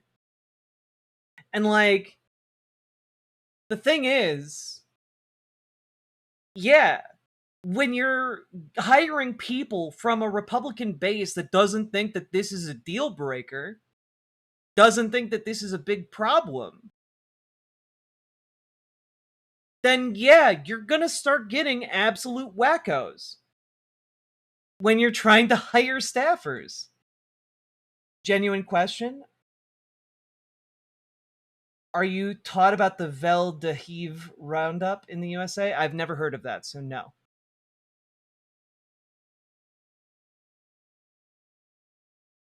And it's just, it's wild to me, right? It's wild that then you go and you're like, oh, well, it's actually really, it's really horrible to say that all these conservatives might have anything to do with white nationalism online. And it's like they're literally posting the white nationalist shit and then they get hired by the Heritage Foundation. Like, oh, my stars and garters, how could you accuse us of being white nationalists? When you're literally, like, standing for a Republican Party that elected a guy on mass deportations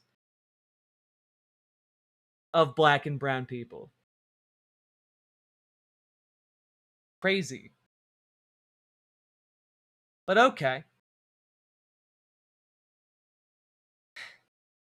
If, as the adage goes, personnel is policy, the stakes are significantly higher than intergenerational trash talk, given the degree to which government staffers across branches effectively run the country. Student government types become interns, become policy aides, become senior advisors, chiefs of staff, and even heads of agencies. If the conservative personnel pipeline is changing, Republican government will change with it.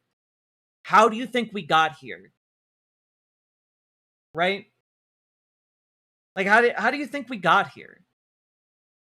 George W. Bush was considered one of the dumbest men to ever be president of the United States. And then we just kept getting dumber and dumber politicians.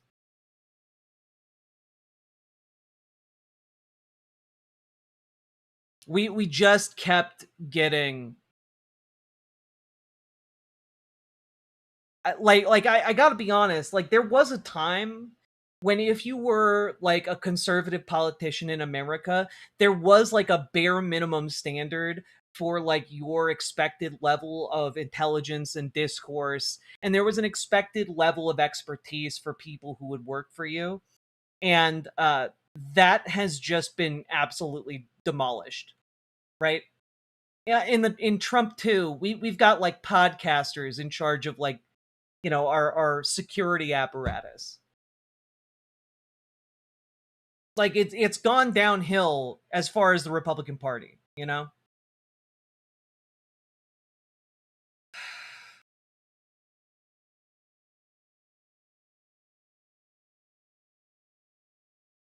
When the police came to knock on the doors of Jewish people across Paris to round them up in a stadium ready to be deported to Nazi camps, the Popo, not special police. Yeah, but it always relies on some kind of secret police force, right? The Nazis had the SS. We have ICE.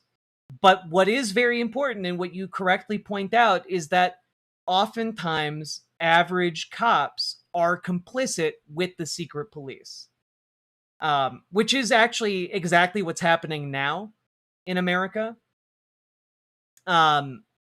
Which is that ICE is targeting smaller towns in rural America. And it's just that they're exercising their rights with 287G agreements for local police to do the dirty work of ICE for them. So you're not really hearing as many high profile stories, because what it looks like for people on the outside is cops are pulling people over at speed traps, nothing new, but those cops are doing ICE's work for them and then helping to deport undocumented immigrants. It's disgusting. It's gross. It's grotesque. And yes, they are traitors to their communities. And it's one of those things where, like, I do think that when we get through this, anyone who has collaborated with ICE should have their day in court. It's true. It's truly disgusting. But I mean that, like, when it comes to contractors who've been building these camps, when it comes to the private prison CEOs, when it comes to the cops who are doing the dirty work of actually apprehending undocumented immigrants for ICE. Like, it needs to be like a thorough sweep of all these Nazi adjacent fuckwads. It's grotesque.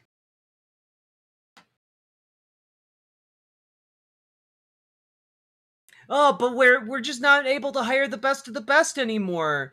Oh, I don't know why. Why are suddenly only all the people we're hiring white nationalists? I just don't get it. Like, where are they coming from? Why would they all be white nationalists? We can't hire anyone who's competent anymore. How they're standing up because their leaders have let them down in their own streets, trying to take their country back. They want to label them as racist or xenophobic. Right. All they want to be is Irish. They want Ireland back. And that is what we've been saying for the longest time. So when you see their fight in the streets, and I've never been to Northern Ireland, I see a lot of the same fights here, as they almost beheaded a guy for being Irish by another guy that came from another country, from Sudan, who felt as though they haven't beheaded someone lately, so he thought he'd start then. Well, sometimes what you're seeing in Northern Ireland is they feel like, and this is just my opinion, they feel like that maybe the administration and their politicians don't. By the way, what's crazy to me here is that Markwayne Mullen and I forget what his name is, the guy on Fox News, are saying this as footage of the Belfast, let's call it what it is, the Belfast pogrom plays. They're like, oh yeah, no, these guys are just trying to take back Ireland for the Irish. And it's like, you're literally playing footage of homes being burned down because Black and brown people live in them. Like that, like you're talking about this and saying like, oh, they just want their homeland back. As we look at footage of people whose crime is existing in Northern Ireland while being Black and brown. There were children in some of those homes. Like, this is... When we talk about, like, oh, why can't the GOP hire anybody who's competent anymore? Why are they only getting rabidly racist morons? Gee whiz, I don't know. Maybe it's because the Trump administration is in bed with a bunch of rabid racist morons.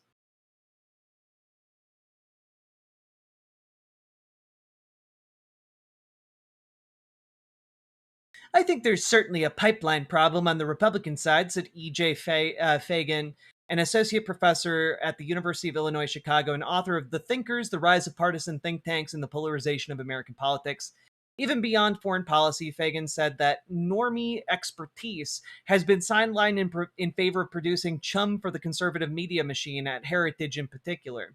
You hire a lot of people who don't have the chops that they used to, he said. He pointed to E.J. Antoni, Heritage's millennial chief economist, whom President Donald Trump briefly nominated to head the Bureau of Labor Statistics. The nomination was pulled after Antoni advocated pausing the Bureau's jobs report.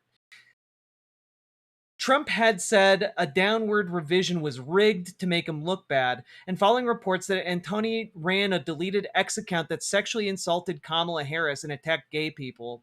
It used to be that figures like that, with Antoni's heritage title, were impressive in the policy world, Fagan said. That's not the case anymore. I don't envy the job of someone trying to find that next generation of staffers. Like, these aren't outliers. These aren't outlying problems. They've been explicitly curating their staffers, not just for like 10 years, but for like 20, 30 years, in order to make sure they are ideologically hardliners who are more and more extreme yes men for any and all output from these politicians. Their one job is essentially going out there and trying to make stories that can then be fed into the Fox News grind. You know? Grind up all that chum for the hogs, as it were. The worries about the talent pipeline are especially sharp in the Senate, which remains as much of a readout of establishmentarianism as can be found in Trump's Washington. Of the 4 congressional staffers interviewed, 3 senior GOP aides in the Senate offered a variety of views on the issue. One said that while plenty of institutions were still churning out serious, policy-minded young job candidates, communications staff now outnumber policy staff in certain House and Senate offices. A reflection, they said, of members prioritizing clicks and clapbacks in the way too online corner of X, which doesn't advance the conservative agenda one bit. Another said that, alongside the ideological concerns, it's difficult to compete for qualified staff with a Republican-controlled administration that makes thousands of political appointments. A third pointed to a generational generation hooked on the conspiratorial musings of Tucker Carlson and Candace Owens. 5-8 years from now, if we're reliant on people with this view of the world, we're in serious trouble, they said. And it's like, well, yeah, no shit. You've basically invented a generation of adult iPad babies, and the only content they shotgun through their eyeballs is like the most racist neo-Nazi Confederate bullshit you've ever seen in your life. Like, oh yeah, did that result in like a complete obliteration of critical thinking from conservative circles? You bet your bootstraps it did. That's why they're fed AI. Exactly, Asuka. Exactly. It's why the thing that conservatives love in the modern era is AI. They love the slop. The slop always tells them how smart and beautiful they are.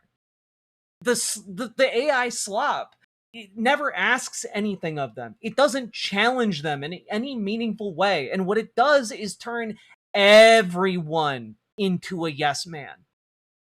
That's all it does. It robs them of the ability to critically think. It robs them of the ability to actually critique anything and make anything better. Instead, it is just an endless slop machine that tells them how smart they are for enjoying slop. And like, I gotta say, as dangerous as I'm sure many of you understand AI to be, I need you all to remember that one of its greatest dangers is getting you hooked on its constant affirmation, right? It's constant affirmation. Like this even got Hank Green. Hank Green got into a whole mess of trouble because he admitted that he was using AI in some of his videos, and like he talks about it like a fucking like he's a fucking addict. Like a recovering alcoholic. It's nuts when you actually read his statement on it. And it's so much worse for people who lack the ability to introspect, because Hank Green has that. And like, hopefully this is a wake-up call for him to not use that anymore. But like, is it any wonder that the Republican Party lacks the ability to introspect anymore? Like, I mean, on the regular, we're seeing stuff like, oh yeah, we're just going to post signs outside the Smithsonian to talk about how everything inside is a lie. Or we're going to, hey, how about we get an election denier in as the GOP nomination to like run the entire election mechanism in Arizona. Yeah. How about we do all of that, you know? Hey, what if we just brought up an entire generation of people who normalized the idea of attacking judges? This is what Republicans are doing with their time right now. Ask the judges what should happen going forward next. You know, I do want, I would love for us to get back to a place where we can disagree in an agreeable way. I would love for us to start talking about merits. I mean, one of the reasons, Michael, I've chosen never to name anyone when I've done any of my, you know. Okay, I know it's completely beside the point, but what an odd room. I am judging her decor. Like I am. Like the ceiling tiles do not match with like the fancy like orb or desk. And I'm just kind of fascinated by the ceiling. It's at odds with like everything else. And the color scheme is bad. I hope I never get a case in front of this judge. Anyway, my appeals to the public is because I really want to talk about. It's an old house thing. It's definitely not an old house thing because you could fix all of these problems fairly easily. And I'm like, I think that, and I'm not a particularly handy person. But what's being done as opposed to who's doing it, you know, and there is a level of chaos in this room that I do very much respect, though. Being done is attacking the judiciary in ways that we've never seen before. I mean, people have often said to me and criticized me, Michael, they say, oh, well, this has been done under a Democratic president. And you know what? For the longest time, I would say that I was an equal opportunity denouncer.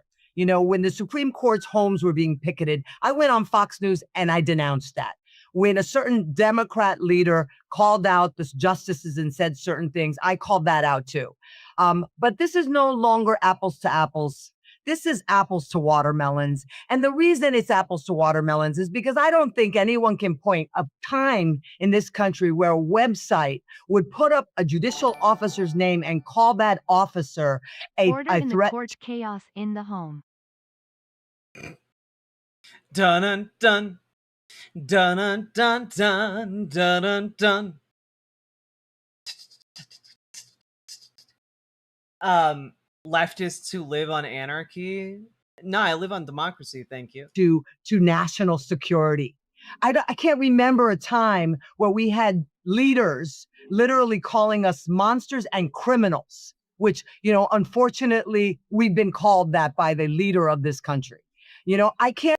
Like, that's the part that I wanted to get to here, which is that you can't be expecting that young people who are going to want to get involved in Republican politics under Donald Trump are going to be smart, talented, like, and openly communicative when their guy is going out there and insulting judges and like calling them horrific criminals, traitors, etc. And like the kinds of people that attracts are specifically people who don't believe in law, who don't believe in the Constitution, who don't believe in actually anything other than the raw exercise of power. That's it. You live on democracy, but you support anarchist methods? No, I'm pretty sure I support democratic methods. The entire purpose of this show is to convince people to go vote. Convince people to organize, convince people to go out, knock doors, tell people why they should get involved and vote. It's organizing people power, friend. It's the literal bedrock of democracy. But I will say that I do find this entire Politico article very funny. Like,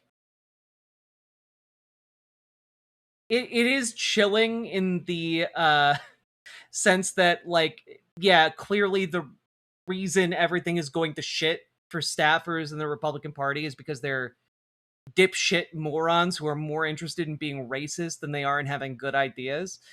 But, like, that is the inevitable outcome of, like, the Republican policies and the Republican communication and, like, the things that Republicans are doing.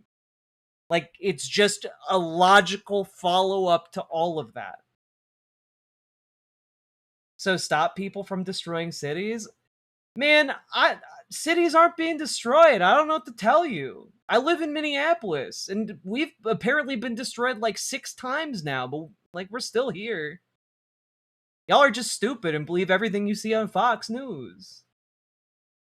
For the love of God, like, go to any of these cities you think are destroyed, and you will find perfectly alive cities. Ugh. You're why Democrats are done? Yeah, I'm why Democrats are done with neoliberalism. The Heritage Foundation offers a case study in how conservative talent cultivation has traditionally worked and how it's changed in the Trump era.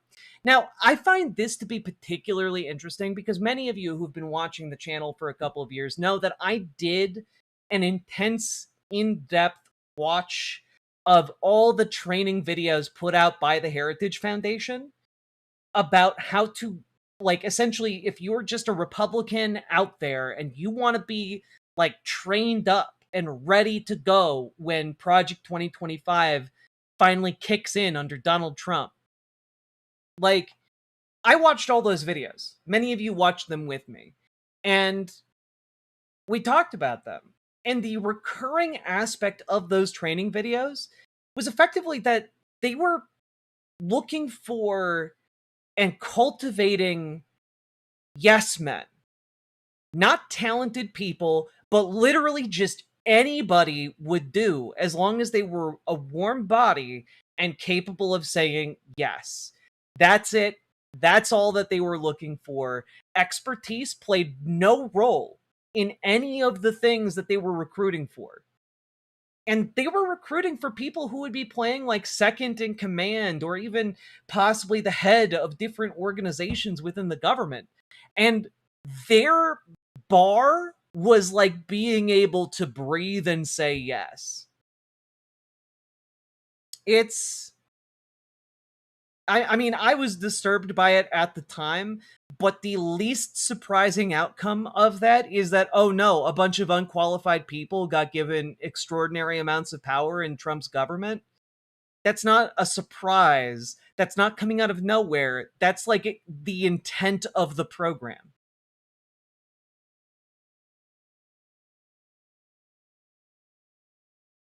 That's the intent of the program. Give me a break. The cities are shitholes. They're really not. Like, you can just like go to a city and like walk around and know that that's not true. I actually took a really lovely walk the other day and got to see a lot of the city. It was beautiful outside. All kinds of different people out there. And it was really lovely. Honestly, I wouldn't trade that experience and that walk for anything. And it's really sad to me that, like, where I experience the fullness of humanity and the beauty of what human beings can accomplish when working together and living alongside one another, you just see a shithole. That's Reminds me of sad. the interview of Chuds for THR Doge trials. Oh yeah, Nathan, 100%. 100% Nathan. It's not a bug, it's a feature. True. True.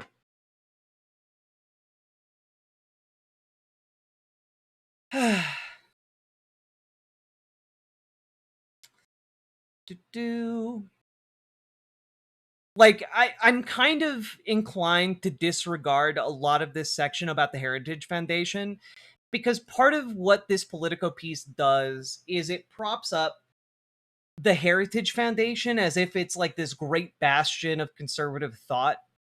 And like, it's really not that.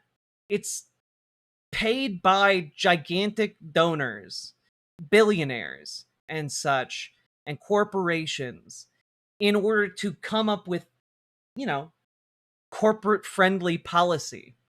And then it just needs a bunch of dipshits to go in and hold government positions and do what they're told. Like, that's it. This isn't a surprising outcome that, like, not unqualified people are being put into positions of extreme power. That, like, this isn't surprising. But this part's interesting. Heritage, too, has had its brush with Groyper controversy. When Tucker Carlson hosted a friendly interview with Fuentes last year, Heritage President Kevin Roberts defended the former Fox News host against a venomous coalition attacking him, prompting widespread condemnation and a staff exodus. Roberts expressed regret for his phrasing, which he attributed to a staffer, but an unidentified young woman at a Heritage town hall came to Roberts' own defense, citing Gen Z's increased unfavorable view of Israel, which she attributed not to anti-Semitism, but to Catholic views, considering Christian Zionism to be a modern heresy. The episode dealt a blow to Heritage's reputation, but by then there were already newer organizations claiming pipeline share, including the America First Policy Institute and American Moment. And it's just like, oh, the American First Policy Institute? You mean a policy institute created by, like, former Trump people? That literally is named after a racist slogan that was used by the KKK? Wow, I can't believe they didn't get competent people in after they shifted their pipeline to that organization. That's crazy. That's wild.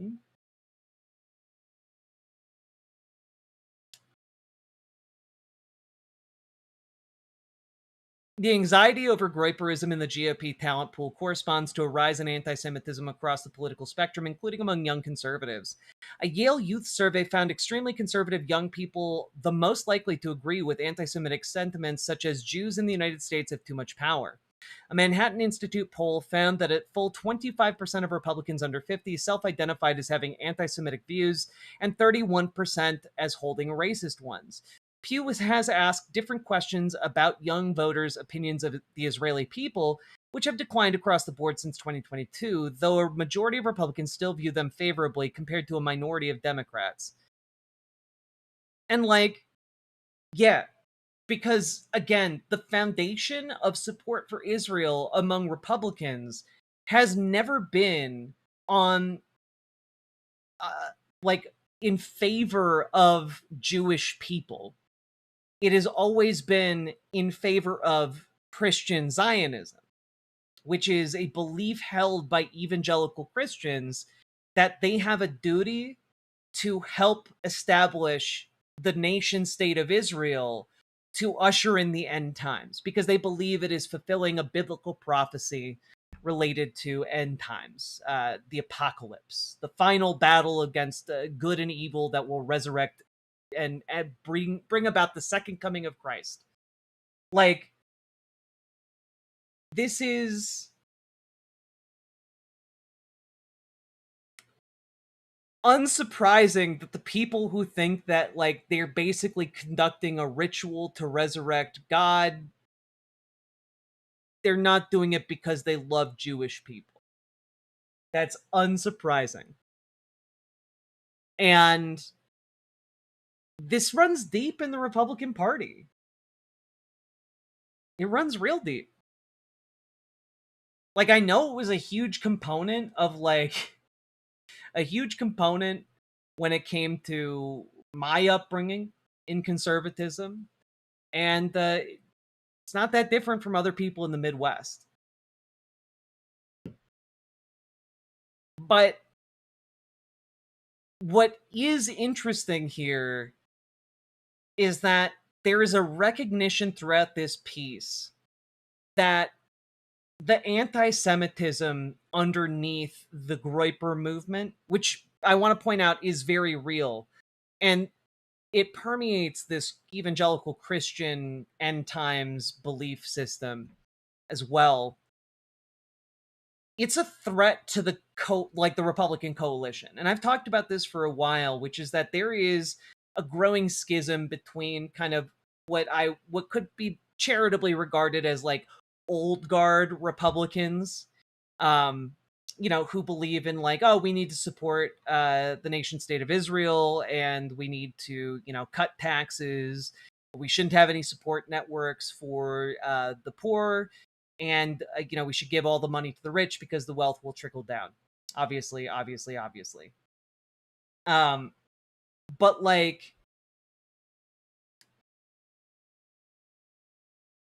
it's interesting to see Politico try and tackle it, because their take is essentially, oh no, poor GOP staffers, they can't hire anyone competent. Oh, why ever could that be? And then like you get all the way down to the bottom, and it's just like, yeah, it turns out the Republican Party is just too racist and anti-Semitic to actually hold itself together with anything other than the dumbest people imaginable at this point. So yeah, crazy, huh? Crazy, wild stuff.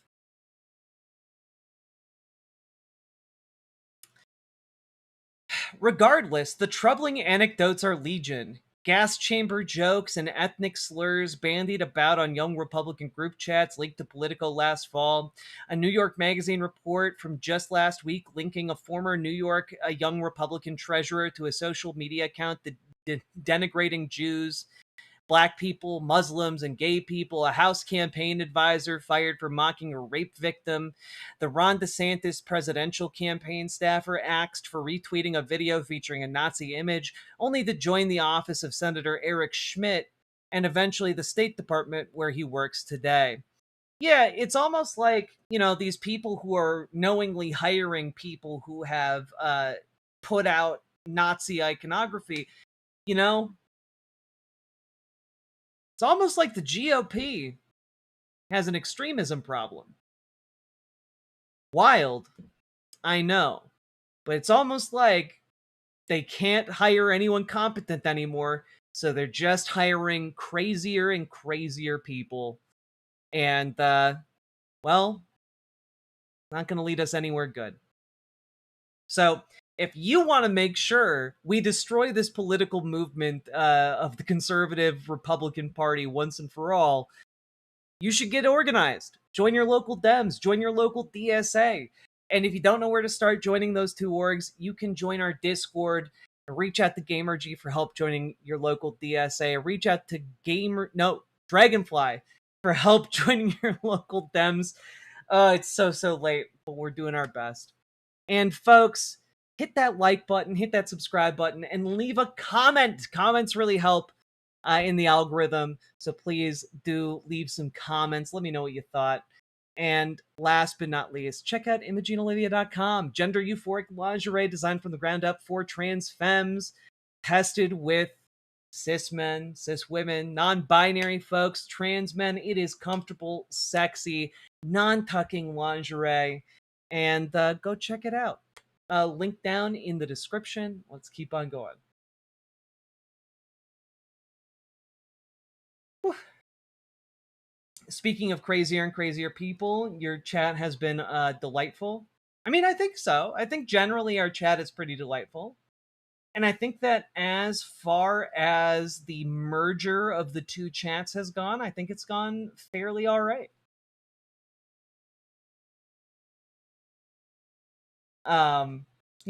Some of you earlier in the stream were demanding blood.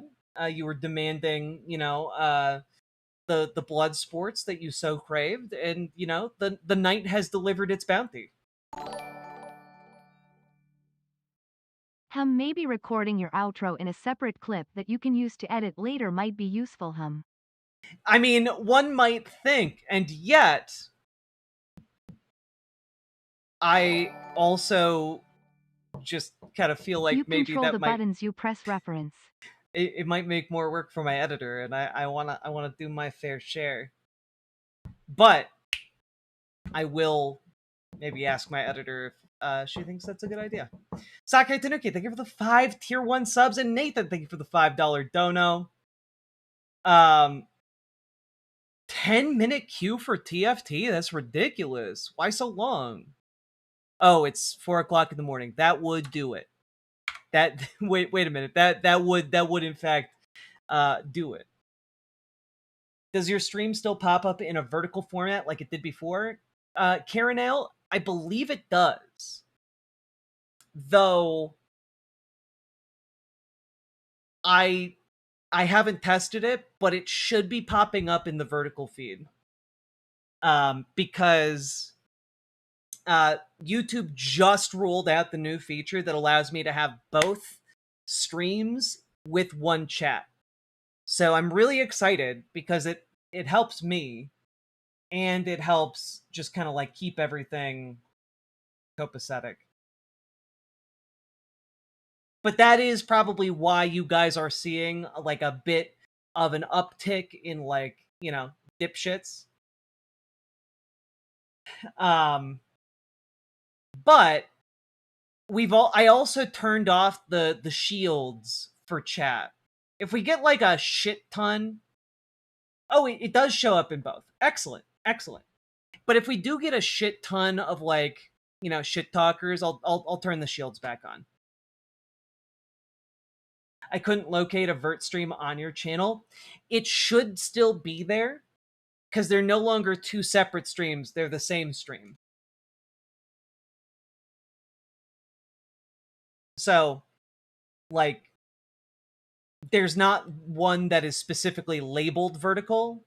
It's just that same thing. I think if you go to it in the YouTube Shorts, I don't know. I gotta be honest. I don't know how it works. This is my first time trying it. Meanwhile, Diagonal Chat's still stuck alone. It's true, Sake Tanuki. It's true. All by myself. Don't wanna be all by myself anymore. 3D stream chat, rise up. Hell yeah. My link? I don't want...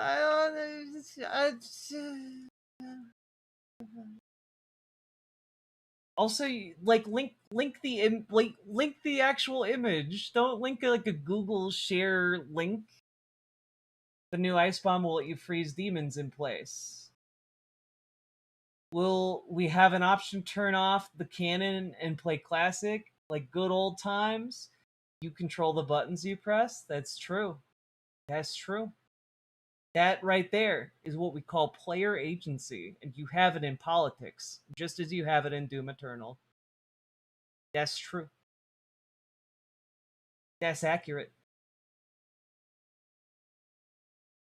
Is vertical chat still a bunch of hooligans?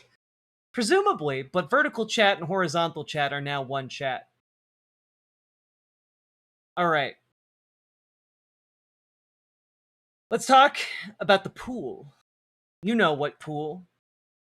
Press pool.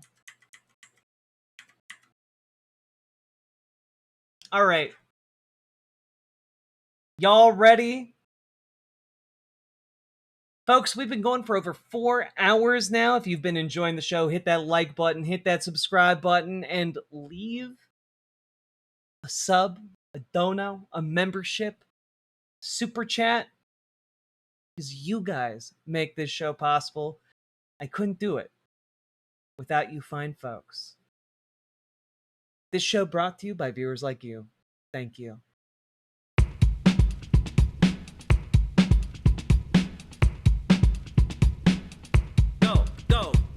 Click the button, click the button, click the button, click the goddamn button, click the button, click the button, click the button, click the goddamn button, click the button, click the button, click the button, click the goddamn button, click the button, click the button, click the button, click the goddamn button, click the button, click the button, click the button, click the goddamn button, click the button, click the button, click the button.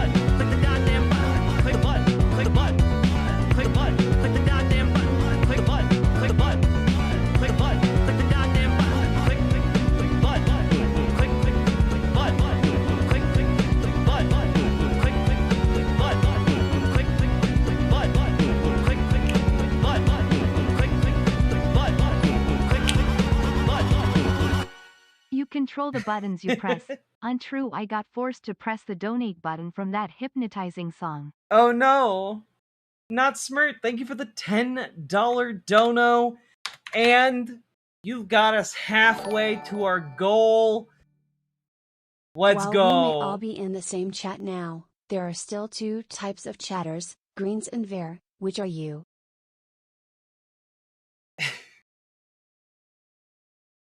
In the world of Riverboat Jack, chatting, we all exist in a similar sort of chat, but there are still two types of chatters, the Greens and the Verts. This is their stories.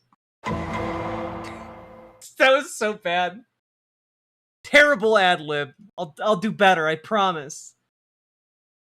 I'm just sleepy and I stumbled my words. Anyway, you guys made it. It's time for the Dono Ghost. I hereby cast a spell of I did warning to try. protect the chat. In my effort to try, I And became send the spell to summon the tired. Dono Ghost.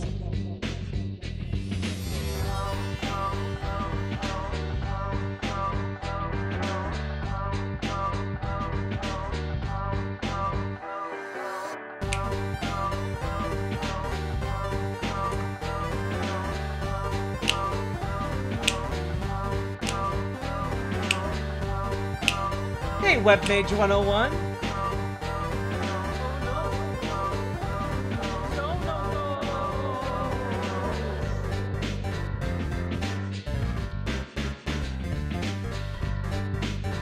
Algal bloomers.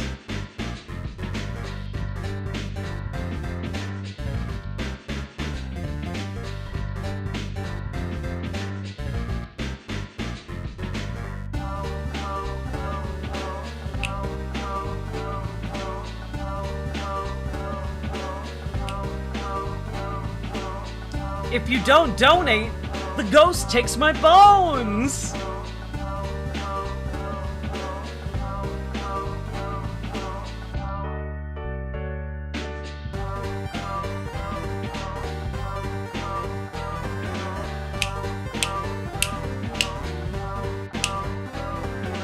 Are you a Confederate?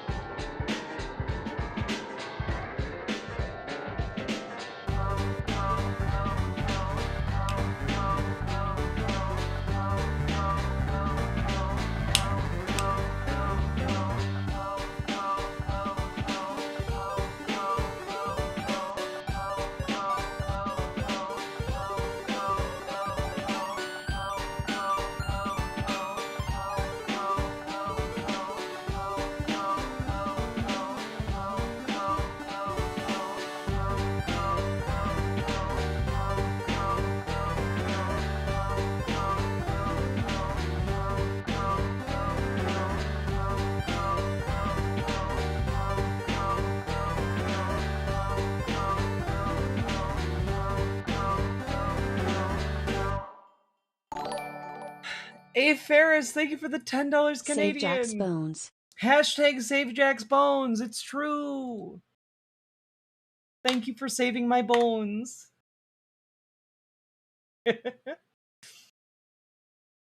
Man, Aaron Queen, I just needed to know if you were a Confederate. If so, you should identify as a was-were.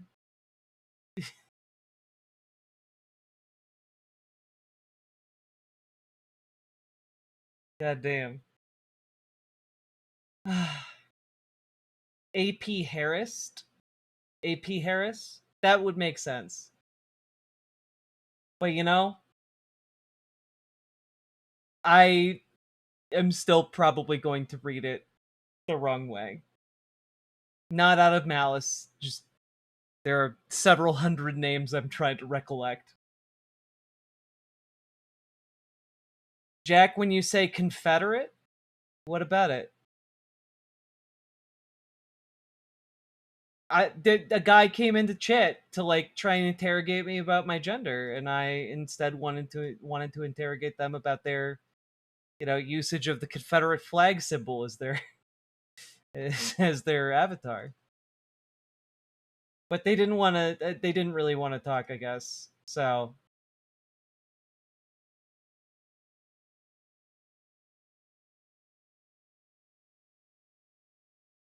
they just came in to say that's a dude. Like I don't give a fuck about what a Confederate thinks about me. Like my great grandparents thought you should be dead in the dirt by now. Like I don't give a fuck what you think about me. You literally stand for a country that existed for I don't know, 6 years tops.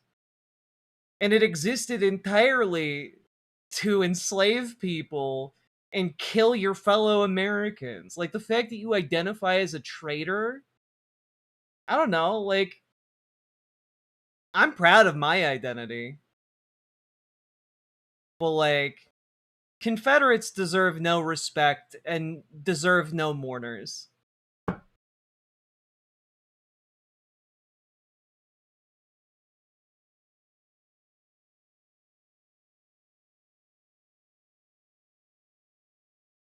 What? Yeah. What's in your pants? A gun.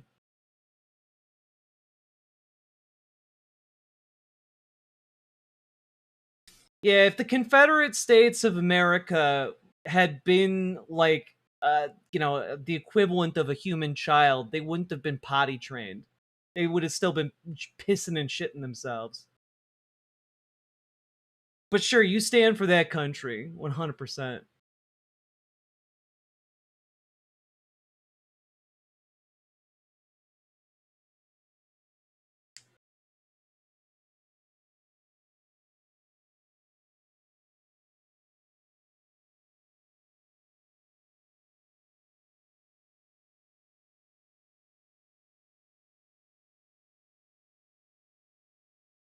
Music is. That's okay. You don't gotta donate when you can't. Never feel obligated unless you are able to support the show, comfortably.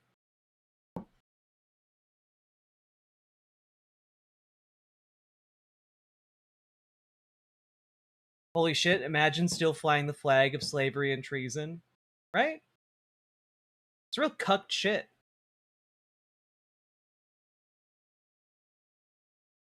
I was in college longer than the Confederacy existed. Nice. Sake Tanuki, thank you for the 5 tier 1 subs. This just reminds me of when Tomi Lahren took that photo with a gun in her leggings to own the libs, and all I could think about was, talk about hot flashes.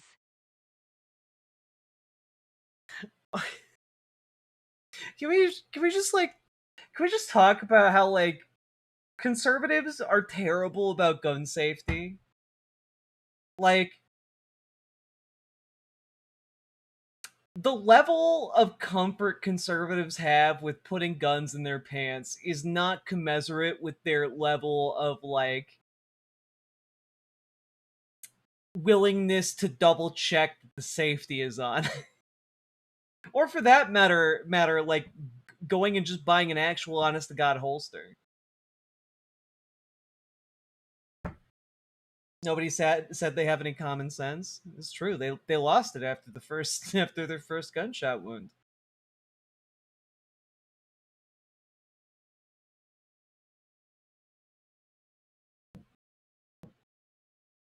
Mr. Anderson, hello. I love that Minnesota has the original Confederate battle flag and they refuse to give it back to Virginia despite many inquiries. Yeah, fuck Virginia. You guys can have it back when you come and take it back. Like, we're not going to do honor to your Confederate battle flag.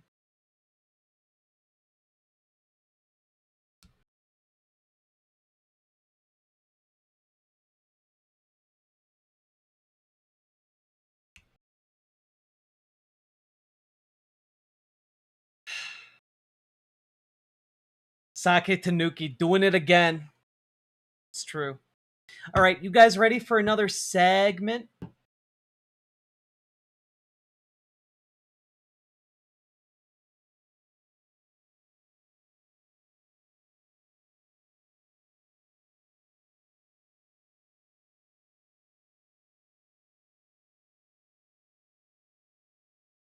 Yes. All right, let's do it. Finally, let's go to the brain dead part. All right. Here we go. Mr. Anderson, thank you for the Hello membership. back, Catcha Gorgeous. Red heart emoji, bouquet emoji, heart with ribbon emoji.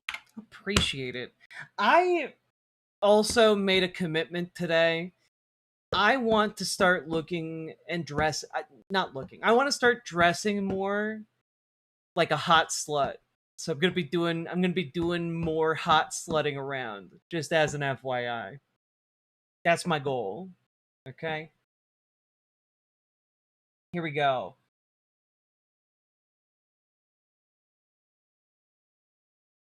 Oh no, Jack put titles in her YouTube thumbnail or YouTube title again. I always do that.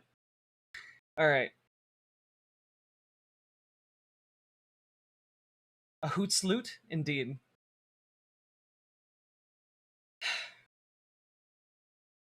You're hot already, though. Well, yeah, but I mean, I want to dress like a slut, like a tramp, like a hot, expensive tramp.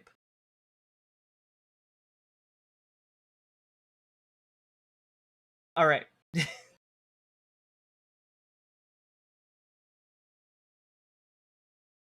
I need to return to the peak of my thirst trap game on Instagram. All right, let's do this. So, folks, we need to talk about the fact that Donald Trump's brain has just been completely and utterly and irrevocably broken by everything that's happening with his reflecting pool and like just in general. Like, he's not doing well. Like, I think he's kind of going brain dead. Not like 24/7 brain dead, but like the soup brain is becoming more advanced. He's worse than Biden at his Bidenest. And like, I don't know, guys. Like, I think that when you are doing a press conference for, signing an executive order to supposedly help military families, and you instead go on just insane diatribes, I think that that's maybe like a sign that you're not doing okay. I said it the other day, and it maybe doesn't sound that important, but when a country goes bad, like look at the blue cities, what do they have in common, aside from massive crime? Much more crime. The Republicans have very little crime. But what do the blue cities have in mind? And also you can say this with nations when they go bad.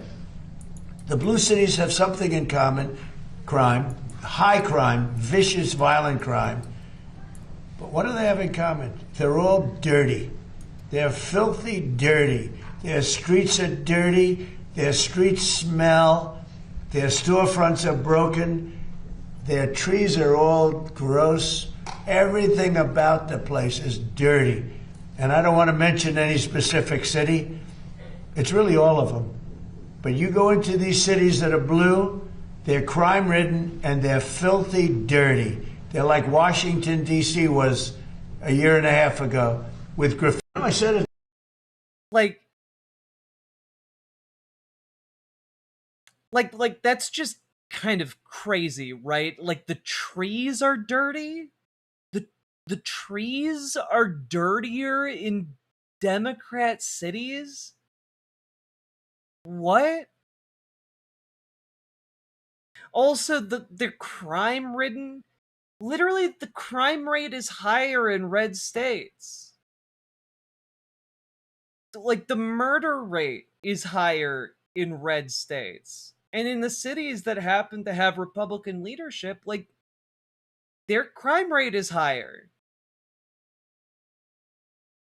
Like, dude's just, like, lying, and honestly, like, the reason, like, red states have worse problems is because less tax money is going in to pay for, like, things like infrastructure, like, that keep people safe. People don't really think about infrastructure keeping them safe, but, like, well-lit roads, you know, like, like, they do a lot to deter crime. You know, in some parts of, like, the University of Minnesota campus, for example, there are, like, emergency buttons you can go and press if, like, you're getting stalked or, like, attacked or something. That will then call security to your position. But, like, you don't get that out in the sticks.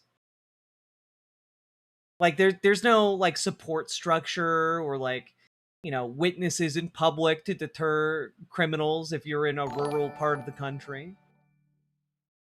Actually, Trump can't lie cause he doesn't know what he's talking about. That was unironically Ben Shapiro's argument. It hasn't been his argument recently, but during Trump 1, his argument was that Trump was too incompetent to actually lie.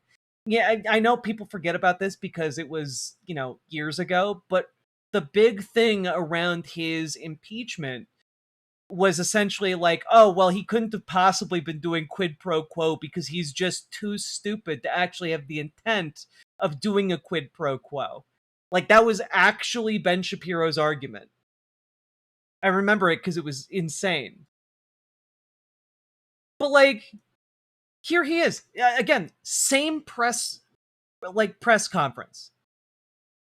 Would you consider going to Congress if they come in and try to roll it back, the new Democratic mayor? Well, you had a mayor who's, I guess she's a communist. I mean, she says she's a socialist, but I guess she's a communist, basically what she says. But I have not met her yet. I look forward to meeting her. Would I federalize? Basically, you're saying federalize D.C. Yeah, well, I'm allowed to do that. Would I do it? If they want to, we took something that was in deep trouble. It was a graffiti-filled, crime-filled mess. We turned it into Shangri-La. We turned it into a great place. Look outside. Look what's happening. Look at. I gotta be completely honest with you. I have no idea what he's talking about. Like, the mayor of Washington, D.C., as far as I know, unless something has happened that I'm completely unaware of, is Muriel Bowser. And, like, I haven't heard anything about her being a communist or a socialist or anything like that. The main thing that I've heard about her is that she's refused to sign a budget. Like, that's, I'm guessing that is what is at issue here. But, like, I do have to reinforce here that that's my guess. I don't know what he's talking about when he's talking about how he made DC look like Shangri-La, because he isn't involved in running Washington, DC. The only thing he's done to DC is knock down national treasures and, like, I don't know, like, deployed the National Guard to, like, fight some kind of crime epidemic that was invisible. But okay, yeah, maybe he had the National Guard cleaning the trees, and that's why they're all so clean now. Anyway, I do want to emphasize this was all of these clips are from a press conference he gave around signing an executive order to support military families. They have a problem with immigration. They have a problem with energy. You have windmills all over the place. Windmills, you lose your shirt. Any country with windmills is a loser, okay? You just have to look. If they have windmills, they're a loser because you lose money with windmills. This, like, one, wind, he's talking about wind turbines, which are not windmills. Wind turbines generate energy. Windmills mill grain. That's why they are called wind mills. I'm so tired. But also, here's just a fancy little chart. You know, from the U.S. Energy Information Administration, clearly a communist organization here. Net generation wind, all sectors monthly. And you'll see here the some of the top generators of wind energy in the country are Iowa and Texas. I guess they must be losers because of all their wind power generation. You know why he's so salty about wind turbines? My understanding is that he's salty about wind turbines because he doesn't like that there have been government projects to build wind turbines offshore that would mess with views from his golf courses. That's what I have heard in the past. I'm not sure if that's still the case. I don't know if he remembers that being the case anymore. His brain is too mushy to actually like ascertain why he thinks about these things. But my understanding is that he's salty because of golf course potential. So that's, you know, he's just a really normal guy, you know, just a super normal guy at a press conference for military families. And, you know, that's why he's talking like this. That was the one mistake with the reflecting pond. They hadn't put up the cameras yet.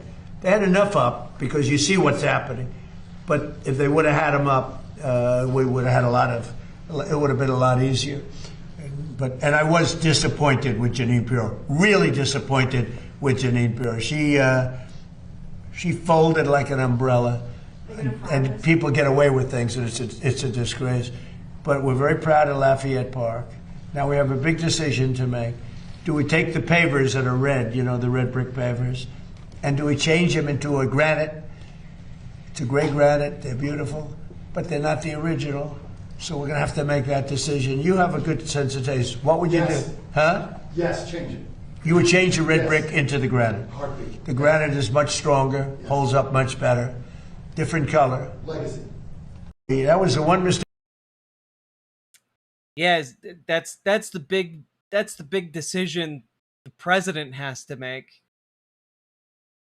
Which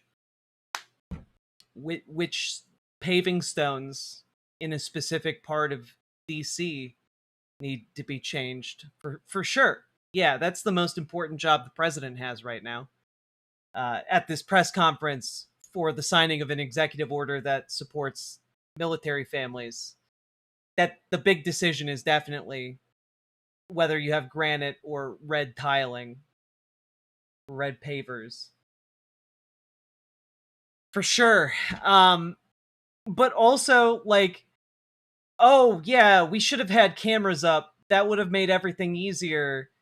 But I'm really disappointed in Jeanine Pirro for not getting a prosecution done. How dare she? How dare Jeanine Pirro? It's almost like she's not an experienced lawyer and is instead a quasi-drunk Fox News host. Allegedly. Anyway, about the evidence he would have brought against these supposed perpetrators of vandalism. Beautiful. Now, we have photographs or tapes, like moving cameras, right? We have them where people are on the side cutting it with a box knife. Was it? So now I'm not saying I was 100% thrilled with the contractor, but the contractor was rushing. We wanted to get it open for July 4th, and we got it done. But in addition, there was vandalism. Beautiful. Yeah. Like, it's incredible. I kind of like red brick roads. It reminds me of a place I've never been from a time I never was. I do not care about paving stones. I don't care. Like, I can't express to you appropriately how little I care. But I'm going to play this montage for you guys, and then we're going to go back to that clip we just played, because I really want to hammer home here that he's now shifting. He's now saying, oh, well, you know, the contractor was really pressed for time, and, you know, I wasn't really happy with them. But it was vandalism, though, too, which is, you know, a little bit of a departure from his other statements in the past. We had vandalism. No, vandals. You know, we have I think 290, 300-foot slit right through it. Probably a box cutter or a knife of some kind. Somebody went in with a knife and cut it. They cut it up good. And then they cut a 200, 350-foot slip in the form of lots of little slips.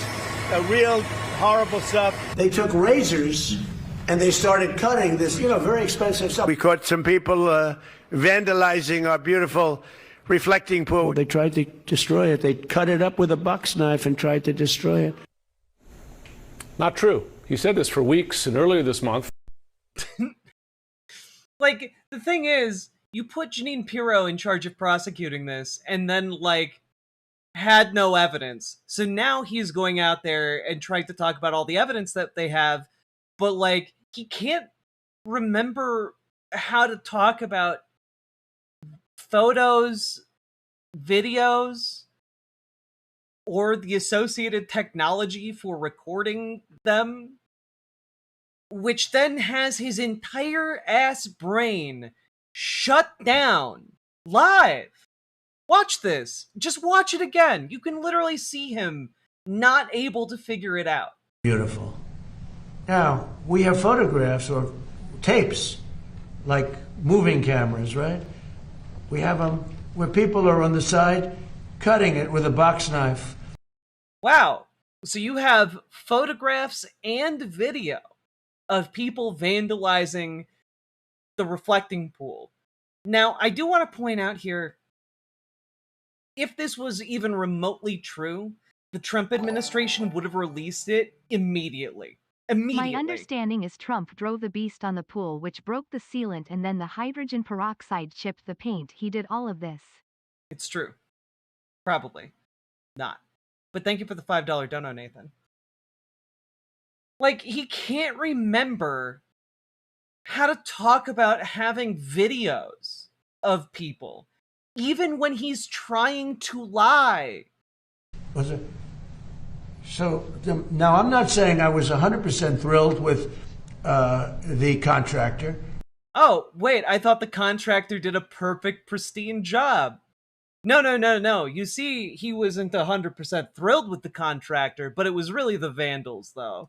But the contractor was rushing. We wanted to get it open for July 4th, and we got it done. But in addition, there was vandalism. Beautiful.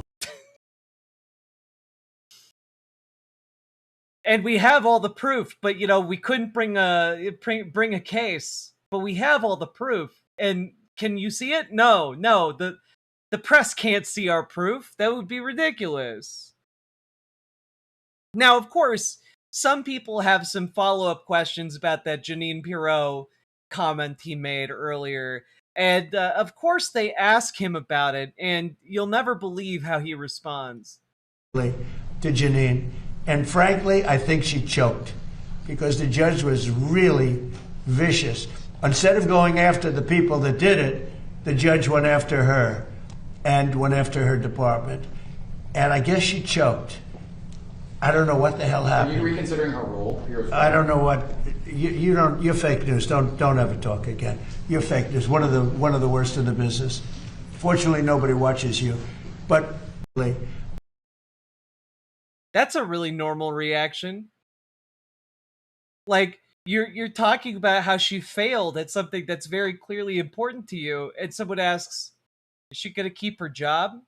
And his response is just, "Shut the fuck up. Who gave you permission to speak? Never talk again." And it's just like, this man is riddled with holes in his brain.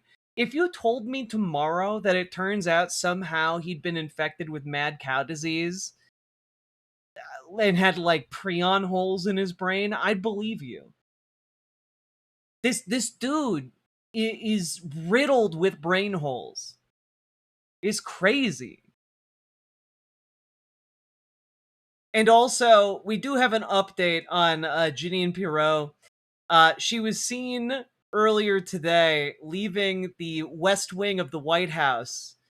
And this is the photograph that got proliferated online. She's leaving with a suitcase and a box. So it certainly looks like she's been fired. Like, it certainly looks like she is no longer employed. But you know what? It's okay. It's okay. It's okay. Because Donald Trump is just very, he's very competitive. He has to get his anger out and frustration out somehow. And of course, that means he's got to post his Truth Social W's. The winning shot in the Bedminster Club Championship. Thank you very much to all of those who participated.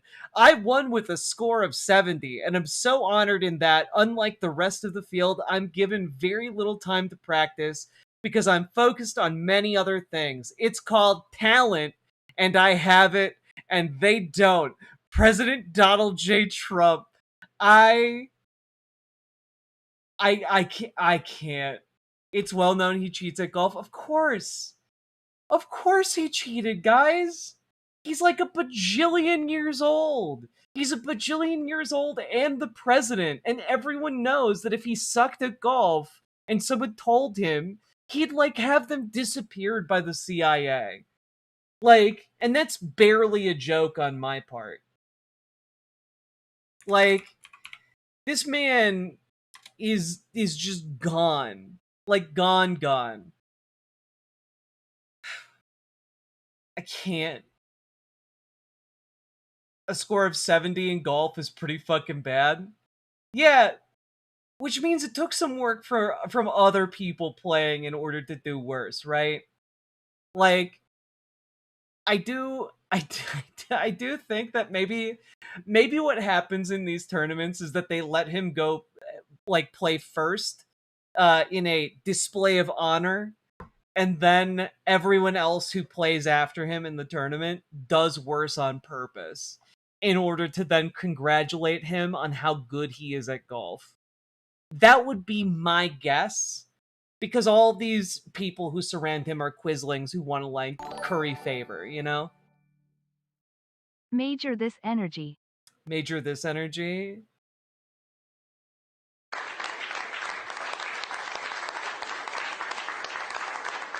It's true.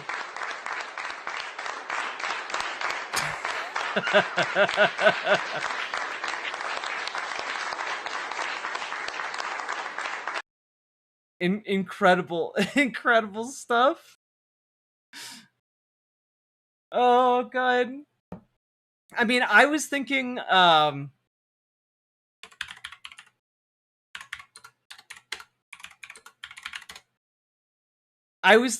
this one. Oh god. Here we are.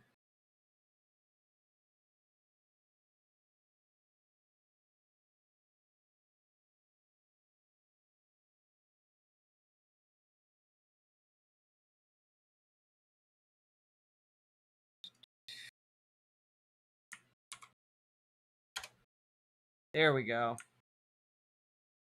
I was thinking like this is basically Donald Trump. Like Donald Trump is literally this guy. Just if you made this guy president and he continued being mediocre in every conceivable way. It's just this ad nauseum all day, every day. And like, God, is it exhausting to have the biggest loser as president of the United States. Don't bite metals, it's okay. We let him do it as a joke. Especially the heavy metals. I'm sure they've started putting fake beards and glasses on people he disappears at this point, only because the logistics of replacing them must be outrageous. Yeah, exactly. 100% Zyros. Oh. God, everything is so stupid.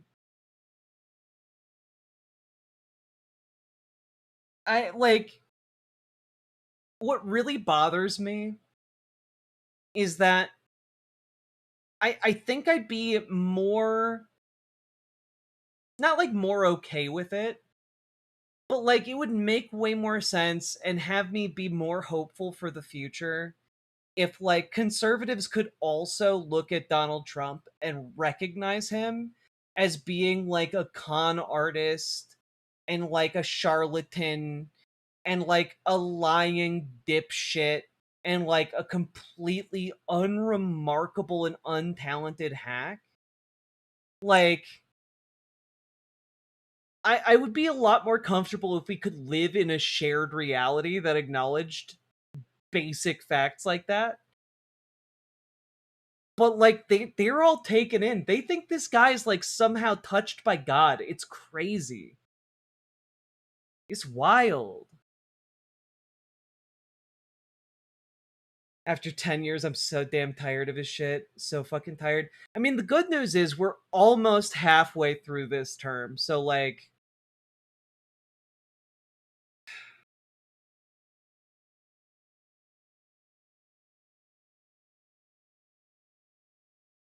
Yeah, Karen L, go ahead and post it. I'll take a look. I remember when Trump said he was smarter than scientists because he had a family member who worked at MIT. Well, it's because he genuinely thinks intelligence is genetic. And so if he had a family member that worked at MIT, that means he has all of that expertise in him somehow. Because like, you know, he's a stupid moron. Karen L, you as a mod, you can just post the link in chat. Yeah. I rarely have mod chat Why are open. those windmills out there? And people laughed at him, which he never forgot. I mean, like it could be that like he got cucked by like he got cucked by like a wind turbine one time. It's not outside the range of possibility. Like we just live in dog shit times. All right. Folks, if you want to dig us out, help dig us out of dog shit times, join your local Dems, join your local DSA, get involved in local political organizing because we need to build up that power in order to, you know, make a better world possible for us and the people we care about. So join your local Dems, join your local DSA. If you need help, join our Discord. Reach out to GamerG for help joining DSA. Reach out to Dragonfly for help joining your local Dems. We can help you take your first steps. It's really, really great. And folks, got anything out of this, hit the like button, subscribe, leave a comment. Comments really, really help in the algorithm. Stone Corbell, thank you very much for the tier 1 sub and financially supporting the stream. Very much appreciated. And last but not least, check out ImogeneOlivia.com, gender euphoric lingerie designed from the ground up for trans femmes, tested with cis men, cis women, non-binary folks. It is comfortable, sexy, non-tucking lingerie. Go check it out. ImogeneOlivia.com, link down in the description. Let's keep on going. Whew. We did it.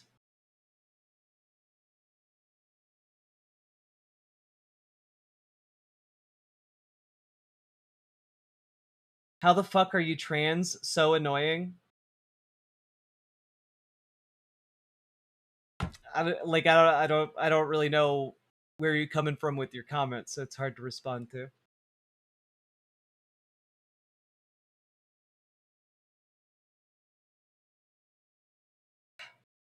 I thought he didn't like them because of dead birds or something. No, he just talks about the dead birds. He doesn't give a shit about dead birds. When has Donald Trump ever given a shit about like a dead animal before in his life? Absolutely not.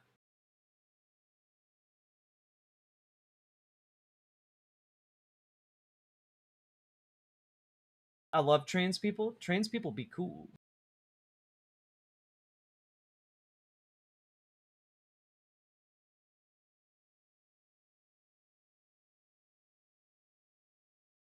All right. Now, what is this?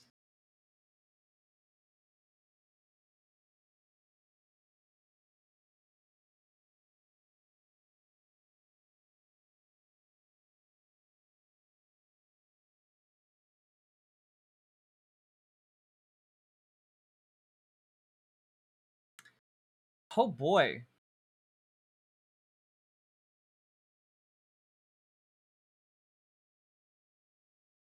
So, folks, I know what's really been on your minds lately, and it's, of course, what's going on with Asmongold. We haven't checked in with him in a hot minute. And, like, I think...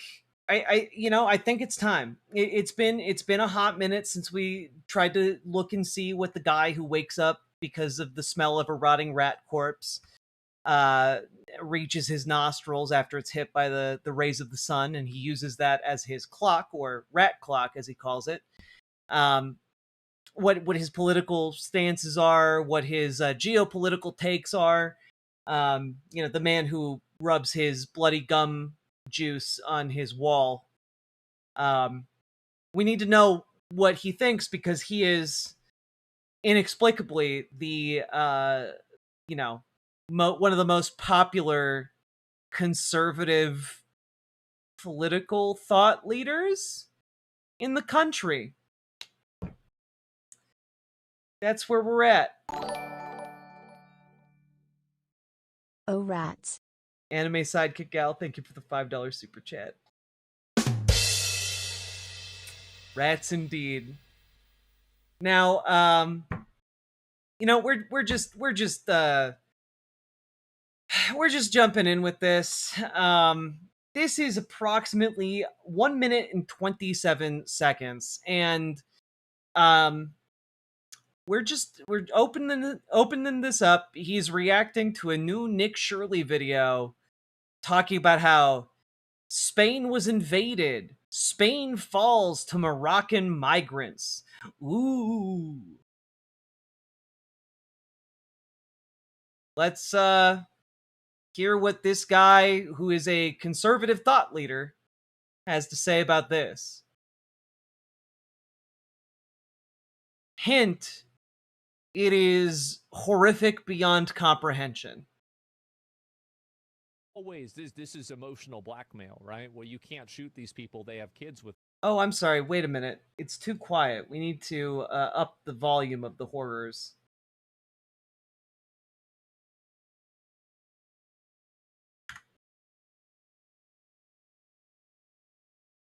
Always, this is emotional blackmail, right? Well, you can't shoot these people. They have kids with them. Well, then don't bring your kids. If you don't want to get shot, then don't bring your fucking kids. It's really simple. You mean you'd shoot adults and deport the kids, right? Well, I'd shoot whoever. Yeah, I'd shoot whoever. I mean, if it's kids, women, men, anybody, just shoot them. They're going to stop coming over. Because if you don't do that, they'll use children and women as shields to get themselves over. And then they'll put more women and children at risk because they know that they can use them as collateral so they can get more of themselves over. That's the way it works. That's the way an animal thinks, and these people are animals. Now, we're only about halfway done with this clip. He's not a conservative thought leader. He's a video game streamer and guy who reacts to stuff. Nah, he's a conservative thought leader. He's the most popular conservative streamer. Like, you can say, oh, he's just a streamer guy, but he pals around with politicians. He's not just a guy who reacts to stuff. He's a guy who routinely goes out there and espouses the cause of white nationalism. Wait, did he get banned for this? No, because he's an incredibly large streamer, and he will just get on his stream to talk about how, he supports a policy of shooting children. And for whatever reason, he doesn't get yeeted from any of his platforms. That's crazy. That's wild. He just says stuff. The goal is to be as edgy as possible. I don't think that's it. I don't think his goal is to be edgy. I think he just genuinely believes this shit. Like, there's just no filter for him between his brain and his mouth. He's just saying literally what he believes. Like, that's the thing, is that a lot of you guys attribute too much intentionality to what he says. He's like a hateful sea cucumber. He just absorbs passively absorbs the Nazism on Twitter and then regurgitates it. Like that's what he does. And his idea here is just, oh, they're coming across the border with women and children. Well, obviously, the solution to that is just kill them. If you kill them, they'll stop coming. And I do want to emphasize here, that hasn't historically worked. Right? Yes, the Dems just call everyone Nazis. He's literally making a point here that, like, children need to be shot dead. Like, I don't know what to tell you here, but like, there's no daylight between what Asmongold believes and what a neo-Nazi believes. And I know that because I've debated neo-Nazis, and they all talk exactly like this chucklefuck. And by the way, they also all give money to this chucklefuck. Like, it's not difficult if you're actually like watching his content to understand, oh yeah, this guy is really awful. Because again, like, there's no difference here. When you look at like what Hitler was talking about when it came to Jewish people, he was talking about, oh, we just need them all to leave. We need to deport them all to a different country, blah, blah, blah, blah, blah. There were a lot of other things before the final solution, which was just, oh, if we kill them all, they won't come back. There's no difference between that and what Asmongold is saying, which is, if we just kill them, they won't come back. Like, I'm sorry, I can't coddle you out of a conservative worldview that refuses to call a spade a spade. But we're not done with the clip yet, so, maybe there's time for some daylight to emerge. It's just the way it is. They're savages. Absolute fucking savages. Hamas. Oh yeah, that's right. Anyone from, not your country trying to come in is a savage because, they're just fundamentally different from you somehow. Tactics, terrorists. Of course you don't want to do that. Doesn't mean you want to do it.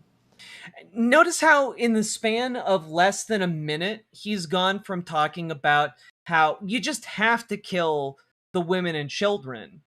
Otherwise, these terrorists will use them as human shields. because they're all terrorists. And like,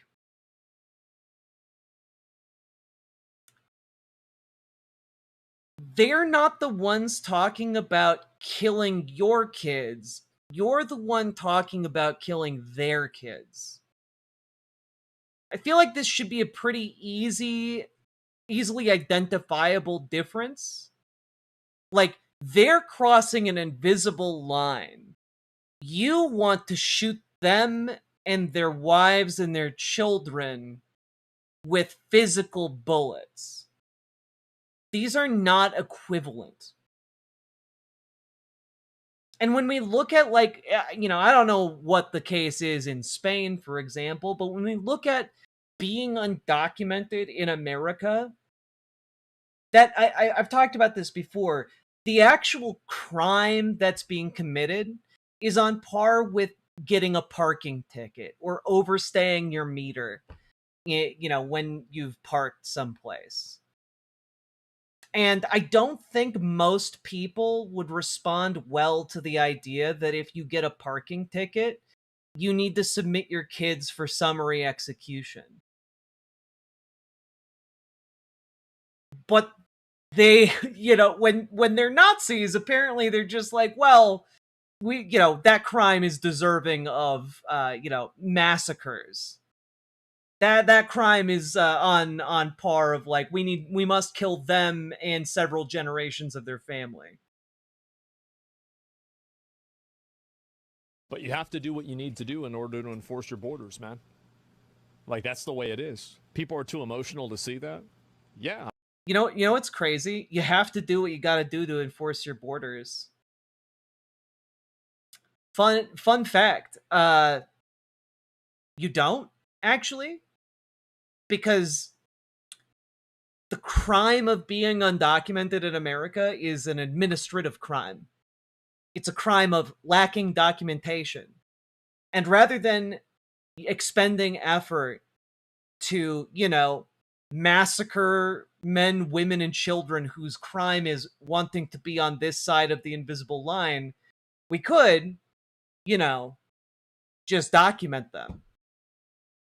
It's not a difficult position. And also, just like to point out that up until the Chinese Exclusion Act, we had a relatively porous border. Like, we had quite a long period of time where you could just walk over any old place into the country and, like, it was okay.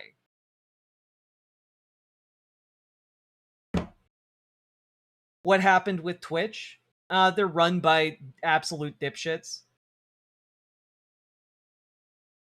Also, like, fuck Twitch. Just as an aside to all of this, fuck Twitch. They are apparently considering forcing all streams on Twitch to be fed in to be used for AI model training, and they are graciously considering adding the option to allow creators to opt out their streams. And but that is not a confirmed ability to opt out. And I would just also like to point out that since they introduced different tags on Twitch, of course, I talk about the news and politics. So my content is flagged as political content. And I went from making, like, a not insubstantial amount of money off of ads on Twitch to now I make, maybe 1 or 2 cents a month off of Twitch ads. And yet they continue to run ads on my content. So that's cool. The value proposition of streaming to Twitch has gone down precipitously every fucking year. And it's the fact that they will allow this Nazi posting piece of shit who's advocating for the slaughter of women and children openly on their platform, they'll allow him to be on there, but they won't actually, like, pay the content creators on their platform or, like, I don't know, not steal all of our content to train AI models. The deal's getting worse all the time, and I honestly thought we were already at rock bottom.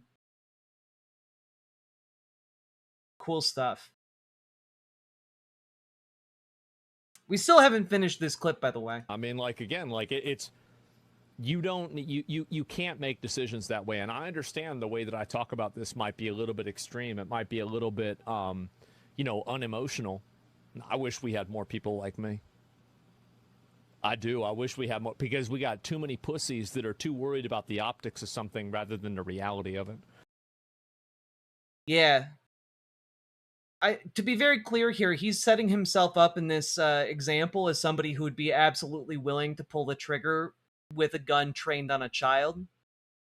And he's not only saying that's a good thing, he's saying that there needs to be a lot more people like him willing to gun down children.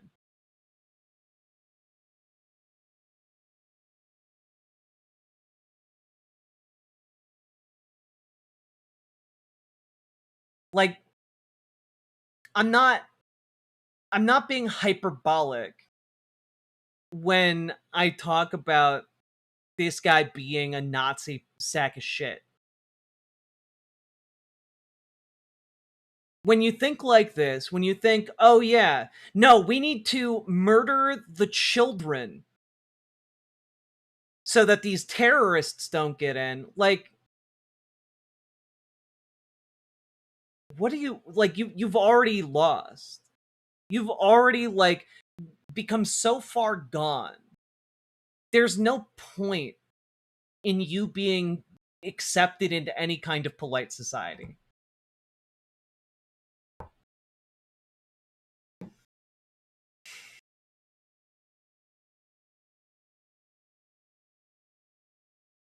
And I just, it's frankly astounding, the number of people who treat this like it's normal.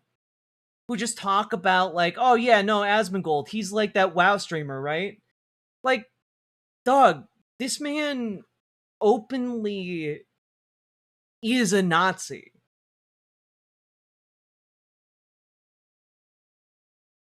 Why? I don't understand why he thinks like that. I mean, his reasoning, as put forward in this clip, is that you need to kill the children and the women. Otherwise, the men will use women and children as shields and get into your country. And once they're in your country, in his worldview, they will metastasize like a cancer, raping and killing and destroying all of civilization. That's his take on, any foreigners entering the country. And so his thought is, don't let them have the human shields of women and children by just killing them. His take isn't very sound. Yeah, because Nazis aren't like logically sound. Fascism is not a logically sound proposition. It is made possible by a rejection of empirical ideas. It is made possible by a rejection of fact and logic. It is made possible by a rejection of the very idea of introspecting and, like, the rejection of the very notion of self-improvement, frankly. His take is pure evil or pure insanity. I'm going to go with pure evil. I don't think he's mentally well, but, like, I don't think that's any excuse for what he's pushing out there. Oh, FTM. No shade to you at all. I would recommend, for folks who are wondering kind of more about fascism, there's a video on my channel where I read through the entirety of Umberto Eco's Fascism, which is Umberto Eco's, like, attempt to describe what fascism is, and he distills it in that relatively short essay to 14 different points.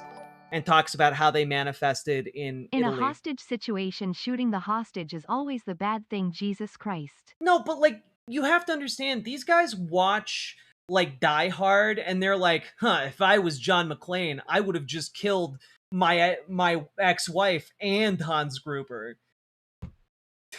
And then they think they're like tactical geniuses. Like it's crazy. Like they're crazy. Let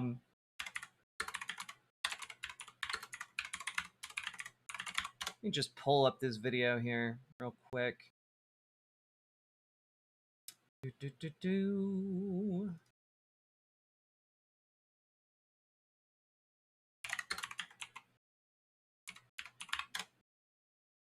Yeah, here we go. It's from about a year ago. It hasn't gotten a lot of views. But here's the link. I'll post it in chat here.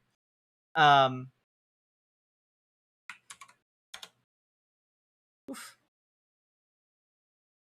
Video from back in my old apartment too. There you go. There you have it.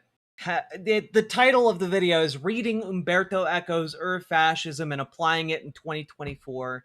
And I basically make the case that like Donald Trump and like his entire MAGA movement embody what Umberto Eco was trying to warn us desperately to avoid. And I was really, really hoping at that point in time that, we wouldn't elect him again, but here we are. So, anyway, we'll also link that down in the comments on this, not comments, in the description on this video. And folks, if you got anything out of that, hit the like button, hit the subscribe button, leave a comment. Comments really, really help in the algorithm. And also, do share it around. Also, get organized, folks, because the only thing that beats these absolute chuckle fuck monstrosities that pass for human beings is organization. We need to be organized. We need to actually give a shit. We need to actually get off our asses and do shit. So if you are interested in doing that and getting involved in your local politics, you can join our Discord and reach out to GamerG for help joining your local DSA. Reach out to Dragonfly for help joining your local Dems. They can help you get organized. They can help you know how to navigate organizing spaces. And also, they're just cool people to talk to. Pick their brains. They're making their years and years of organizing experience available to you guys. So take advantage of that. Last but not least, check out ImogeneOlivia.com, gender euphoric lingerie designed from the ground up for trans femmes. Tested with cis men, cis women, non-binary folks, trans men. It is comfortable, sexy, non-tucking lingerie. And honestly, if you buy it, it'll probably piss off people like Asmongold. So that's I would say just an unambiguous win. And yeah, check it out. Link down in the doobly-doo. Let's keep on going.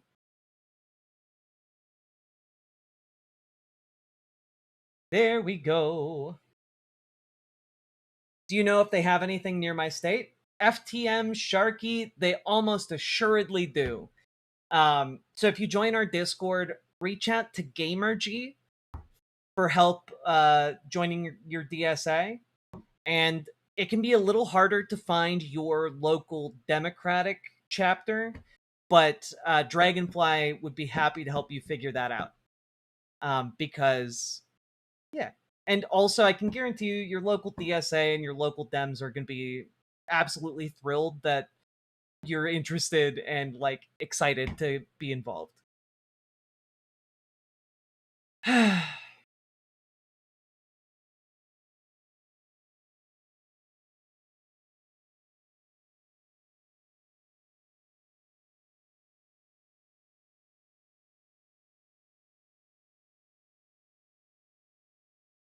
FTM Sharky, DSA, as far as I know, operates in almost every single state, and the Democratic Party sure as hell does operate in every single state. So, guarantee you, there are people in your area, and if there aren't people like super close by, there are people you can connect with via digital meetings. So, yeah.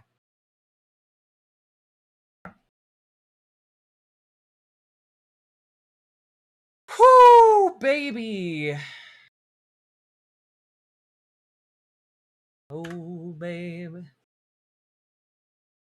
Ooh, did you know heaven is a place on earth? All right.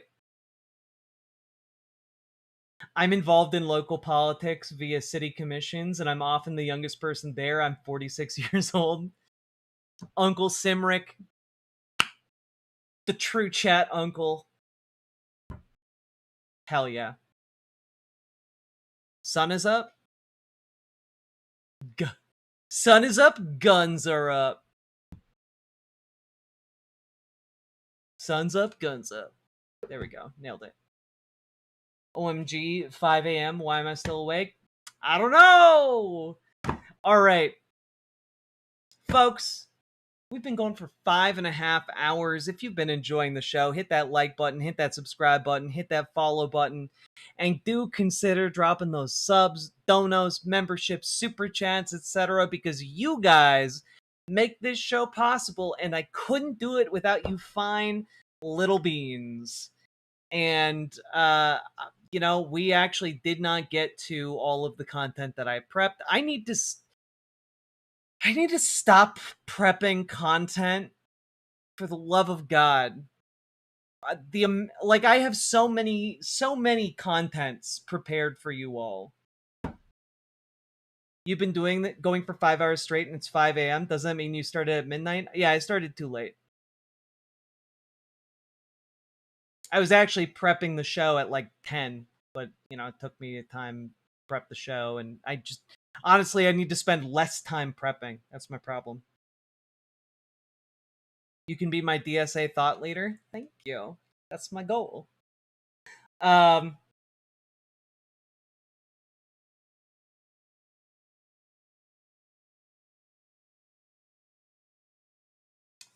I almost got all of them. Queenie. Like, I only missed the sports one, but that's because I asked that very early in the show. You did many seggies tonight? I did. Gonna be out of town just a little bit, so I want to make sure we have enough segments up while I'm gone.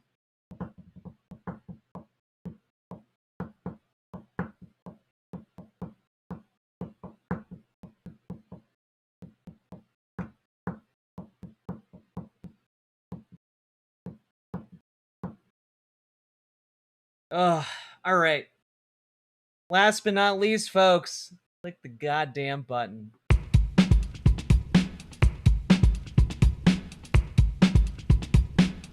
Go, go, go. Click a button. Click a button. Click a button. Click the goddamn button. Click a button. Click a button. Click a button. Click the goddamn button. Click a button. Click a button. Click a button. Click the goddamn button. Click a button. Click a button. Click a button. Click the goddamn button. Click a button. Click a button. Click a button. Click the goddamn button. Click a button. Click a button. Click a button. Click the goddamn button. Click a button. Click a button. Click a button. Click the goddamn button. Click a button. Click a button. Click a button. Click the goddamn button. Click button. Click button. Click The Sage Sama, thank you for the $10 super chat. And yes, I have been up all night. There just medical crisis pushed back the time of stream until midnight, and then I wanted to get a full show in, and now it's 5 o'clock in the morning. You know how it goes. Thanks for helping crack my egg 2 years ago. You're very welcome. I don't know what I did, but I appreciate being there to help you in a time that I know is incredibly difficult. And thank you for monetarily supporting the stream. I very much appreciate it.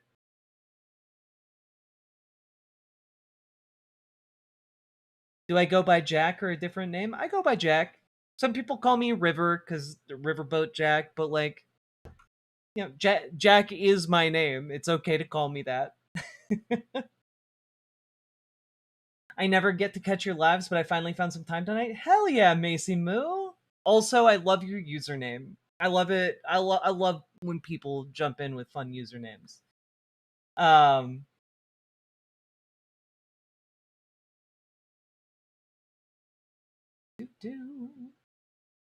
Rational Poet Jackie, you're welcome. I hope you all enjoyed the show.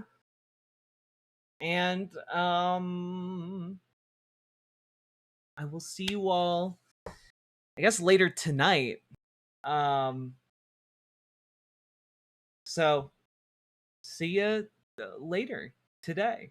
And I guess when I begin my show today, we'll find out how Abdul El Sayed did in the Michigan primary. It's going to be incredibly interesting to see that all play out. Another stream tonight, FTM Sharky. I tried to stream every weeknight, so Monday through Friday. But sometimes I take a night off because I also do the Transatlantic Call-In show on Thursdays in the afternoons. And so sometimes that leaves me completely drained to do a show every other Thursday night, but that's not this week. And also sometimes I just have to take time off because of my family obligations. So just that's mostly what happens. So all that being said, folks, I'll see you later. Bye. Goodbye. Do do do do do.